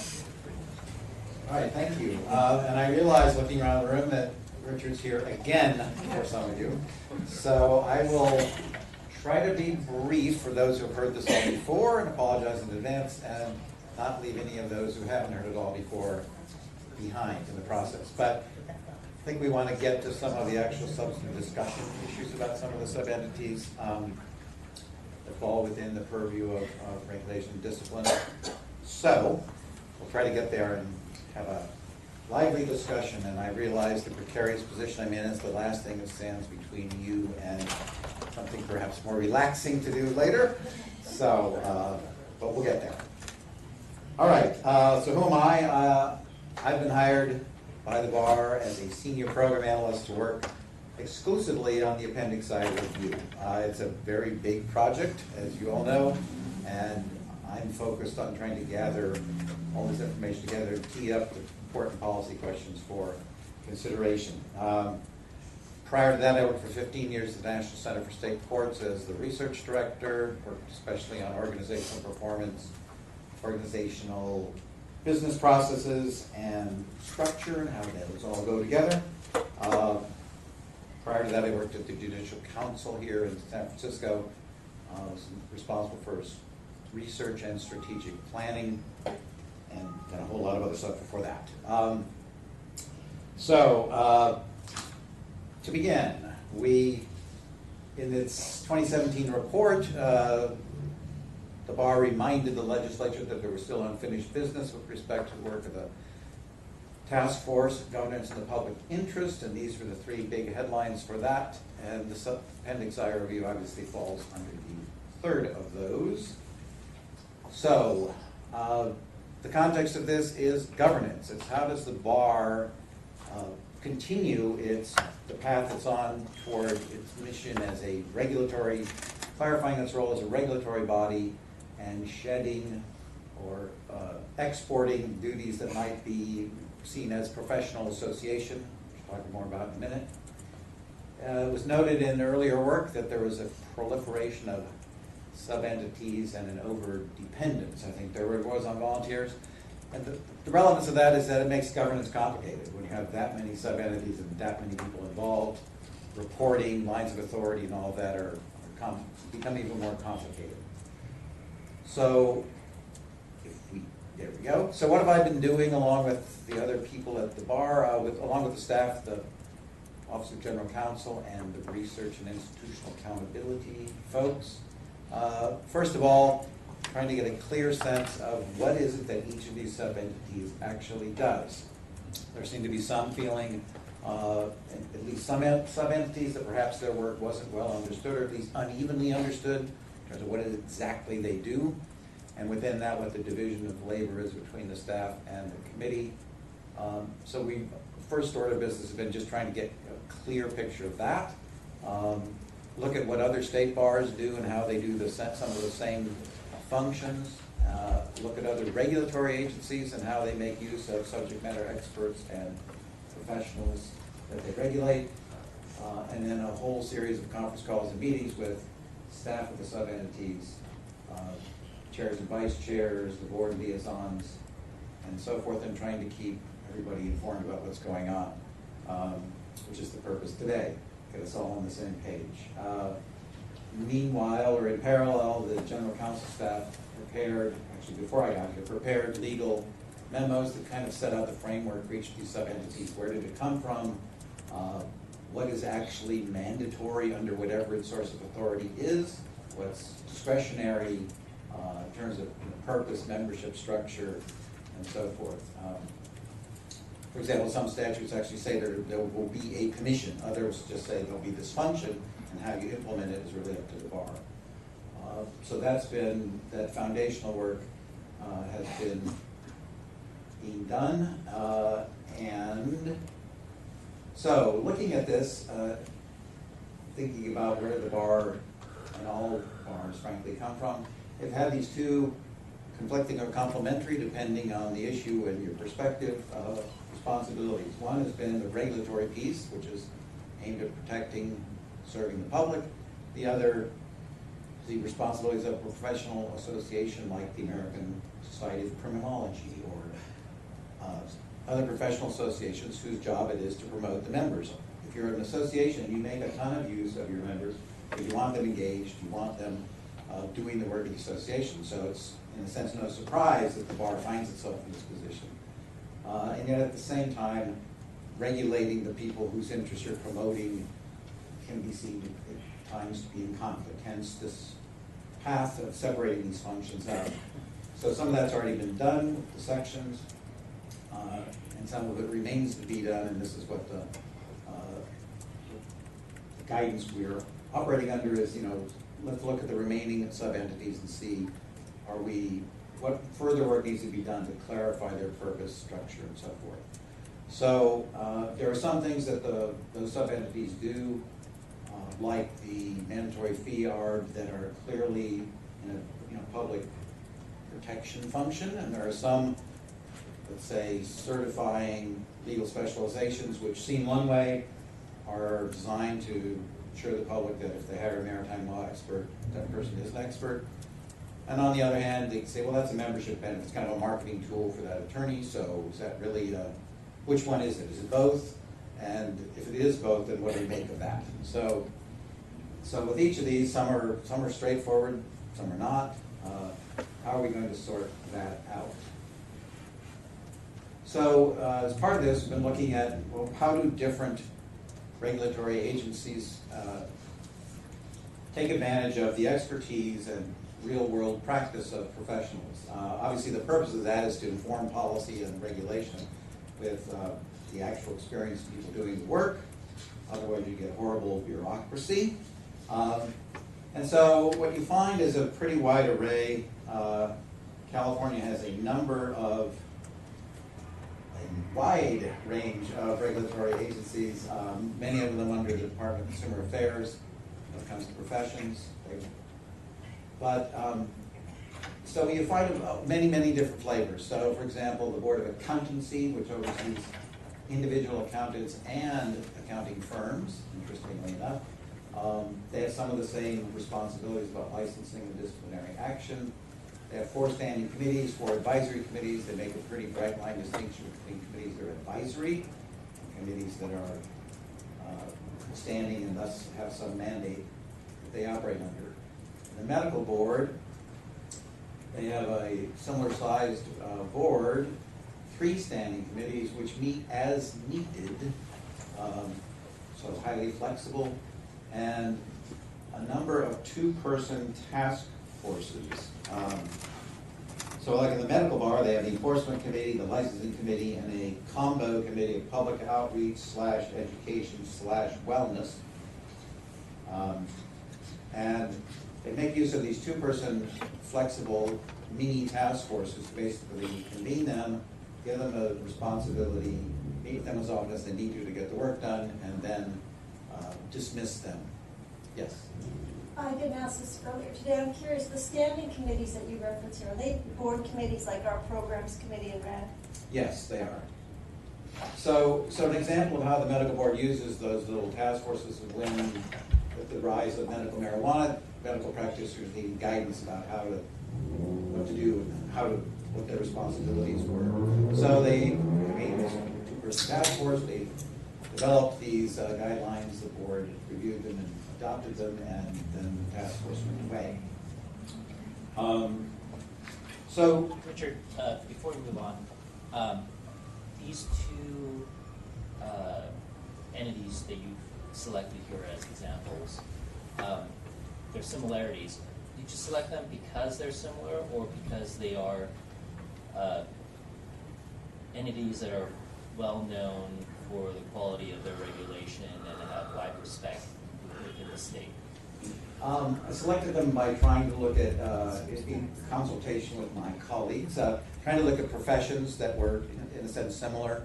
Perhaps medical professionals most similar, and they and lawyers have a very interesting history. They were among the first professions to call themselves professions in the 19th century, and that wasn't a commonly understood thing.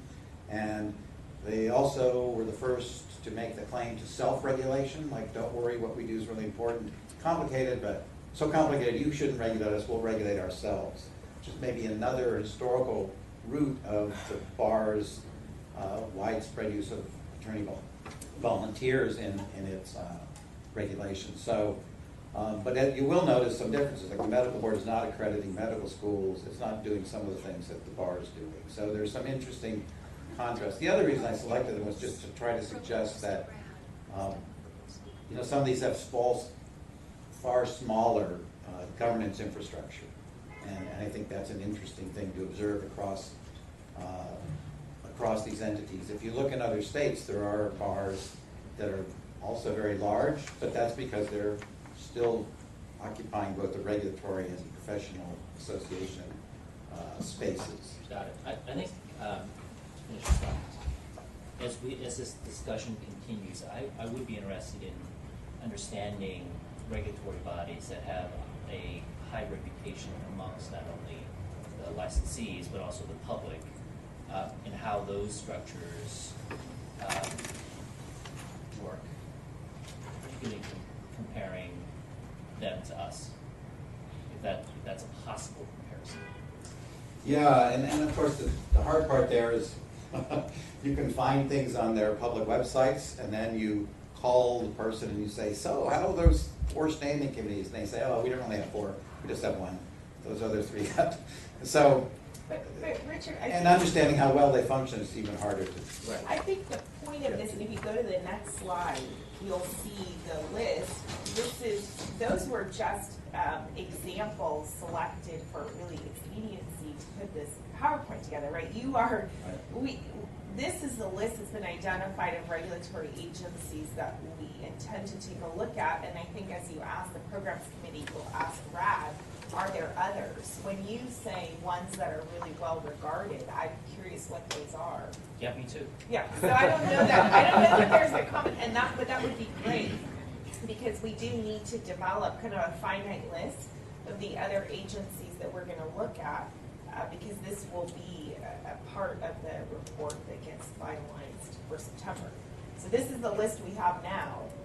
If there are other entities to add, let us know. I mean, the one that I have raised with staff is the SEC, because I know you have experience with that body, and that is a regulatory agency, so that may be one that we want to add. You know, I think we're very open. Yeah, I mean, I know that, at least on the federal side, that there are federal benchmarking surveys that survey not only internal employees, but also external stakeholders, and then they rank those agencies based on those results. I don't know whether something like that exists for California or other states, but I think there has to be some sort of intersection between just looking at the structure of various regulatory agencies, because I'm sure they vary depending on what they're trying to regulate, the licensees and their missions, and who's actually doing a really good job. I think that's going to be important as we think about sort of the future shape of our agency and what sub-entities or how we should govern effectively to not only to essentially protect our public. Could we look at the regulatory agencies over the triple LTs and paralegals? Because I know the word that's entered into discussion in other areas of our work. Is that be something we would be going to next? Sure, I believe that I'm looking at Donna, are those both Department of Consumer Affairs? Well, we don't have the. Not triple LTs, but we have, or do you mean in other states, we have the Legal document assistance and unlawful detainer assistance are consumer affairs. Department of Consumer Affairs. Okay. Yeah, and then you'll find a mix of, volunteer bodies, statutorily required bodies, either federal or state statutes. So to get juvenile justice funding, you have to have a certain advisory committee structure in place in your state to qualify for federal block grant funding for those things. So there's a mixture of purely voluntary and to mandatory, and many flavors in between. Yeah. But the obvious commonality of all of them is in some form or fashion they're trying to capture the expertise of the people they're regulating. I mean, and another distinction is between, I think, entities that are regulating an industry or a service versus that are regulating individual professionals. So that's kind of a difference. The EPA regulates environmental issues, but they don't regulate individual scientists, let's say. So some of those, still, they have things in common, and the trick will be trying to figure out what we can learn from all of them. Sure. All right, so thinking about these different entities and what their purpose is, and sort of at a high level, one way to start thinking about this as we peel these onions is, what's the primary function of these things? And so you see, and some of them aren't exactly a perfect fit here, but you can see that if you're in the business of accreditation, the CBE. Well, there's professional organizations that do nothing but accredit institutions of higher learning, hospitals, and so on. So there are professional standards for how that work gets done. And the question is, how does the BAR's process measure up to that? That'd be one indicator of performance. Like, are we at sort of state of the art, or at least close enough within there that it makes sense? Grant making, foundations that do this, that's what they do. So again, they're kind of accounting, decision-making, rules, so forth, are at a certain standard. And that's sort of one overarching question for some of these areas, is where the bar has the option of using another entity to do something, is that a good option or not? There may be reasons why it's not.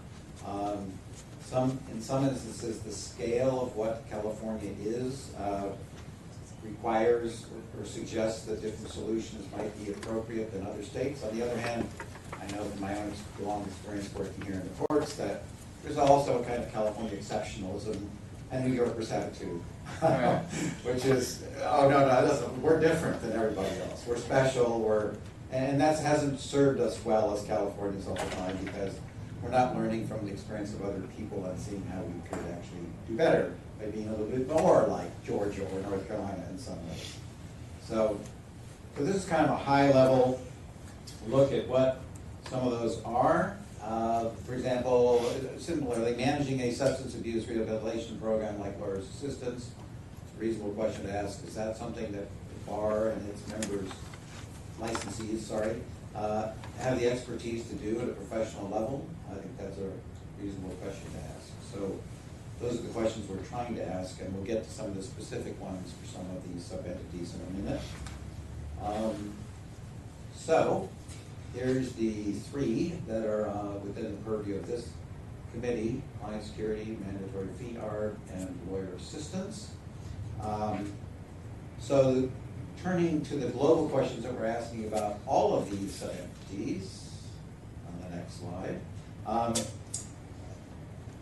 The fundamental question is, should the bar be doing this? Does it fit the regulatory purpose of the bar to perform this function? If the answer is yes, then the question is, what's the best way to get that done? Is it with a committee?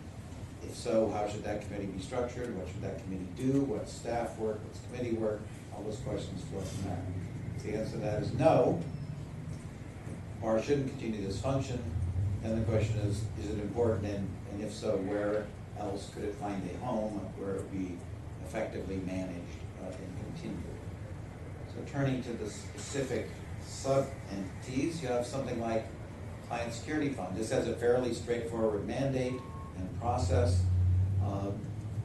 Currently, the way this works essentially is the staff do the workup, and then the commission reviews the workup of the tentative decisions. Then those go forward. Then if there's objection, the commission hears this almost like a trial de novo. They hear the original, they kind of reconsider the entire matter from scratch and go from there. That right now, the caseload of the CSF is about 2,000 cases a year. The objection rate is about 25%. A previously identified structural change that was suggested in the report to the legislature earlier this year was that perhaps the best role for the commission would be that we could streamline this process by having the commission just review tentative decisions that are to which there is an objection on the part of the attorney. That would, it is thought, shorten the timeline by about 2 months for these cases, which is not insignificant. The thing that really drives the timing of these is they wait until the disciplinary decision is made before they can proceed. So they can't control that time frame. But once that happens, they could shorten their part of it by recognizing that right now it's the staff that are capable of and do in fact work up the notices of intent to pay or tentative decisions.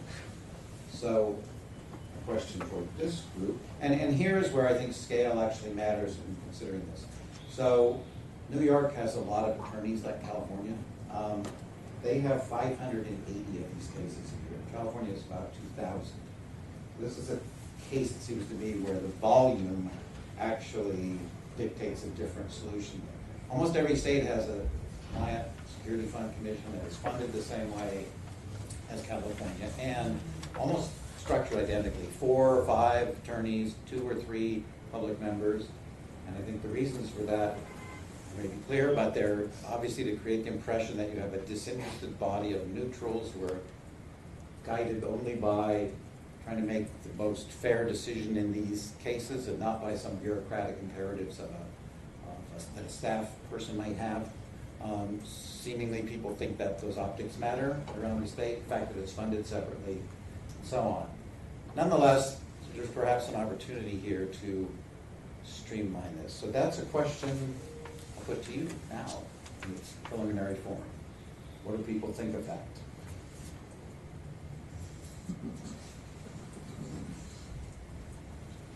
Go ahead,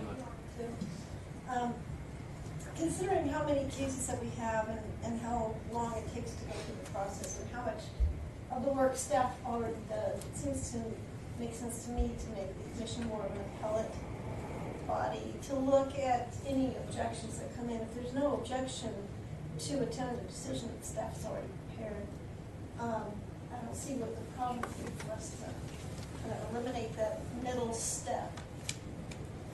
I like the idea.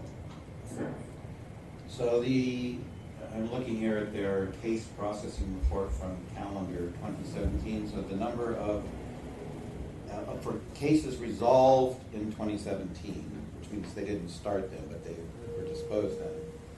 The filing date to case resolution in days was 1,624 days. So it's long. But that, And like I said, but that's Richard, that's the filing of the complaint. right. So That's not. exactly. So that they're waiting for the disciplinary proceedings. That's the clock is running while that's happening. I don't know how long those disciplinary proceedings take and what share of that time they are. But essentially, staff might prepare a tentative decision, then have to wait for the commission to convene to review it, only to say, yeah. Because clearly, I think in that instance, you could argue the staff's applying business decision rules that are very clear, explicit, and well known to everybody, and they're the same rules the commission uses when they're looking at them. And 2 months for a client who really needs the money, that's a lot of time. I think we need to be sensitive to that at a public protection level. Yeah, how about in an instance where there's a decision, a tentative decision to not cover the loss? What happens in that case? I'm sorry, I couldn't hear you. If there's a decision that the client security fund will not cover something, what is the procedure for something like that? When the client.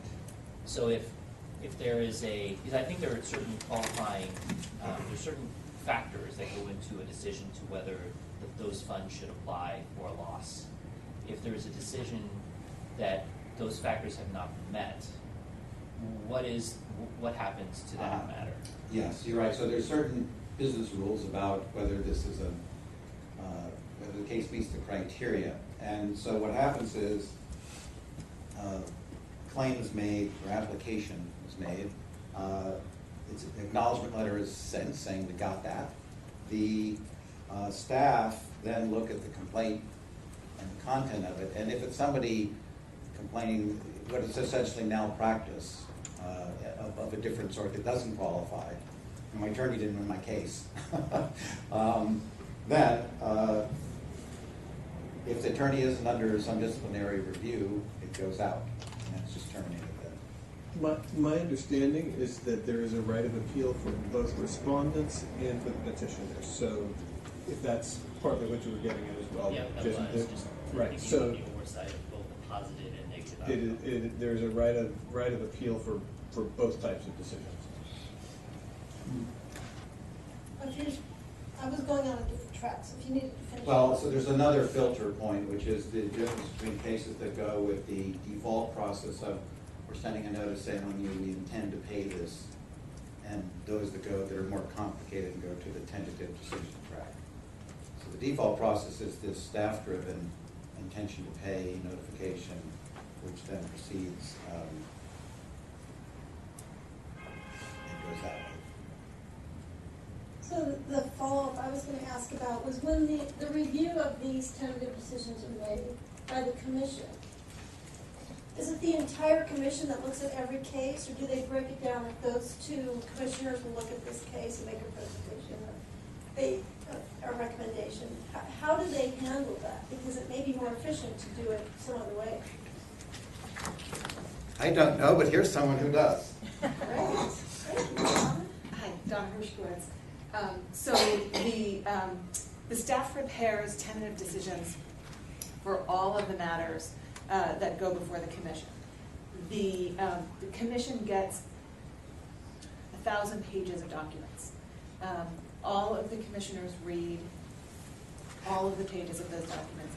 And I have to say, having sat through some commission meetings, the level of detail of the questions they ask tells me that, in fact, all of the commissioners read all of those pages of documents The most voluminous documents are, deal with the objections, so the people who are objecting because the entire record is presented to the commission. The tentative decisions are probably, 4 pages or so apiece, but they all read all of the tentative decisions, and then they either approve the staff recommendation or approve the tentative decision that the staff has provided, or suggest alternatives to the tentative decision. I think this is a really interesting one, and if you go back a couple slides to the one where we got this by the function, one of the issues that I'd really like us to figure out how to tee up well for the board is kind of a functional analysis of what do we think makes sense for volunteers to do. Because like with the Client Security Fund, I think this is a great example of an efficiency that we've identified. And this was identified, I think, 2 governance in the public interest task force reports ago. The idea that it would turn into an appellate body only that would reduce the time to payout, which is a separate and kind of a clear goal we have with respect to CSF payment. So that makes sense. But if you step back and look at it from a functional perspective and you say, is this a function that we think volunteers should be performing? Making decisions in the first instance or at the appellate level? And I think that's an important question because it's going to apply to more than just the Client Security Fund Commission. That's the policy kind of question for the board to think about. And then we have information I think we will have about what other states are doing with respect to CSF. How other regulatory agencies use committees, and we'll get information to help us get a sense of do they use them to make these kinds of decisions. But I think I just want to make sure to call that out because I've been personally very much in favor of, we should turn this into an appellate body and that will reduce our time to pay out. Great, that's a goal that we have. But then if you step back and you say, but is this really a role that volunteers should play? You might get a different answer. Just to further complicate the issue. Anything else on Client Security Fund? I have a question for Leah. If the volunteers of the commission didn't review the objections, what would be the alternative to that that you could see? I don't know how other victim compensation funds work as far as the appeal process, but do you have an idea of how that would work if they didn't have a volunteer do this? No, I think we've talked about that a little bit internally, that maybe you force more people to go to the superior courts, that there would be another administrative remedy levels up through staff, maybe ultimately up to the board, perhaps, or sending more people out to the superior courts, which is a remedy that they do have ultimately in the Client Security Fund process. Folks can go to the superior court. And what you'll see really reflecting in the report that ultimately comes to you is the perspective of the commission itself is a nervousness that if the tentative decisions don't go through the commission, right? They don't have the stamp of the Client Security Fund Commission has looked at it, i.e. they're just issued by staff.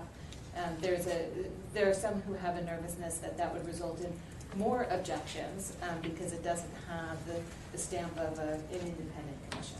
So that's the other side of that argument. Is there something in and of itself about being a so-called volunteer that would detract from the credibility of any particular body? Like, I think of the Client Security Fund, I think of the Jenny Commission. These are all bodies that have been vetted by various sub-entities or by the board and ultimately appointed by us with our due consideration to their qualifications and skills. So the fact that they're not getting paid, does that mean that they're any less of a capable decision-making body, which is more fuel to Leah's opening of that door? I don't think so. just because compensation isn't involved doesn't mean that they lack judgment or dedication or focus on the task at hand.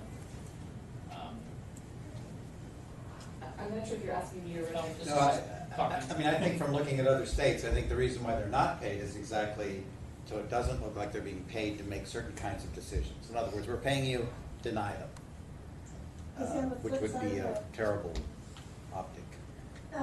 While they're not getting paid, we get constant turnover in these committees. And as a result, we don't necessarily have, consistent results happening. Is that they're going to be, the decisions for these things are going to vary depending on who happens to be sitting on the commission at any one time. And I think not being able to guarantee consistency is an issue. Like if we have staff who apply the same standards to the same cases, we can argue better. These things are all being handled the same over time. And this is something I think that's just going to come up again in each one of these reviews, because if you think about, I know this is RAD, but the Committee of Bar Examiners, the moral character process, the accreditation process, and you think about, we make, the board or this year, the court makes appointments to the committee, but in looking at the qualifications, are we really looking at folks that are qualified to make moral character determinations, are qualified to accredit law schools?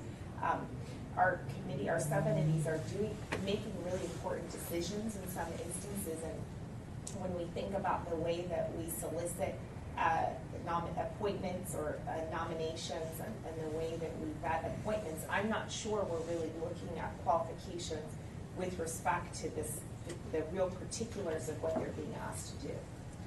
And I would say with the CSF, and I don't know that we don't have formal statistics to bear this out. We'd have to actually go through agenda items sort of one at a time and count. But the exceedingly vast majority of the time, the CSF Commission approves the tentative decision that's issued by staff as is, and staff presents each decision to the Commission, explains the rationale, explains how it is consistent with the guidelines or ways in which it deviates from the Commission's guidelines, for the Commission to understand sort of why the tentative decision falls the way it does, but the exceedingly vast percentage of time they adopt the tentative decision as drafted. Going back to my own experience on the board committee that makes decisions about fee waivers or fee reductions that we set up every year. I was on that committee for 2 or 3 years, and the way the committee made decisions varied very specifically on who happened to be sitting on that little group. Some people are more conservative about what they were willing to do. Some people are more compassionate. I don't know. Maybe that sounds too judgmental, but it definitely varies. And there was no rhyme or reason. There was no consistency. People would get their fee waiver each year, and then all of a sudden a different group would come on and say no. And they would get really upset because they got it every year for some medical condition. And I could see that playing out in other circumstances here. I mean, these are larger groups of people, but it would be the same kind of situation where it really depends on who happens to be sitting on the committee. Sorry. That sounds like a problem, but on the other hand, it sounds like the cause of that may be a lack of clarity on what the guidelines are for what you're supposed to base your decision on.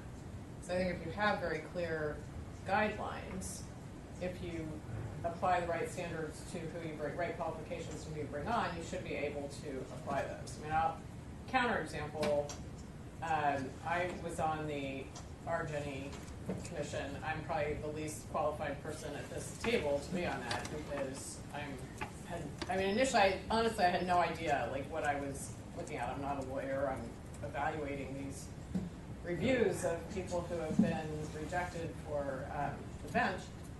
But they had a pretty clear process, and once that was explained to me and what I was supposed to be evaluating, I actually felt pretty good about my ability to evaluate fairly, even though I didn't know, it wasn't about the technicalities of the law, it was about certain standards.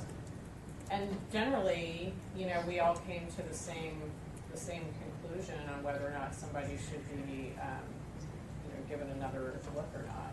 But I credit that to the chair of the committee, who did a very good job of kind of laying out what the guidelines were and helping to educate. I guess the question I would have is, I totally agree the guidelines have to be in place.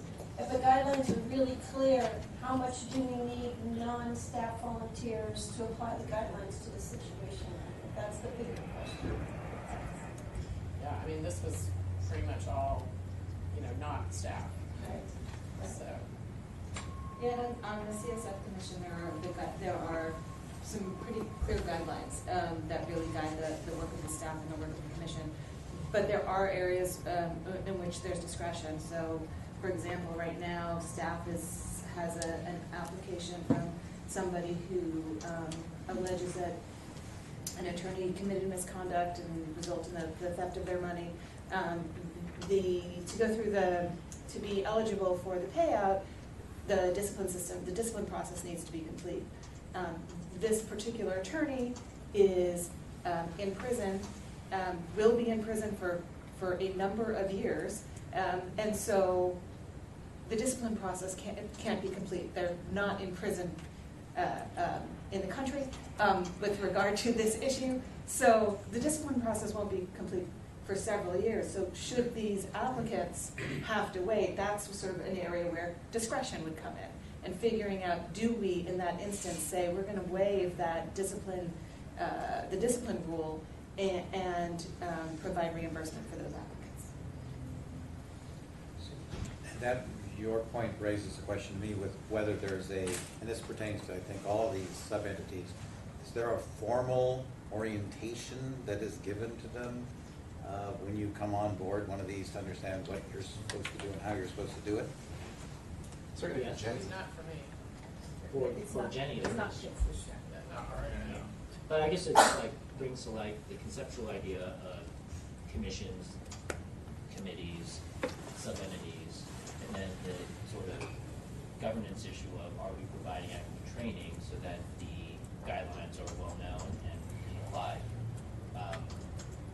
And Donna, to your point about there's an obvious oversight element relating to the Client Security Fund, and the fact that the Client Security Fund often agrees with the staff's recommendation.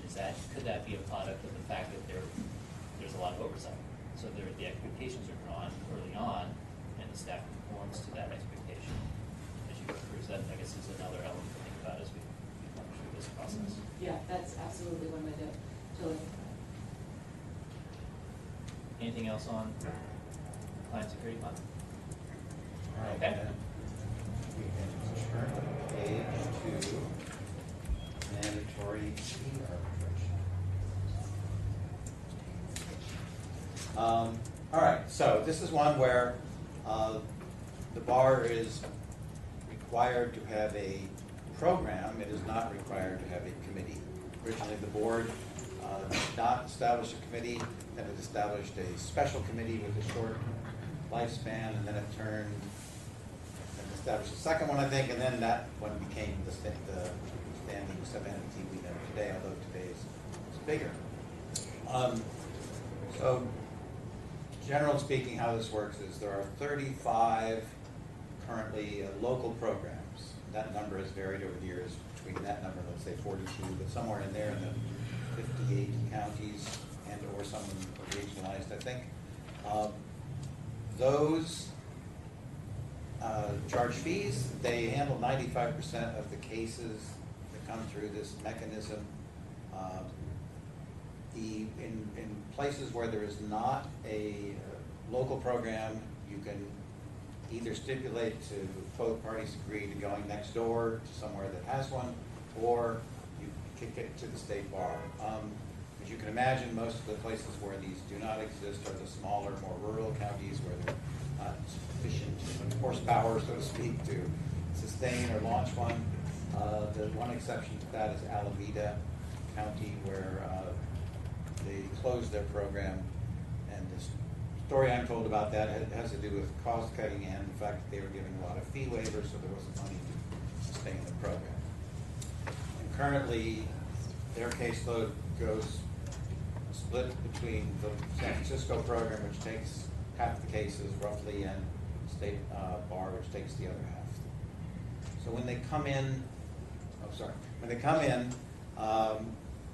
there's about 1,000 cases annually that are handled locally. The ones that come here for want of jurisdiction elsewhere number about 60. Staff person assigns those out to arbitrator and then manages those, does the case flow management, making sure the arbitrator does the work and it gets going and gets through the system. There is also a role known as the presiding arbitrator, who has authority at certain decision points about which path the case goes on. Currently that is a volunteer. So I think a question, again, similar to client security, a lot of this stuff is very straightforward. And what the committee does here, the committee's not really involved in any of this, with the exception of this one role. The committee's spending its time on education / technical assistance for the local programs, and episodically on issuing advisories when there's some change in the law that affects how arbitration should be done, and then at which point they issue advisories, draft and issue advisories. The last ones that are posted on the website were 2016, there's 2, and then prior years it's a hand, 2, 3, 1, none. So not an area of law that's wildly changing, like identity theft or something else, but one where it's mostly decision rules that are known and practiced and so forth. So the other function that the committee plays is that the committee has developed model rules and guidelines for local programs. For a local program to say we're a bar certified arbitration program, they pass their stuff to the bar, to this committee to vet that yes, you do comply. So if they're starting a program, they'll do that. If they're modifying their existing program, they'll do that. And that's a role that the subject matter experts on the committee play. But as you can see, there's 35 existing programs, so there's not, the volume of that work I suspect is relatively small. And so the questions here are, is there a need for a committee? In other words, you could convene subject matter experts to focus on some of the work they've done in the last few years, which is to update the sample fee agreement and some other reference documents that are helpful for both attorneys and the public. They have recently updated their curriculum, so that work is done. The education work, there's a reasonable question to ask whether that should be delivered through online education platform or some other more efficient way than the multi-person, in-person version. And then there's sort of bigger policy questions, I think, about well, what's the board's strategy about these programs? There's 35 now. Should there be more? Should the smaller areas be regionalized? What is the strategy, or is the bar in a passive position of just seeing what happens locally and then whatever happens, the bar deals with? I think there's some bigger questions about what the bar could be thinking about in this area, and the question is where should that thinking take place? So, again, these are just preliminary, throwing them out there to get reaction. Michael? My overall reaction to all of our sub-entities, and some of them bear this comment more than others, is that we need to be thoughtful about the staff resources that we put into supporting them. And we need to be thoughtful about what resources we get out of them to be force multipliers for our staff. And that balance needs to make sense in light of our constrained resources and our desire to direct more resources to OCTC. My impression is, and Randy would know better than I, that this committee's work would be difficult to replicate in his organization without staff resources that we probably don't have to allocate. What I'm particularly thinking of is rendering decisions in individual cases and writing conclusions is a lot of work that we could pay a workforce to do. We could even think about sending it to the state bar court, I suppose, because those are professional adjudicators. But that's really the framework I'm looking at this through. And so I'm really looking to Leah and her management team to say, what's your advice for us on how best to allocate our resources? What are we putting in, what are we getting out, and does it pencil? Recognizing that on some committees, there are bigger policy questions than that. But that framework is really going to inform my attitude towards all of these sub-entities. So just to be clear though, I think you're talking about matters where the presiding arbitrator is making a decision, but what I think Richard has helped make clear for me, or I understand better now, although the presiding arbitrator is on the committee, I believe is a co-chair of the committee itself is not involved in that process. So even if you kept a volunteer presiding arbitrator, it doesn't mean you would need to retain the committee. And there are arbitrators who are part of the State Bar's program who would do the arbitration. I don't think we were talking about State Bar doing the fee arbitration itself. The one role that the presiding arbitrator does play is going to State Bar Court actually on motions to enforce arbitration awards. The other way that my concern about resource allocation informs this process is it's my impression that some of our sub-entities have developed business processes, for lack of a less bureaucratic phrase, that made sense for a largely volunteer-driven organization, that may not make sense when viewed from 30,000 feet.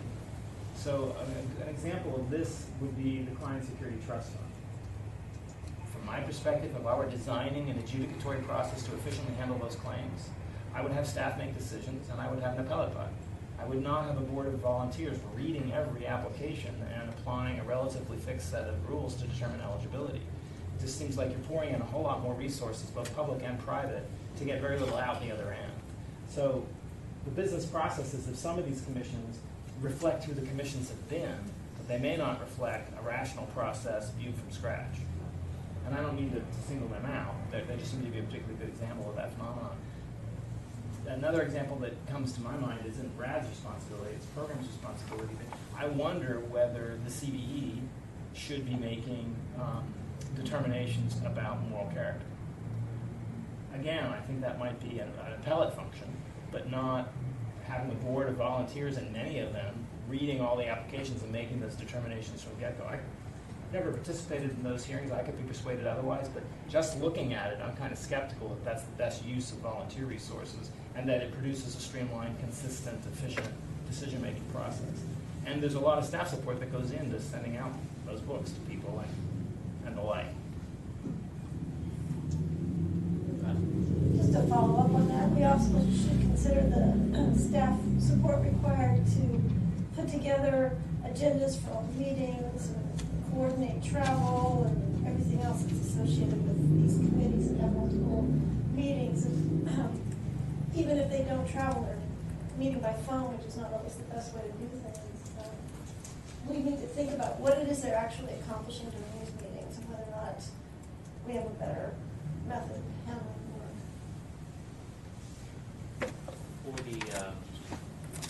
this particular committee, if the committee did not exist, understanding that they are providing technical assistance, how would the smoke signal, let's say, come out to, we need a revision on the arbitration agreement. We need help on this particular legal issue. Like, how would we get visibility on that if the committee didn't exist? Yeah, that's a good question. And so far in consulting with OGC and executive office colleagues, so one idea as well, there could be some arbitrator slots on some other committee where that perspective would be brought to bear, and that's where that perspective would be heard. That's one view of how to do that, but I understand your point that there's a there needs to be some sort of point of contact Right. on this issue. But remember that we have staff, so we have staff to monitor here, including an attorney and non-attorney staff. And so the smoke signal would be sent to staff. And in terms of the continued involvement of professionals in the process, Randy has at different times indicated that, you know, he had an idea about how COPRAC could be kind of modified, the composition of COPRAC to take on some of the work of the committee that really does require those who are experts in the field to opine. So I just want to make clear that if the committee goes away, it doesn't mean that we don't have staff doing the work and programs through contact, and who are experts in the work. This is what they do all day, every day. Yeah, so one version of that is the education piece goes toward COPRAC, and the professional training about arbitration could be produced in their pipeline. Whereas if you hired a presiding arbitrator, an experienced arbitrator into a staff position, that person would be the person who is monitoring what's going on around the state, where our program's in trouble, you know, what's our strategy, and monitoring the statistics on how, you know, time to disposition for these cases and other things that would help figure out its performance. Is there, I mean, how about, just to throw this out here, the idea that we not be involved in the arbitration period? That, as I understand it, was identified in some legal case as a core public protection function. I think it's a statutory mandate. The other function I should mention, which I did not mention up to now, is the enforcement function. So not all states have a version of this. All states do not have an enforcement function, which is to say, you get an award and then you say, hey, this person's not making good on the award. So that's a feature that California and some other programs have, where then that enforcement is pursued by bar staff. So that is a feature that's well regarded as something, but again, the caseload enforcement, it's 23 cases last time, but it's work for sure to get those through the process. And the case Richard was referring to was when the Supreme Court was looking at did the $297 assessment. Part of what they funded was mandatory fee ARB as part of our public protection mission.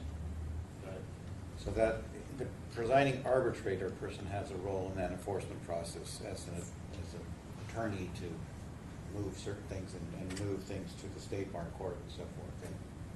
But let me just note one thing though, in terms of the role of mandatory fee ARB within the public protection function. From my review of the legal information that OGC put together, this is not a statutorily created commission.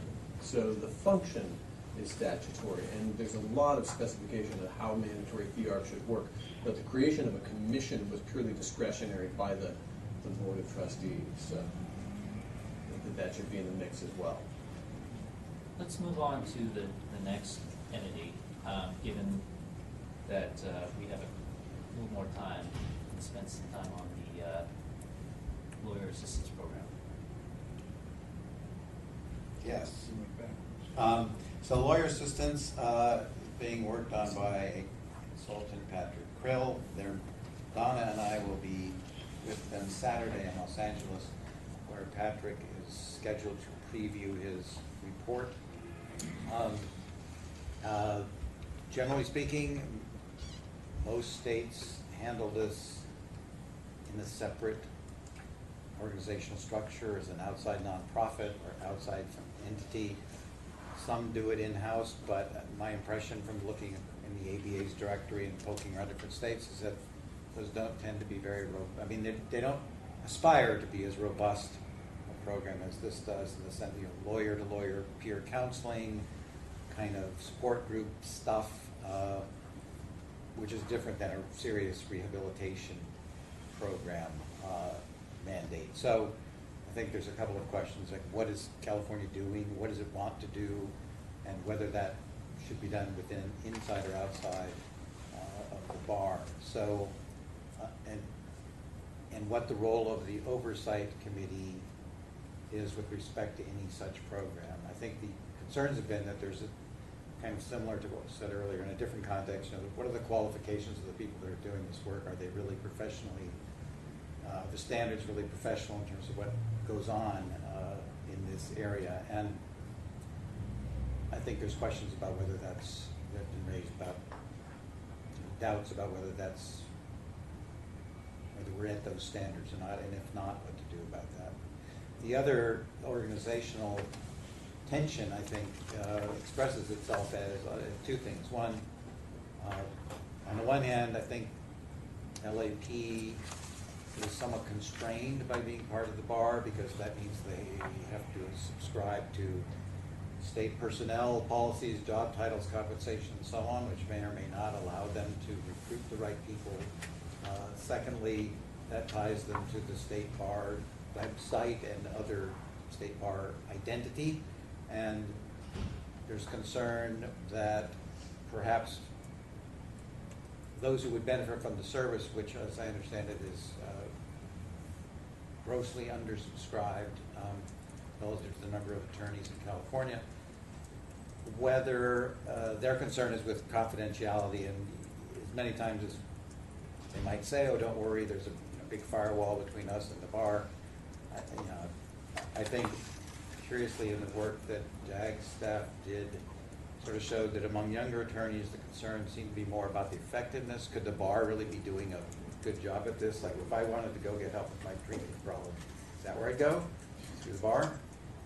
Older attorneys seem to be more worried about confidentiality, which makes sense in the sense they have more of a career, more of an investment, more to lose if there's leakage there, so to speak. So I think those two issues about effectiveness of the program and confidentiality are tied into this organizational question too. And we've put 2 surveys on the street, one nationally to other lawyer assistance programs to get information about their structures. As Richard said, some are part of the bar, some are part of, some are directly part of the court, and some are independent entities. So wanting to get a breakdown of that structure and how that structure may impact the size of the program. Also, one of the questions asked was sort of whether they've transitioned that structure from inside the bar to elsewhere or vice versa, just to get a sense of what that impact is.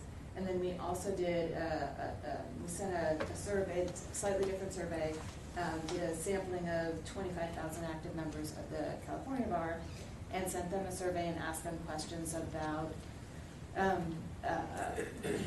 whether, among other things, sort of whether, would they come to the state bar? Is that their proper host for a lawyer assistance program? Do they have concerns? What are those concerns? Is it confidentiality? Is it effectiveness? Et cetera. And we're compiling the results of that survey. The last I heard, I think we had maybe 1,500 responses to that survey, and so we were very pleased with that response rate. And the national survey also had a really high response rate. So we'll be compiling all that information and just sort of as background to help you in sort of thinking through the issue, the key issue really, of whether the state bar is the appropriate host for the lawyer assistance program or not. And I think a couple of other related issues. One is there's kind of 2 flavors of people that go that way. One is the voluntary enroll yourself piece. The other is through the disciplinary channel, and whether bar should claim only that piece would be one question. And another concern the consultant has raised is, well, gosh, if we don't stay with what we have now, what's the transition going to be, and what about lawyers that need help? I think the bar has, my personal opinion is that the bar has demonstrated in the separation of the sections, CLA, that, okay, there's a way to do this. It happens in healthcare all the time. Your doctor falls out of this network and is now part of this, or takes this insurance, or doesn't take that.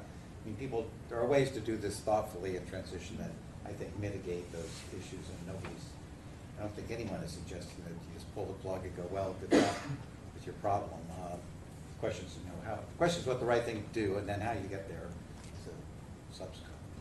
And so there's a question of, is there an existing entity already out there that is a good alternative? Or, you know, would a new nonprofit be created?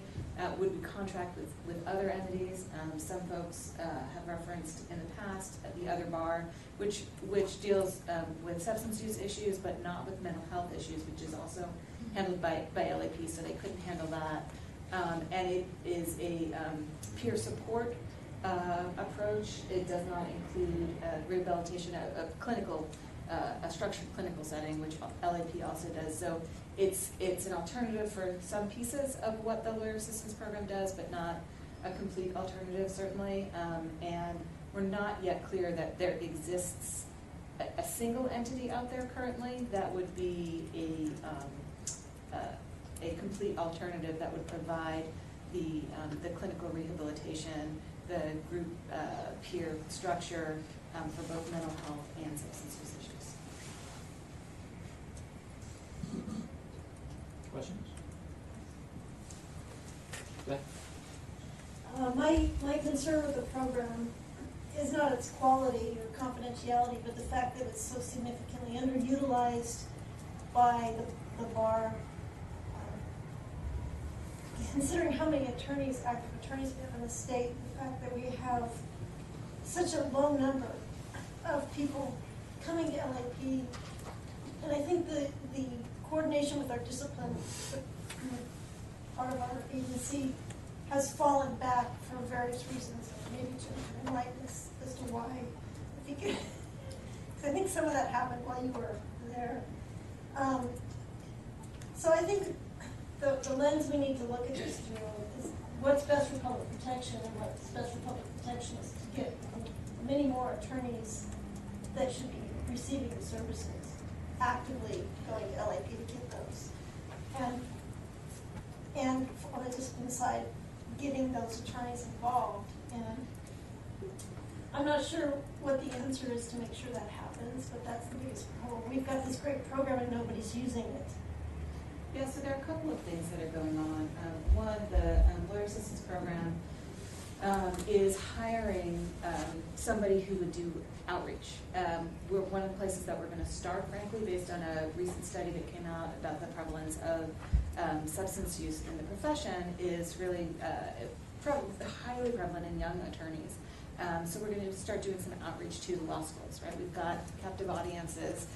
We have 56 law schools out there, so it'll take us a little while. But as soon as we get this person on board, we'll be developing outreach materials, going out to the law schools. And because now, since the statute change, it's just clear that the Lawyer Assistance Program can take law students as well as applicants to the bar and active and inactive attorneys. So we want to capitalize on that expansion of LAP and really bring in to the program, so give them program knowledge for the law students and the younger lawyers. We're also going to be developing, I think this was part of this strategic plan potentially, was some self-assessment tools that we would be putting on the website, and people can sort of identify that maybe there is a problem, that would cause them to reach out. Also, I think what you identified with the discipline system is very true. And one of the things that we're talking about is, and this is sort of part of a bigger discussion, which I will probably bring to, the plan was to bring this discussion to RAD at, I think, the September meeting. But one of the things that we are in the early stages of exploring is thinking about a very different way to do probation than we do currently. And part of that is also involving LAP more clearly. And so when, right now, if somebody is not referred to the alternative discipline program, a stipulation that's prepared by OCTC or a decision that comes down from the court could order some frequency of abstinence-based peer counseling for substance use issues. It seems to me that if there is a concern about a substance use or a mental health issue, we should get LAP involved in helping to identify what the appropriate orders might be. Maybe that's exactly the right order, maybe not. And so really bringing LAP into those discussions much earlier So we would have treatment plans that are recommended, treatment plans that our clinical rehabilitation coordinators in the lawyer assistance program develop, that would be part of the terms and condition of probation that ultimately get ordered by the court or that are part of the stipulation. So we are definitely seeing that, like you, Joanna, that there really is a need to better incorporate the training and knowledge of our LAP staff into what gets ordered for public protection. I can't remember exactly the reason why it stopped happening the way it used to happen, but there's something that's telling me back the brain when I went to all these LAP meetings that it had something to do with the lack of confidentiality when you're in the discipline process, because all of those documents are made public. And it had a lot to do with defense counsel not wanting to have their client, problem exposed on the website. And I don't know how we address that. That may be only part of it, I don't know. I have to think there is a way around that, and that'll certainly be something that we make sure that we take into consideration. Yeah, I'm going to have to probably get defense counsel involved in that discussion to see if there's a way to resolve it. Any other questions? In diversion programs in the court system, are the destinations of folks who are put in drug programs, drug rehabilitation programs, is that like a state licensing process? This is one new idea of the different options that may be out there. I'm not familiar enough with that process on where people go through like a drug court and it's ordered that they spend 6 months at a facility. How are those facilities identified? Are they licensed? Are they armed? I can speak at least to the area that I'm familiar with, and that is that there are programs that are approved by probation. So unfortunately, there's like zero programming for mental health treatment. But there are a number of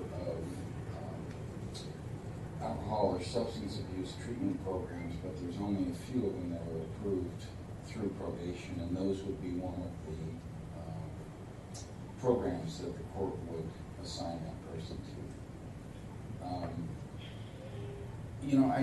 I just want to throw something in here because the substance abuse issue is one that I've had experience with in my career and also among other attorneys in my area. And I don't know how to say this, but it's very difficult for a person who does not have a substance abuse or alcohol issue to sort of get into the mind of that other person. I don't think you can underestimate how important anonymity and confidentiality is to a person who is suffering from that affliction. In our area, the other bar is by far the more sought-after program. And it's not only sought after by a person who all of a sudden discovers, which is this denial thing in the mind of the abuser is huge. But when that cathartic event hits, they're going to go to other people who have the same type of problem that they have. And in my area, I know a number of the people that are in the other bar that are attorneys that will swoop in, so to speak, and help this person anonymously.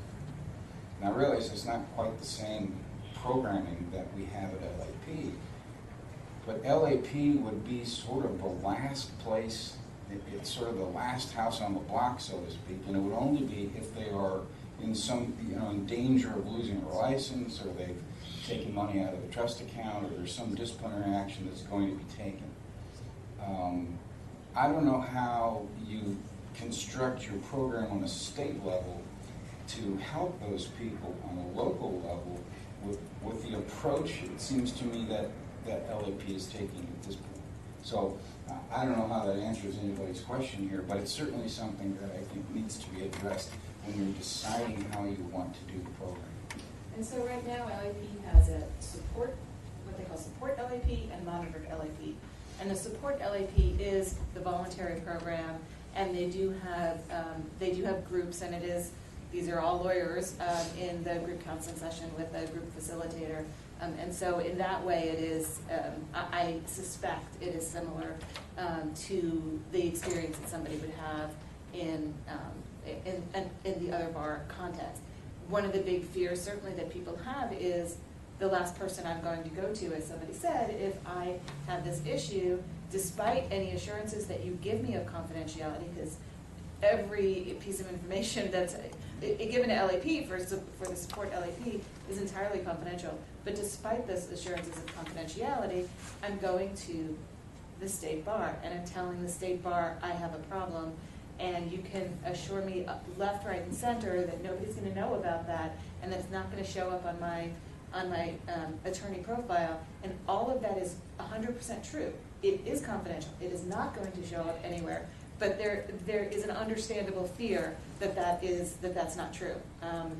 And it is one of the reasons that we physically moved the lawyer assistance program out of the Los Angeles building, and they are in a different space. So this way you're not walking into a building with the seal of the state bar on it, walking through security and getting into the elevator with a state bar prosecutor. Because just the sense of that makes you feel that any confidentiality has gone out the window. Any questions? Really enjoyed the discussion. Thank you very much, and we look forward to hearing more from you both in the coming meetings. Thank you. Right, just, you see on the board just the last next steps as we get up to the July and September meetings. So basically I'll just say we'll keep you informed and we'll be coming to you to make those big hard decisions. Great. Thanks. Thanks a lot. Well, I believe that concludes our agenda, as there's no more business before Let's take a 5-minute break, then we'll do the training, and then I think we can take another half hour at the end of the day, since we've saved a half hour, to tackle part of tomorrow's closed session so that we can move things along tomorrow efficiently. So I think you got another hour in front of you with a 5-minute break first.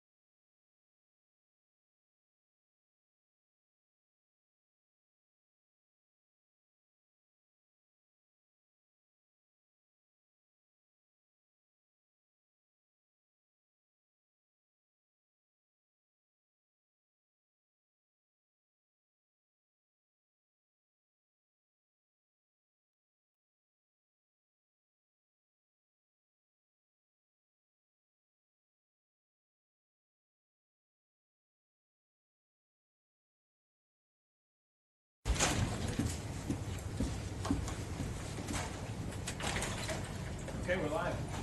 Take us away. I'm Nicole Brenner, an Assistant General Counsel with our Office of General Counsel. Is that on?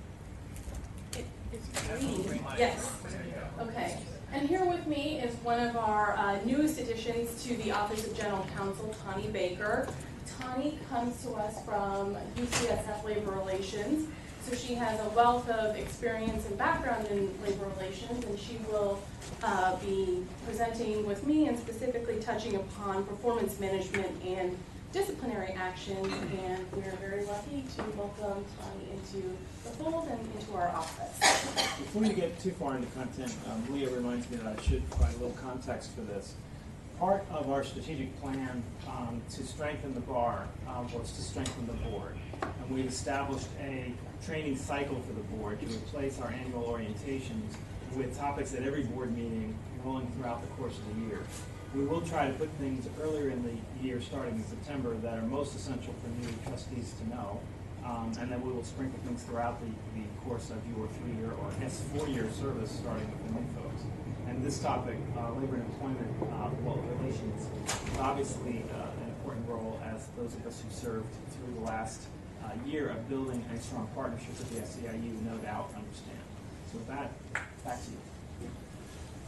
Okay. So the focus of this presentation will be on the day-to-day nuts and bolts type aspects of labor relations. As Michael mentioned, the recent focus here at the bar has been on the larger collective bargaining negotiations over an MOU, but this training will be an overview of topics that tend to also arise outside of the context of MOU negotiations and sort of apply to the day-to-day functionings of a represented organization. First, I'm going to go through an overview of the Myers-Milius-Brown Act. Next, I'll go over the nuances of the scope of representation and go over the differences between decisional and effects bargaining. I'll then move to a description of the regulatory mechanism of the Public Employment Relations Board, and then to the differences between unfair practice charges, which are before PERB, and grievances, which are a product of our MOU. And again, Tani will close out our presentation with a segment on performance management and disciplinary actions. Okay, so there is a distinct labor relations link to the strategic plan. If we could advance to the next slide, thank you. There are three objectives that are linked to labor relations. The first is Goal 3, Objective B, which is to improve productivity through performance accountability, training, and professional development. The next is Goal 3, Objective C, which is to improve staff morale and career satisfaction through recognition of performance, career path development, transparent and collaborative communication. And finally, Goal 3, Objective E, develop outcome and performance accountability metrics for assessing organizational and service effectiveness throughout the bar. So primarily, a positive relationship between bar management and the union and working within the labor relations legal framework to achieve these goals is really key in successfully meeting these strategic plan objectives.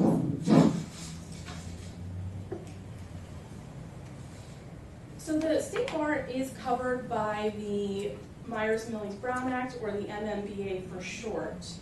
And because the State Bar is organized as a public corporation, it meets the definition of a public agency that is covered by the MMBA. And it's subject to the jurisdiction of the Public Employee Relations Board. Typically, when people think of the MMBA, you think of the state law that gives county, city, and special district employees the right to union representation, but the State Bar is also covered in that group. So the main purpose of the MMBA is to give both employers and unions the ability to bargain over good faith, bargain in good faith over issues within the scope of representation. And I'll get into the specifics of the scope of representation next. And PERB is a quasi-judicial administrative agency which is charged with covering 8 collective bargaining statutes governing California public sector employees, and within those 8 are 5 of the major public employment relations statutes, the MMBA being one of the 5. So the scope of representation is a term that's expressly defined in section 3504 of the MMBA, and it essentially covers the fact that employees have to engage in decisional bargaining over all matters within the scope of representation. It's most clear that matters involving wages and hours are covered within the scope of representation, but it covers wages, hours, and other terms and conditions of employment. Wages covers anything that relates to money that employees take home. That's the most basic level salary, but it can also cover benefits, overtime, and other paid vacation. Hours covers the length of the workday, hours of work required per week, and things on a smaller scale like breaks. And the employer does have to bargain over the decision before implementing any changes to anything that's within the scope of representation. The scope of representation test is specifically set forth in the Claremont Police Officers Association case. First, it has to have a significant and adverse effect on bargaining unit member terms and conditions of employment. Second, the effect does not arise from the implementation of a fundamental managerial or policy decision. And third, the employer's need for unencumbered decision-making in managing its operations is outweighed by the benefit to employer-employee relations of bargaining about the action in question. So when the test says it has to have a significant and adverse effect, what that means is that there has to be a significant and adverse effect on the terms of employment. That can apply to as little as one bargaining unit employee. If there is a contemplated change to the hours of one employee's workday, that has to be bargained over. So it's not the amount of employees involved, it's the seriousness of the change. So outside of the scope of representation, we have management rights. And management rights are typically specifically specified in an MOU. They are in fact specified in our MOU. And management rights tend to give employers rights such as hiring, firing, determining the merits mission, budget, organization, necessity, and scope of public services or programs. And just to tie all of this together, we have decisional versus effects bargaining. And as I've been going over, unions have the right to bargain over the decision for issues that are within the scope of representation. Again, those are the wages, hours, and terms of condition, and sort of another term of art that is used in the labor law context is mandatory subjects of bargaining. On the other hand, we also have the effects bargaining right, and although certain decisions are subject to the managerial prerogative, if these decisions impact any terms and conditions, hours, or wages, the union has the right to request to bargain over the effects of the decision, even if the actual decision is outside the scope. The sort of classic example of effects bargaining is layoffs. An employer has the right to lay off employees, but they do have to go to the table if asked by the union and bargain over the effects of the layoffs over the workforce. So I want to illustrate the differences between effects bargaining and decisional bargaining with a hypothetical. Here we have the Sunshine County Hospital, and they as an employer have decided that beginning in July, all registered dietitians will teach an additional nutritional and diabetes education course, as the courses are very in demand by the public. They'll be scheduled to teach 2 Saturdays per month and work 8-hour days in order to maximize public access to the course. The RDs are represented, and prior to the decision to change the hospital course offerings, the RDs just work the standard 40-hour week, Monday to Friday. The employer has decided that in order to keep the amount of hours that the RDs work per week the same, they'll give the RDs the following Monday off after Saturday shift, which therefore keeps the 40-hour week, but shifts the days of the week that the RDs have to work. So the first question that I want to go over is the hospital's decision to offer additional courses subject to bargaining.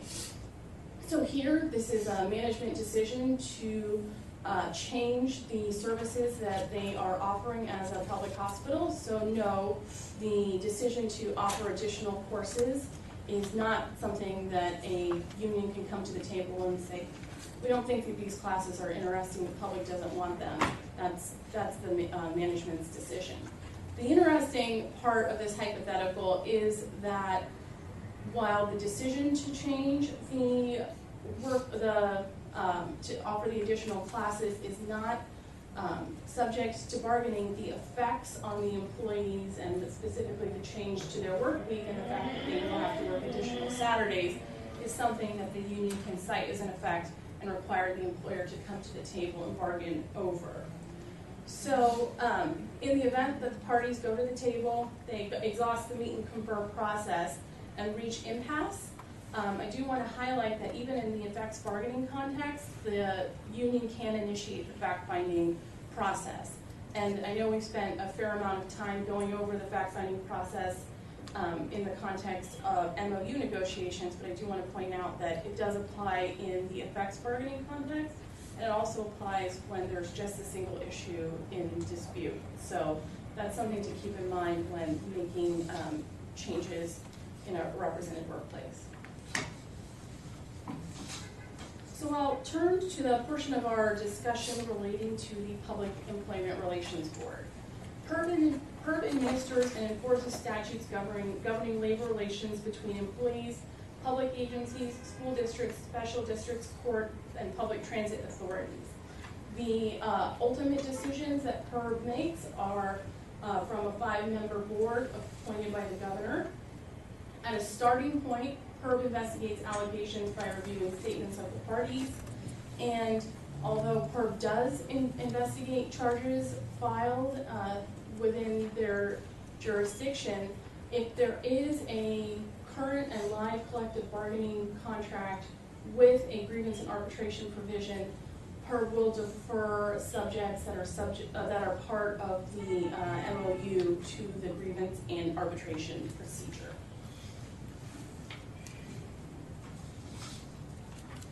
So employees, exclusive representatives, or unions and public agencies can file an unfair practice charge with PERB. There are very strict time limits attached to filing a charge with PERB, and they have to be filed within 6 months of the alleged violation.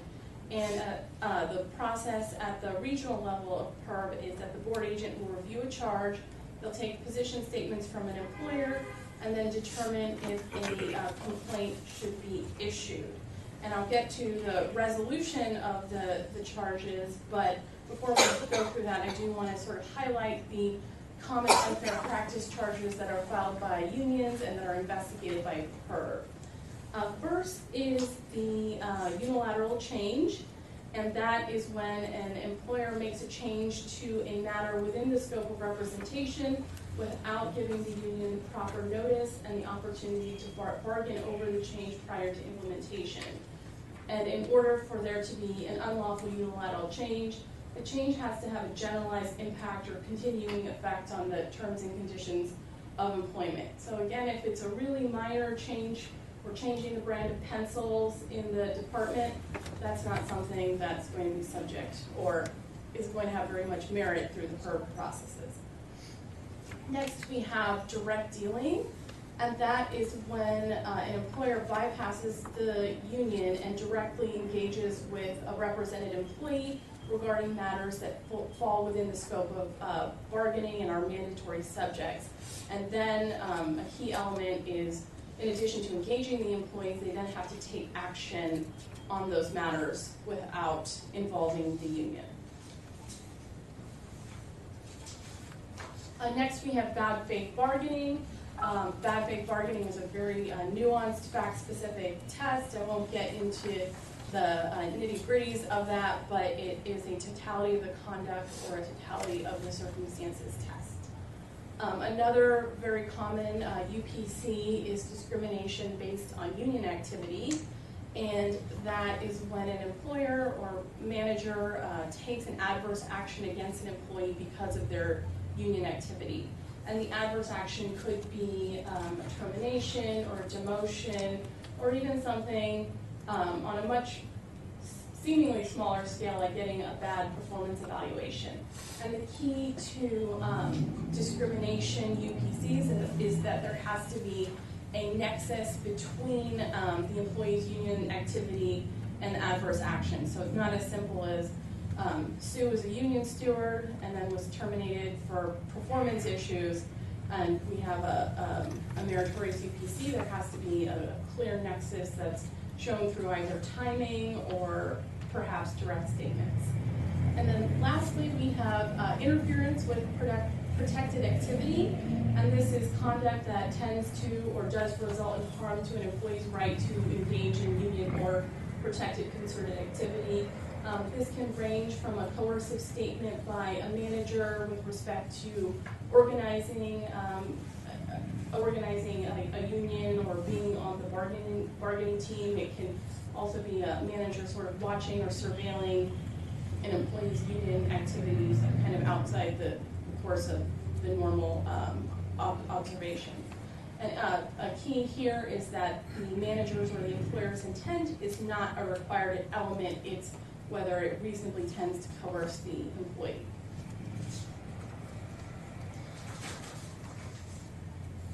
So the resolution of PERB charges.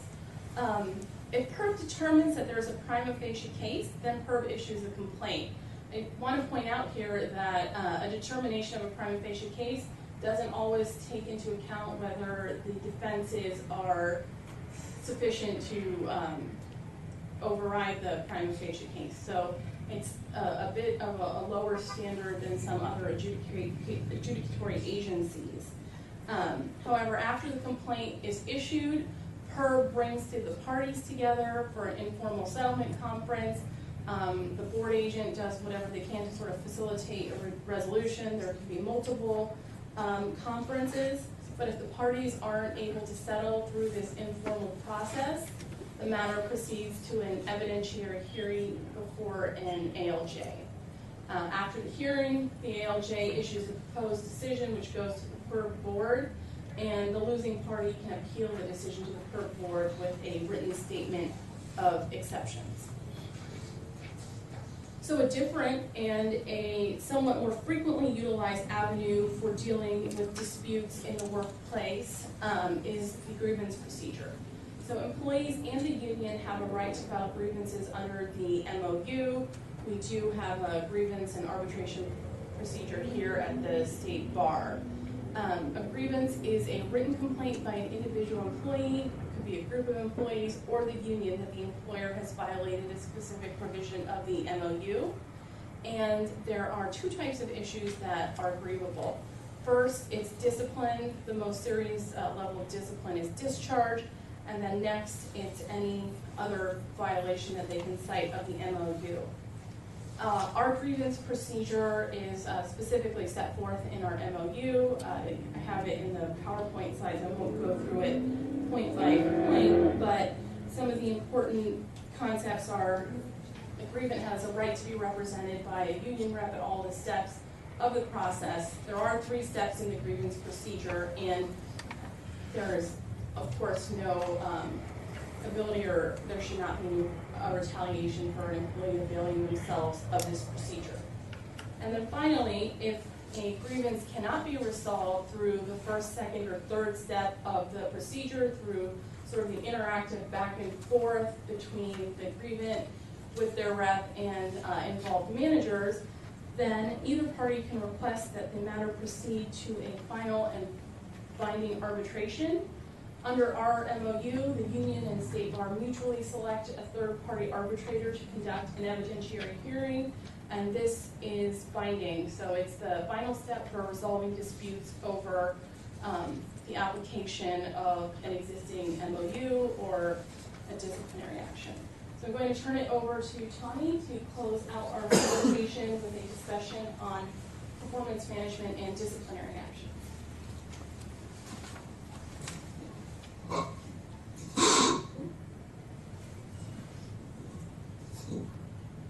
right, thank you for that, Nicole. So I'll be talking briefly about performance management and disciplinary actions.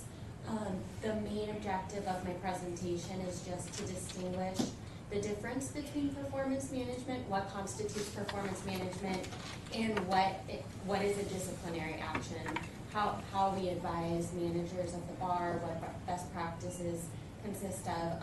So it'll be a fairly high-level overview.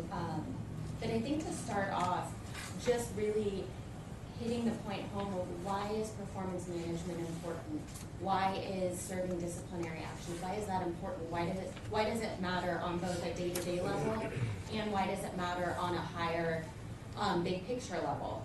I think first off, on the big picture level, Nicole already touched upon that it's part of our strategic plan. We determined that maintaining a productive, enthusiastic, accountable, well-trained workforce is important. So we did include that in our 5-year plan. And what that really means is we want to have a productive workforce that's able to carry out the State Bar's mission statement. We are committed to protecting the public, and we're doing that through regulating the attorneys of California. And at a very, very basic point, we need to have productive employees, you know, in each of our areas carrying out that mission statement on the day-to-day. And just on that day-to-day level, we really, you know, employees notice, you know, when managers aren't addressing problematic issues, even though personnel matters are confidential. Employees notice, you know, that person who's coming in every day at 10:05 and being able to do that for years on end. You know, that's not something that is good to promote. And so for a manager to be effective, nipping that in the bud is really important, because then employees see that managers are invested towards promoting a productive workplace.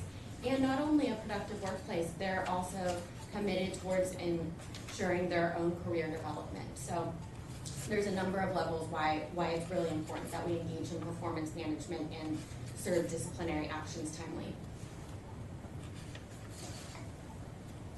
All right, so first I'll be discussing performance management. Performance management, first and foremost, is non-disciplinary.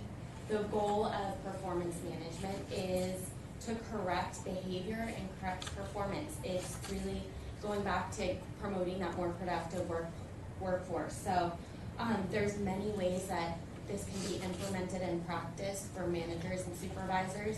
And this can consist of training, one-on-ones, verbal warnings, performance improvement plans, also known as PIPs, performance evaluations. There's any number of ways that managers can put a finger on the pulse of what's going on with their staff and decide what would be effective. And another really important point that I have run into when advising managers, managers will say, like, well, what do I do? Like, how do I start? And there really is no formula for performance management. I think a lot of times managers will try to think of it in a very binary process of, you know, I've issued 2 counseling memos, it's 15 days later, what do I do next? And it's really, there isn't a set process, it's really more of an art, there's not a science to it. But with that said, there are best practices that we do want to promote and advise managers on, such as giving really specific feedback, giving measurable feedback. Just telling an employee do better, that's not really going to help solve problems. It's just going to frustrate employees, and your managers won't see the results that they want to see. So really just looking at job descriptions, seeing what the employee is supposed to be doing and giving feedback that's really measurable is the first best practice tip that I wanted to emphasize. And I think another really important area in advising managers is performance management. For it to be effective, it needs to be timely, it needs to be consistent. All staff members should be held accountable to the same standards. And the feedback needs to be timely. If someone has an attendance problem it's not gonna be very effective to say 4 months later. I noticed that in February, you were late on, February 4th. So just being really timely about feedback is important. And finally, something that we in HR advise managers is documenting performance. If things are happening over a long period of time, the best practice is to make sure that things are being documented to create an accurate record of what's going on. And finally, before we move into disciplinary actions, as I mentioned, the goal of performance management is to correct performance, correct behavior, before it gets to the point where we do have to move to discipline. Because once we are at the disciplinary stage, things are a little bit more serious and there's more procedural mechanisms that we have to follow. So, with formal discipline, the state bar has a variety of options, and those options are set forth in both the attorney and general unit MOU. These consist of dismissal, involuntary demotions, suspension without pay, and at the lowest level, a written warning. And one of the things that we have in our MOU that we advise managers on is the concept of progressive discipline. And what this means is the first time someone is late to work, they are not going to get fired. You start, at the lower level performance management stage and gradually work up, imposing more and more serious levels of discipline as the problem persists, doesn't correct, etc. But what I do want to note is there are certain instances in which someone's behavior or performance deficit might be serious enough where the first instance of it may warrant a dismissal or a demotion. If someone comes into the workplace and hits one of their coworkers, we're not going to give them a counseling memo that says, or should have known that you shouldn't be hitting your coworkers. Try not to do that again. We will address it seriously and promptly as needed. So I just wanted to stress that because a lot of times managers will be confused if, there is a serious issue that they think they have to start at the lowest level and work their way up, and that's not always the case.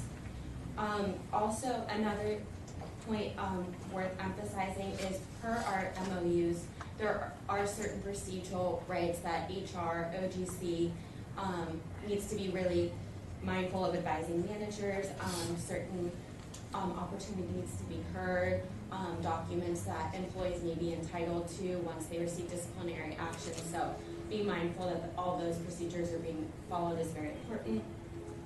And as for me, when I'm advising managers, I always like to say, hope for the best, prepare for worse.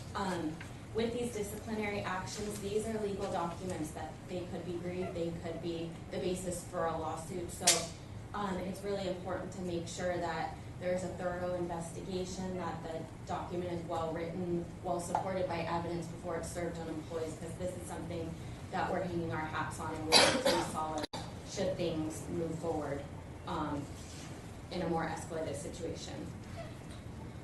The next slide that I will be addressing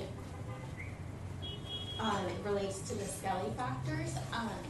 As I mentioned before, performance management, imposing discipline, it is more of an art than a science. Managers often will say, what sort of discipline can I impose? What should I do? What's the best option for me? And when advising managers, something that we will base our recommendation on is the Supreme Court case, Skelly versus State Personnel Board. This is a California Supreme Court case from 1975 where a doctor appealed his dismissal from state service. And what the court looked at were 3 factors, including the harm to public service, the circumstances surrounding the misconduct, and the likelihood of recurrence. And those 3 factors were what the court used to assess whether or not the discipline imposed by the state agency was reasonable or not. So again, this will be something that HR and OGC will advise managers and supervisors who are asking for a recommendation on levels of discipline to impose.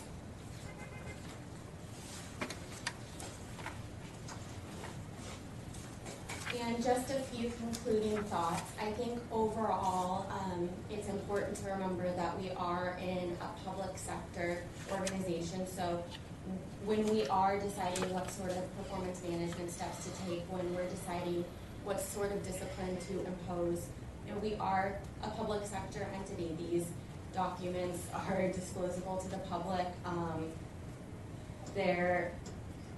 We're held to a certain standard of integrity, so when we are implementing what we just discussed, it's really important to adhere to those principles and be fair and consistent with imposing performance management and discipline. And secondarily, it does take time. I think managers who come to the state bar from private sector might often not know, what sort of organization that they're operating in. So it's important that we do be mindful of the fact that it is a unionized environment. There are certain MOU requirements, certain legal standards, etc., that we are bound to when imposing discipline and engaging in performance management. So that is pretty much all I have for you, and thank you very much. Thank you very much. Thank you very much for taking the time to give us that context. We've, most of us have experienced pieces of this elephant, but we've never had the whole thing described, so that's helpful. Were there any questions from our labor team? Okay, thank you very much. We're going to go into closed session portion of tomorrow's board meeting agenda. Our agenda allows us that flexibility.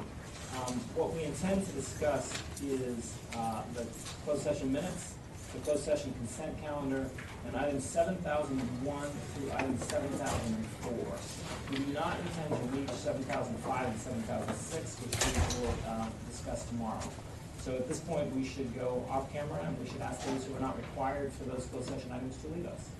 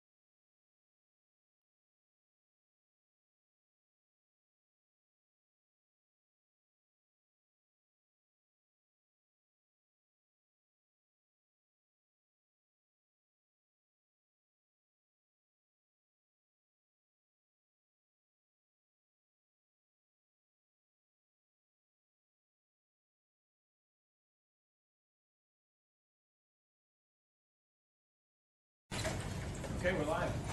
Take us away. I'm Nicole Brenner, the Assistant General Counsel with our Office of General Counsel. Is that on? It's green. Yes. Okay. And here with me is one of our newest additions to the Office of General Counsel, Tani Baker. Tani comes to us from UCSF Labor Relations, so she has a wealth of experience and background in labor relations, and she will be presenting with me and specifically touching upon performance management and disciplinary actions, and we're very lucky to welcome Tani into the fold and into our office. Before you get too far into content, Leah reminds me that I should provide a little context for this. Part of our strategic plan to strengthen the bar was to strengthen the board. And we've established a training cycle for the board to replace our annual orientations with topics at every board meeting rolling throughout the course of the year. We will try to put things earlier in the year, starting in September, that are most essential for new trustees to know. And then we will sprinkle things throughout the course of your 3-year or 4-year service, starting with the new folks. And this topic, labor and employment relations, is obviously an important role, as those of us who served through the last year of building a strong partnership with the SEIU no doubt understand. So with that, back to you. So the focus of this presentation will be on the day-to-day nuts and bolts type aspects of labor relations. As Michael mentioned, the recent focus here at the bar has been on the larger collective bargaining negotiations over an MOU, but this training will be an overview of topics that tend to also arise outside of the context of MOU negotiations and sort of apply to the day-to-day functionings of a represented organization. First, I'm going to go through an overview of the Myers-Milius-Brown Act. Next, I'll go over the nuances of the scope of representation and go over the differences between decisional and effects bargaining. I'll then move to a description of the regulatory mechanism of the Public Employment Relations Board, and then to the differences between unfair practice charges, which are before PERB, and grievances, which are a product of our MOU. And again, Tommy will close out our presentation with a segment on performance management and disciplinary actions. Okay, so there is a distinct labor relations link to the strategic plan. If we could advance to the next slide, thank you. There are three objectives that are linked to labor relations. The first is Goal 3, Objective B, which is to improve productivity through performance accountability, training, and professional development. The next is Goal 3, Objective C, which is to improve staff morale and career satisfaction through recognition of performance, career path development, transparent and collaborative communication. And finally, Goal 3, Objective E, develop outcome and performance accountability metrics for assessing organizational and service effectiveness throughout the bar. So primarily, a positive relationship between bar management and the union and working within the labor relations legal framework to achieve these goals is really key in successfully meeting these strategic plan objectives.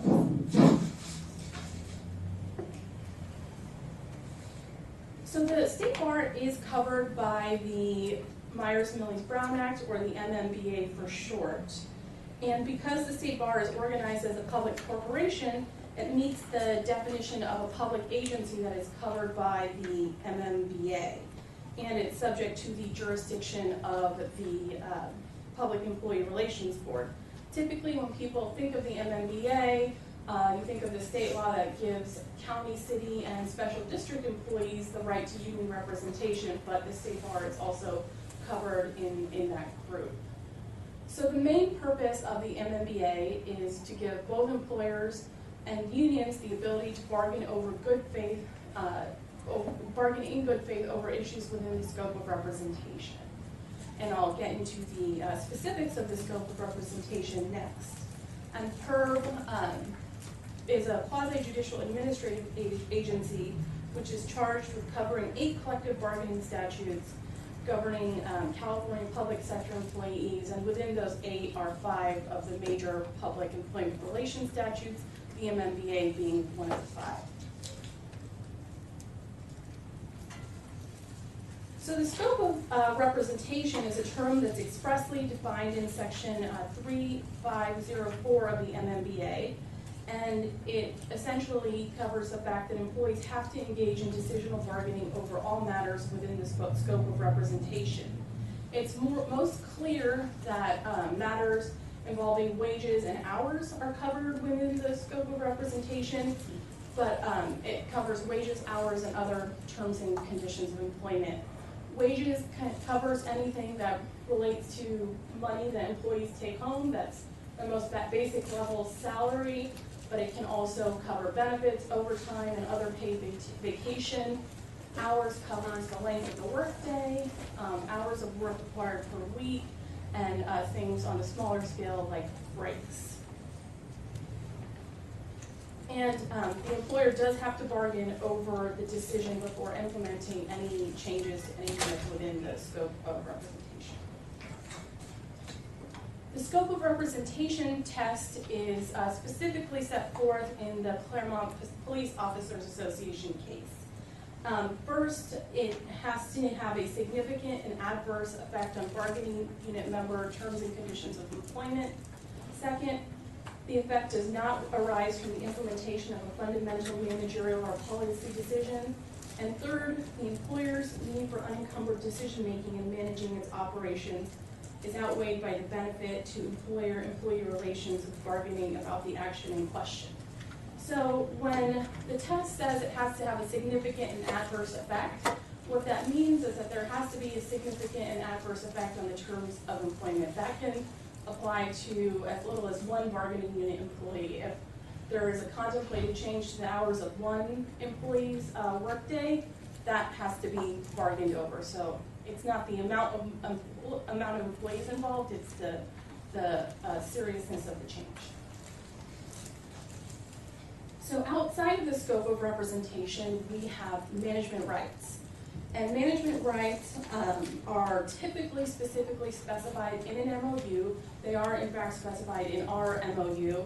And management rights tend to give employers rights such as hiring, firing, determining the merits mission, budget, organization, necessity, and scope of public services or programs.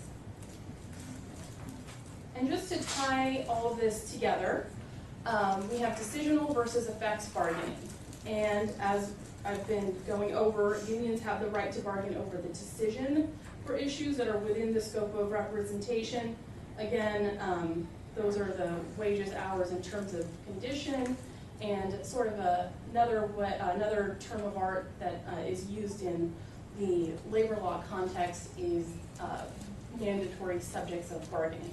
On the other hand, we also have the effects bargaining right, and although certain decisions are subject to the managerial prerogative, if these decisions impact any terms and conditions, hours, or wages, the union has the right to request to bargain over the effects of the decision, even if the actual decision is outside the scope. The sort of classic example of effects bargaining is layoffs. An employer has the right to lay off employees, but they do have to go to the table if asked by the union and bargain over the effects of the layoffs over the workforce. So I want to illustrate the differences between effects bargaining and decisional bargaining with a hypothetical. Here we have the Sunshine County Hospital, and they as an employer have decided that beginning in July, all registered dietitians will teach an additional nutritional and diabetes education course, as the courses are very in demand by the public. They'll be scheduled to teach 2 Saturdays per month and work 8-hour days in order to maximize public access to the course.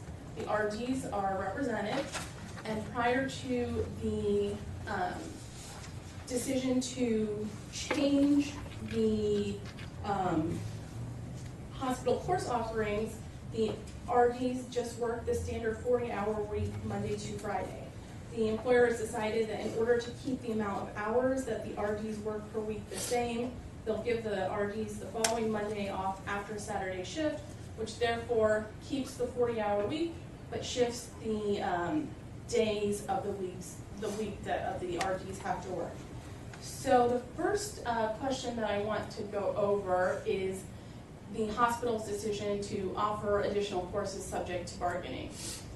So here, this is a management decision to change the services that they are offering as a public hospital. So no, the decision to offer additional courses is not something that a union can come to the table and say, we don't think that these classes are interesting, the public doesn't want them. That's the management's decision. The interesting part of this hypothetical is that while the decision to change the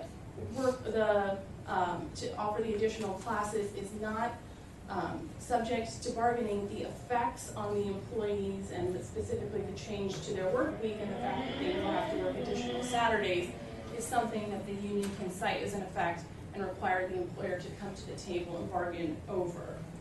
So in the event that the parties go to the table, they exhaust the meet and confer process and reach impasse, I do want to highlight that even in the effects bargaining context, the union can initiate the fact-finding process.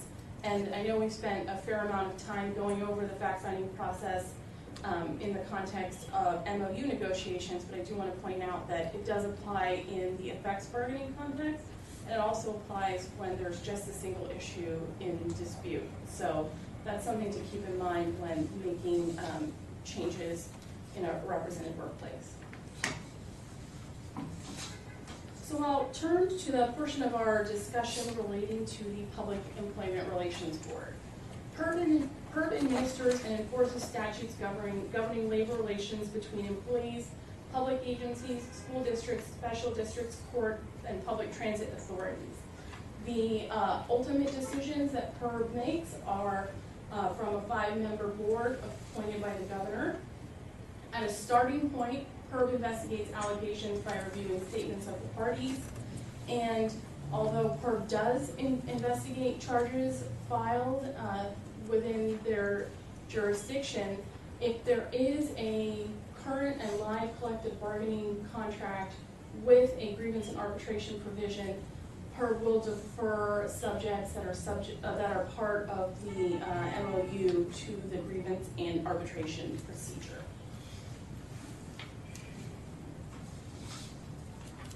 So employees, exclusive representatives, or unions and public agencies can file an unfair practice charge with PERB. There are very strict time limits attached to filing a charge with PERB, and they have to be filed within 6 months of the alleged violation. And the process at the regional level of PERB is that the board agent will review a charge, they'll take position statements from an employer, and then determine if a complaint should be issued. And I'll get to the resolution of the charges, but before we go through that, I do want to sort of highlight the common unfair practice charges that are filed by unions and that are investigated by PERB. First is the unilateral change, and that is when an employer makes a change to a matter within the scope of representation without giving the union proper notice and the opportunity to bargain over the change prior to implementation. And in order for there to be an unlawful unilateral change, the change has to have a generalized impact or continuing effect on the terms and conditions of employment. So again, if it's a really minor change, we're changing the brand of pencils in the department, that's not something that's going to be subject or is going to have very much merit through the PERB processes. Next, we have direct dealing, and that is when an employer bypasses the union and directly engages with a represented employee regarding matters that fall within the scope of bargaining and are mandatory subjects. And then a key element is, in addition to engaging the employees, they then have to take action on those matters without involving the union. Next, we have bad faith bargaining. Bad faith bargaining is a very nuanced, fact-specific test. I won't get into the nitty-gritties of that, but it is a totality of the conduct or a totality of the circumstances test. Another very common UPC is discrimination based on union activity, and that is when an employer or manager takes an adverse action against an employee because of their union activity. And the adverse action could be a termination or a demotion, or even something on a much seemingly smaller scale, like getting a bad performance evaluation. And the key to discrimination UPCs is that there has to be a nexus between the employee's union activity and the adverse action. So it's not as simple as Sue is a union steward and then was terminated for performance issues, and we have a meritorious UPC. There has to be a clear nexus that's shown through either timing or perhaps direct statements. And then lastly, we have interference with protected activity, and this is conduct that tends to or does result in harm to an employee's right to engage in union or protected concerted activity. This can range from a coercive statement by a manager with respect to organizing a union or being on the bargaining team. It can also be a manager sort of watching or surveilling an employee's union activities kind of outside the course of the normal observation. And a key here is that the manager's or the employer's intent is not a required element. It's whether it reasonably tends to coerce the employee.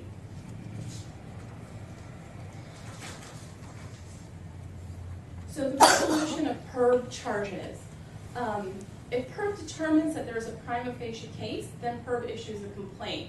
I want to point out here that a determination of a prima facie case doesn't always take into account whether the defenses are sufficient to override the prima facie case. So it's a bit of a lower standard than some other adjudicatory agencies.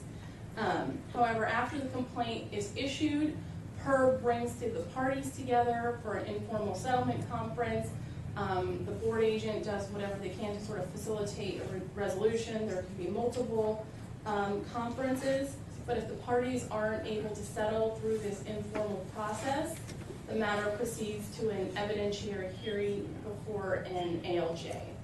After the hearing, the ALJ issues a proposed decision which goes to the PERB board, and the losing party can appeal the decision to the PERB board with a written statement of exceptions. So a different and a somewhat more frequently utilized avenue for dealing with disputes in the workplace is the grievance procedure. So employees and the union have a right to file grievances under the MOU. We do have a grievance and arbitration procedure here at the state bar. A grievance is a written complaint by an individual employee, could be a group of employees, or the union that the employer has violated a specific provision of the MOU. And there are two types of issues that are grievable. First, it's discipline. The most serious level of discipline is discharge. And then next, it's any other violation that they can cite of the MOU. Our grievance procedure is specifically set forth in our MOU. I have it in the PowerPoint slides. I won't go through it point by point, but some of the important concepts are the grievant has a right to be represented by a union rep at all the steps of the process. There are 3 steps in the grievance procedure, and there is, of course, no ability, or there should not be a retaliation for an employee availing themselves of this procedure. And then finally, if a grievance cannot be resolved through the first, second, or third step of the procedure, through sort of the interactive back and forth between the grievant with their rep and involved managers, then either party can request that the matter proceed to a final and binding arbitration. Under our MOU, the union and state bar mutually select a third-party arbitrator to conduct an evidentiary hearing, and this is binding. So it's the final step for resolving disputes over the application of an existing MOU or a disciplinary action. So I'm going to turn it over to Tommy to close out our presentation with a discussion on performance management and disciplinary action.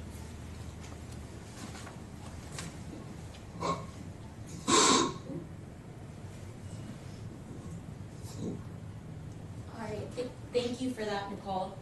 So I'll be talking briefly about performance management and disciplinary actions.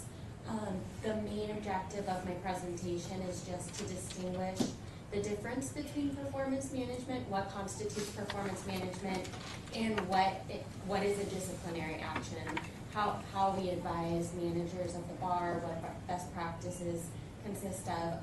So it'll be a fairly high-level overview. But I think to start off, just really hitting the point home of why is performance management important?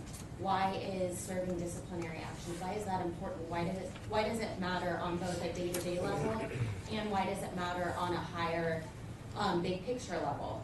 I think first off, on the big picture level, Nicole already touched upon that it's part of our strategic plan. We determined that maintaining a productive, enthusiastic, accountable, well-trained workforce is important.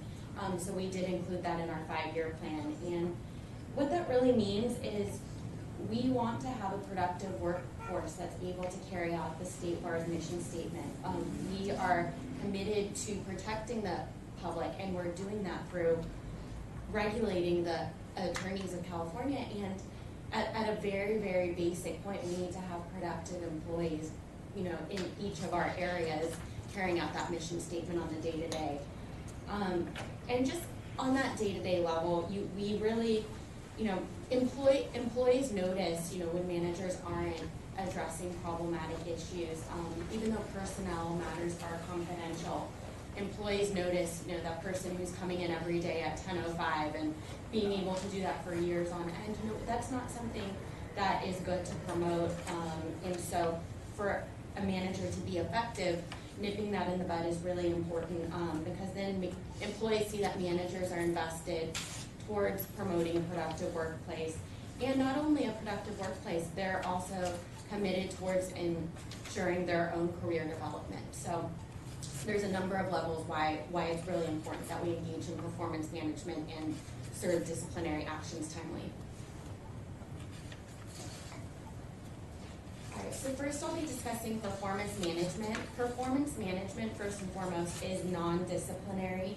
The goal of performance management is to correct behavior and correct performance. It's really going back to promoting that more productive workforce. So there's many ways that this can be implemented in practice for managers and supervisors. And this can consist of training, one-on-ones, verbal warnings, performance improvement plans, also known as PIPs, performance evaluations. There's any number of ways that managers can put a finger on the pulse of what's going on with their staff and decide what would be effective. And another really important point that I have run into when advising managers, managers will say, like, well, what do I do? Like, how do I start? And there really is no formula for performance management. I think a lot of times managers will try to think of it in a very binary process of, I've issued 2 counseling memos, it's 15 days later, what do I do next? And it's really, there isn't a set process, it's really more of an art, there's not a science to it. But with that said, there are best practices that we do want to promote and advise managers on, such as giving really specific feedback, giving measurable feedback. Just telling an employee, do better, that's not really going to help solve problems. It's just going to frustrate employees.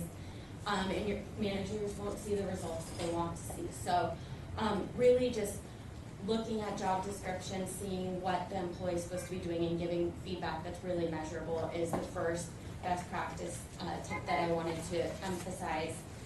And I think another really important area in advising managers is performance management. For it to be effective, it needs to be timely, it needs to be consistent. All staff members should be held accountable to the same standards. And the feedback needs to be timely. If someone has an attendance problem, it's not gonna be very effective to say 4 months later. I noticed that in February, you were late on, February 4th. So just being really timely about feedback is important. And finally, something that we in HR advise managers is documenting performance. If things are happening over a long period of time, the best practice is to make sure that things are being documented to create an accurate record of what's going on. And finally, before we move into disciplinary actions, as I mentioned, the goal of performance management is to correct performance, correct behavior, before it gets to the point where we do have to move to discipline. Because once we are at the disciplinary stage, things are a little bit more serious and there's more procedural mechanisms that we have to follow. So, with formal discipline, the state bar has a variety of options, and those options are set forth in both the attorney and general unit MOU. These consist of dismissal, involuntary demotions, suspension without pay, and at the lowest level, a written warning. And one of the things that we have in our MOU that we advise managers on is the concept of progressive discipline. And what this means is the first time someone is late to work, they are not going to get fired. You start, at the lower level performance management stage and gradually work up, imposing more and more serious levels of discipline as the problem persists, doesn't correct, etc. But what I do want to note is there are certain instances in which someone's behavior or performance deficit might be serious enough where the first instance of it may warrant a dismissal or a demotion. If someone comes into the workplace and hits one of their coworkers, we're not going to give them a counseling memo that says, or should have known that you shouldn't be hitting your coworkers. Try not to do that again. We will address it seriously and promptly as needed. So I just wanted to stress that because a lot of times managers will be confused if, there is a serious issue that they think they have to start at the lowest level and work their way up, and that's not always the case.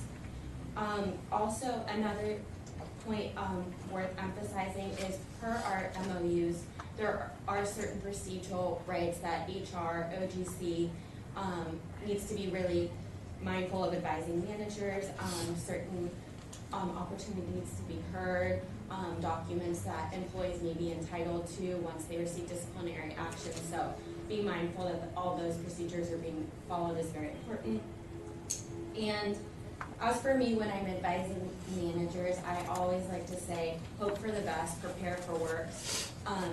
With these disciplinary actions, these are legal documents that they could be grieved, they could be the basis for a lawsuit. So it's really important to make sure that there's a thorough investigation, that the document is well written, well supported by evidence before it's served on employees, because this is something that we're hanging our hats on and we have to be solid should things move forward in a more escalated situation.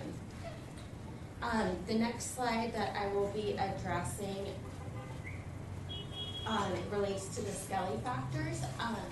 As I mentioned before, performance management, imposing discipline, it is more of an art than a science. Managers often will say, what sort of discipline can I impose? What should I do? What's the best option for me?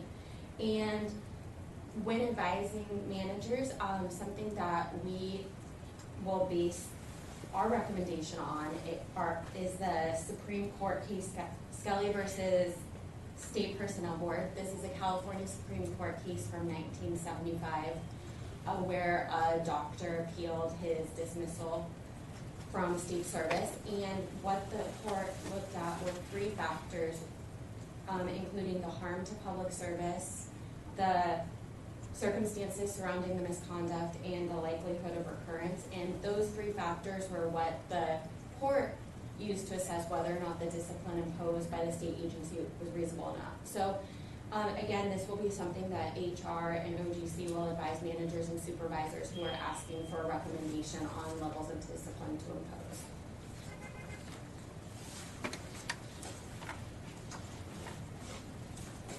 And just a few concluding thoughts. I think overall, it's important to remember that we are in a public sector organization. So when we are deciding what sort of performance management steps to take, when we're deciding what sort of discipline to impose, and we are a public sector entity. These documents are disclosable to the public.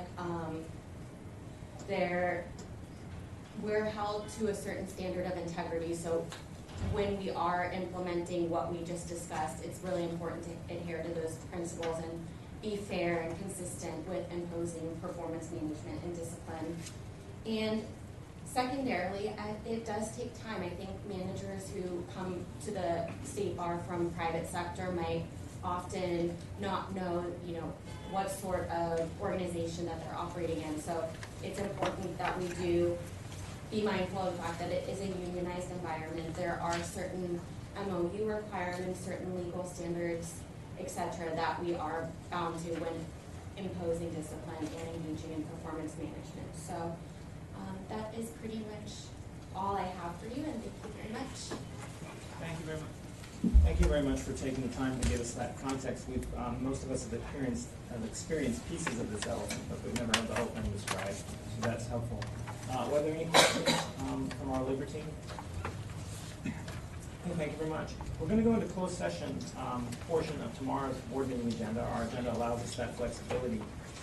What we intend to discuss is the closed session minutes, the closed session consent calendar, and items 7001 through item 7004. We do not intend to reach 7005 and 7006, which we will discuss tomorrow. So at this point, we should go off camera, and we should ask those who are not required for those closed session items to leave us.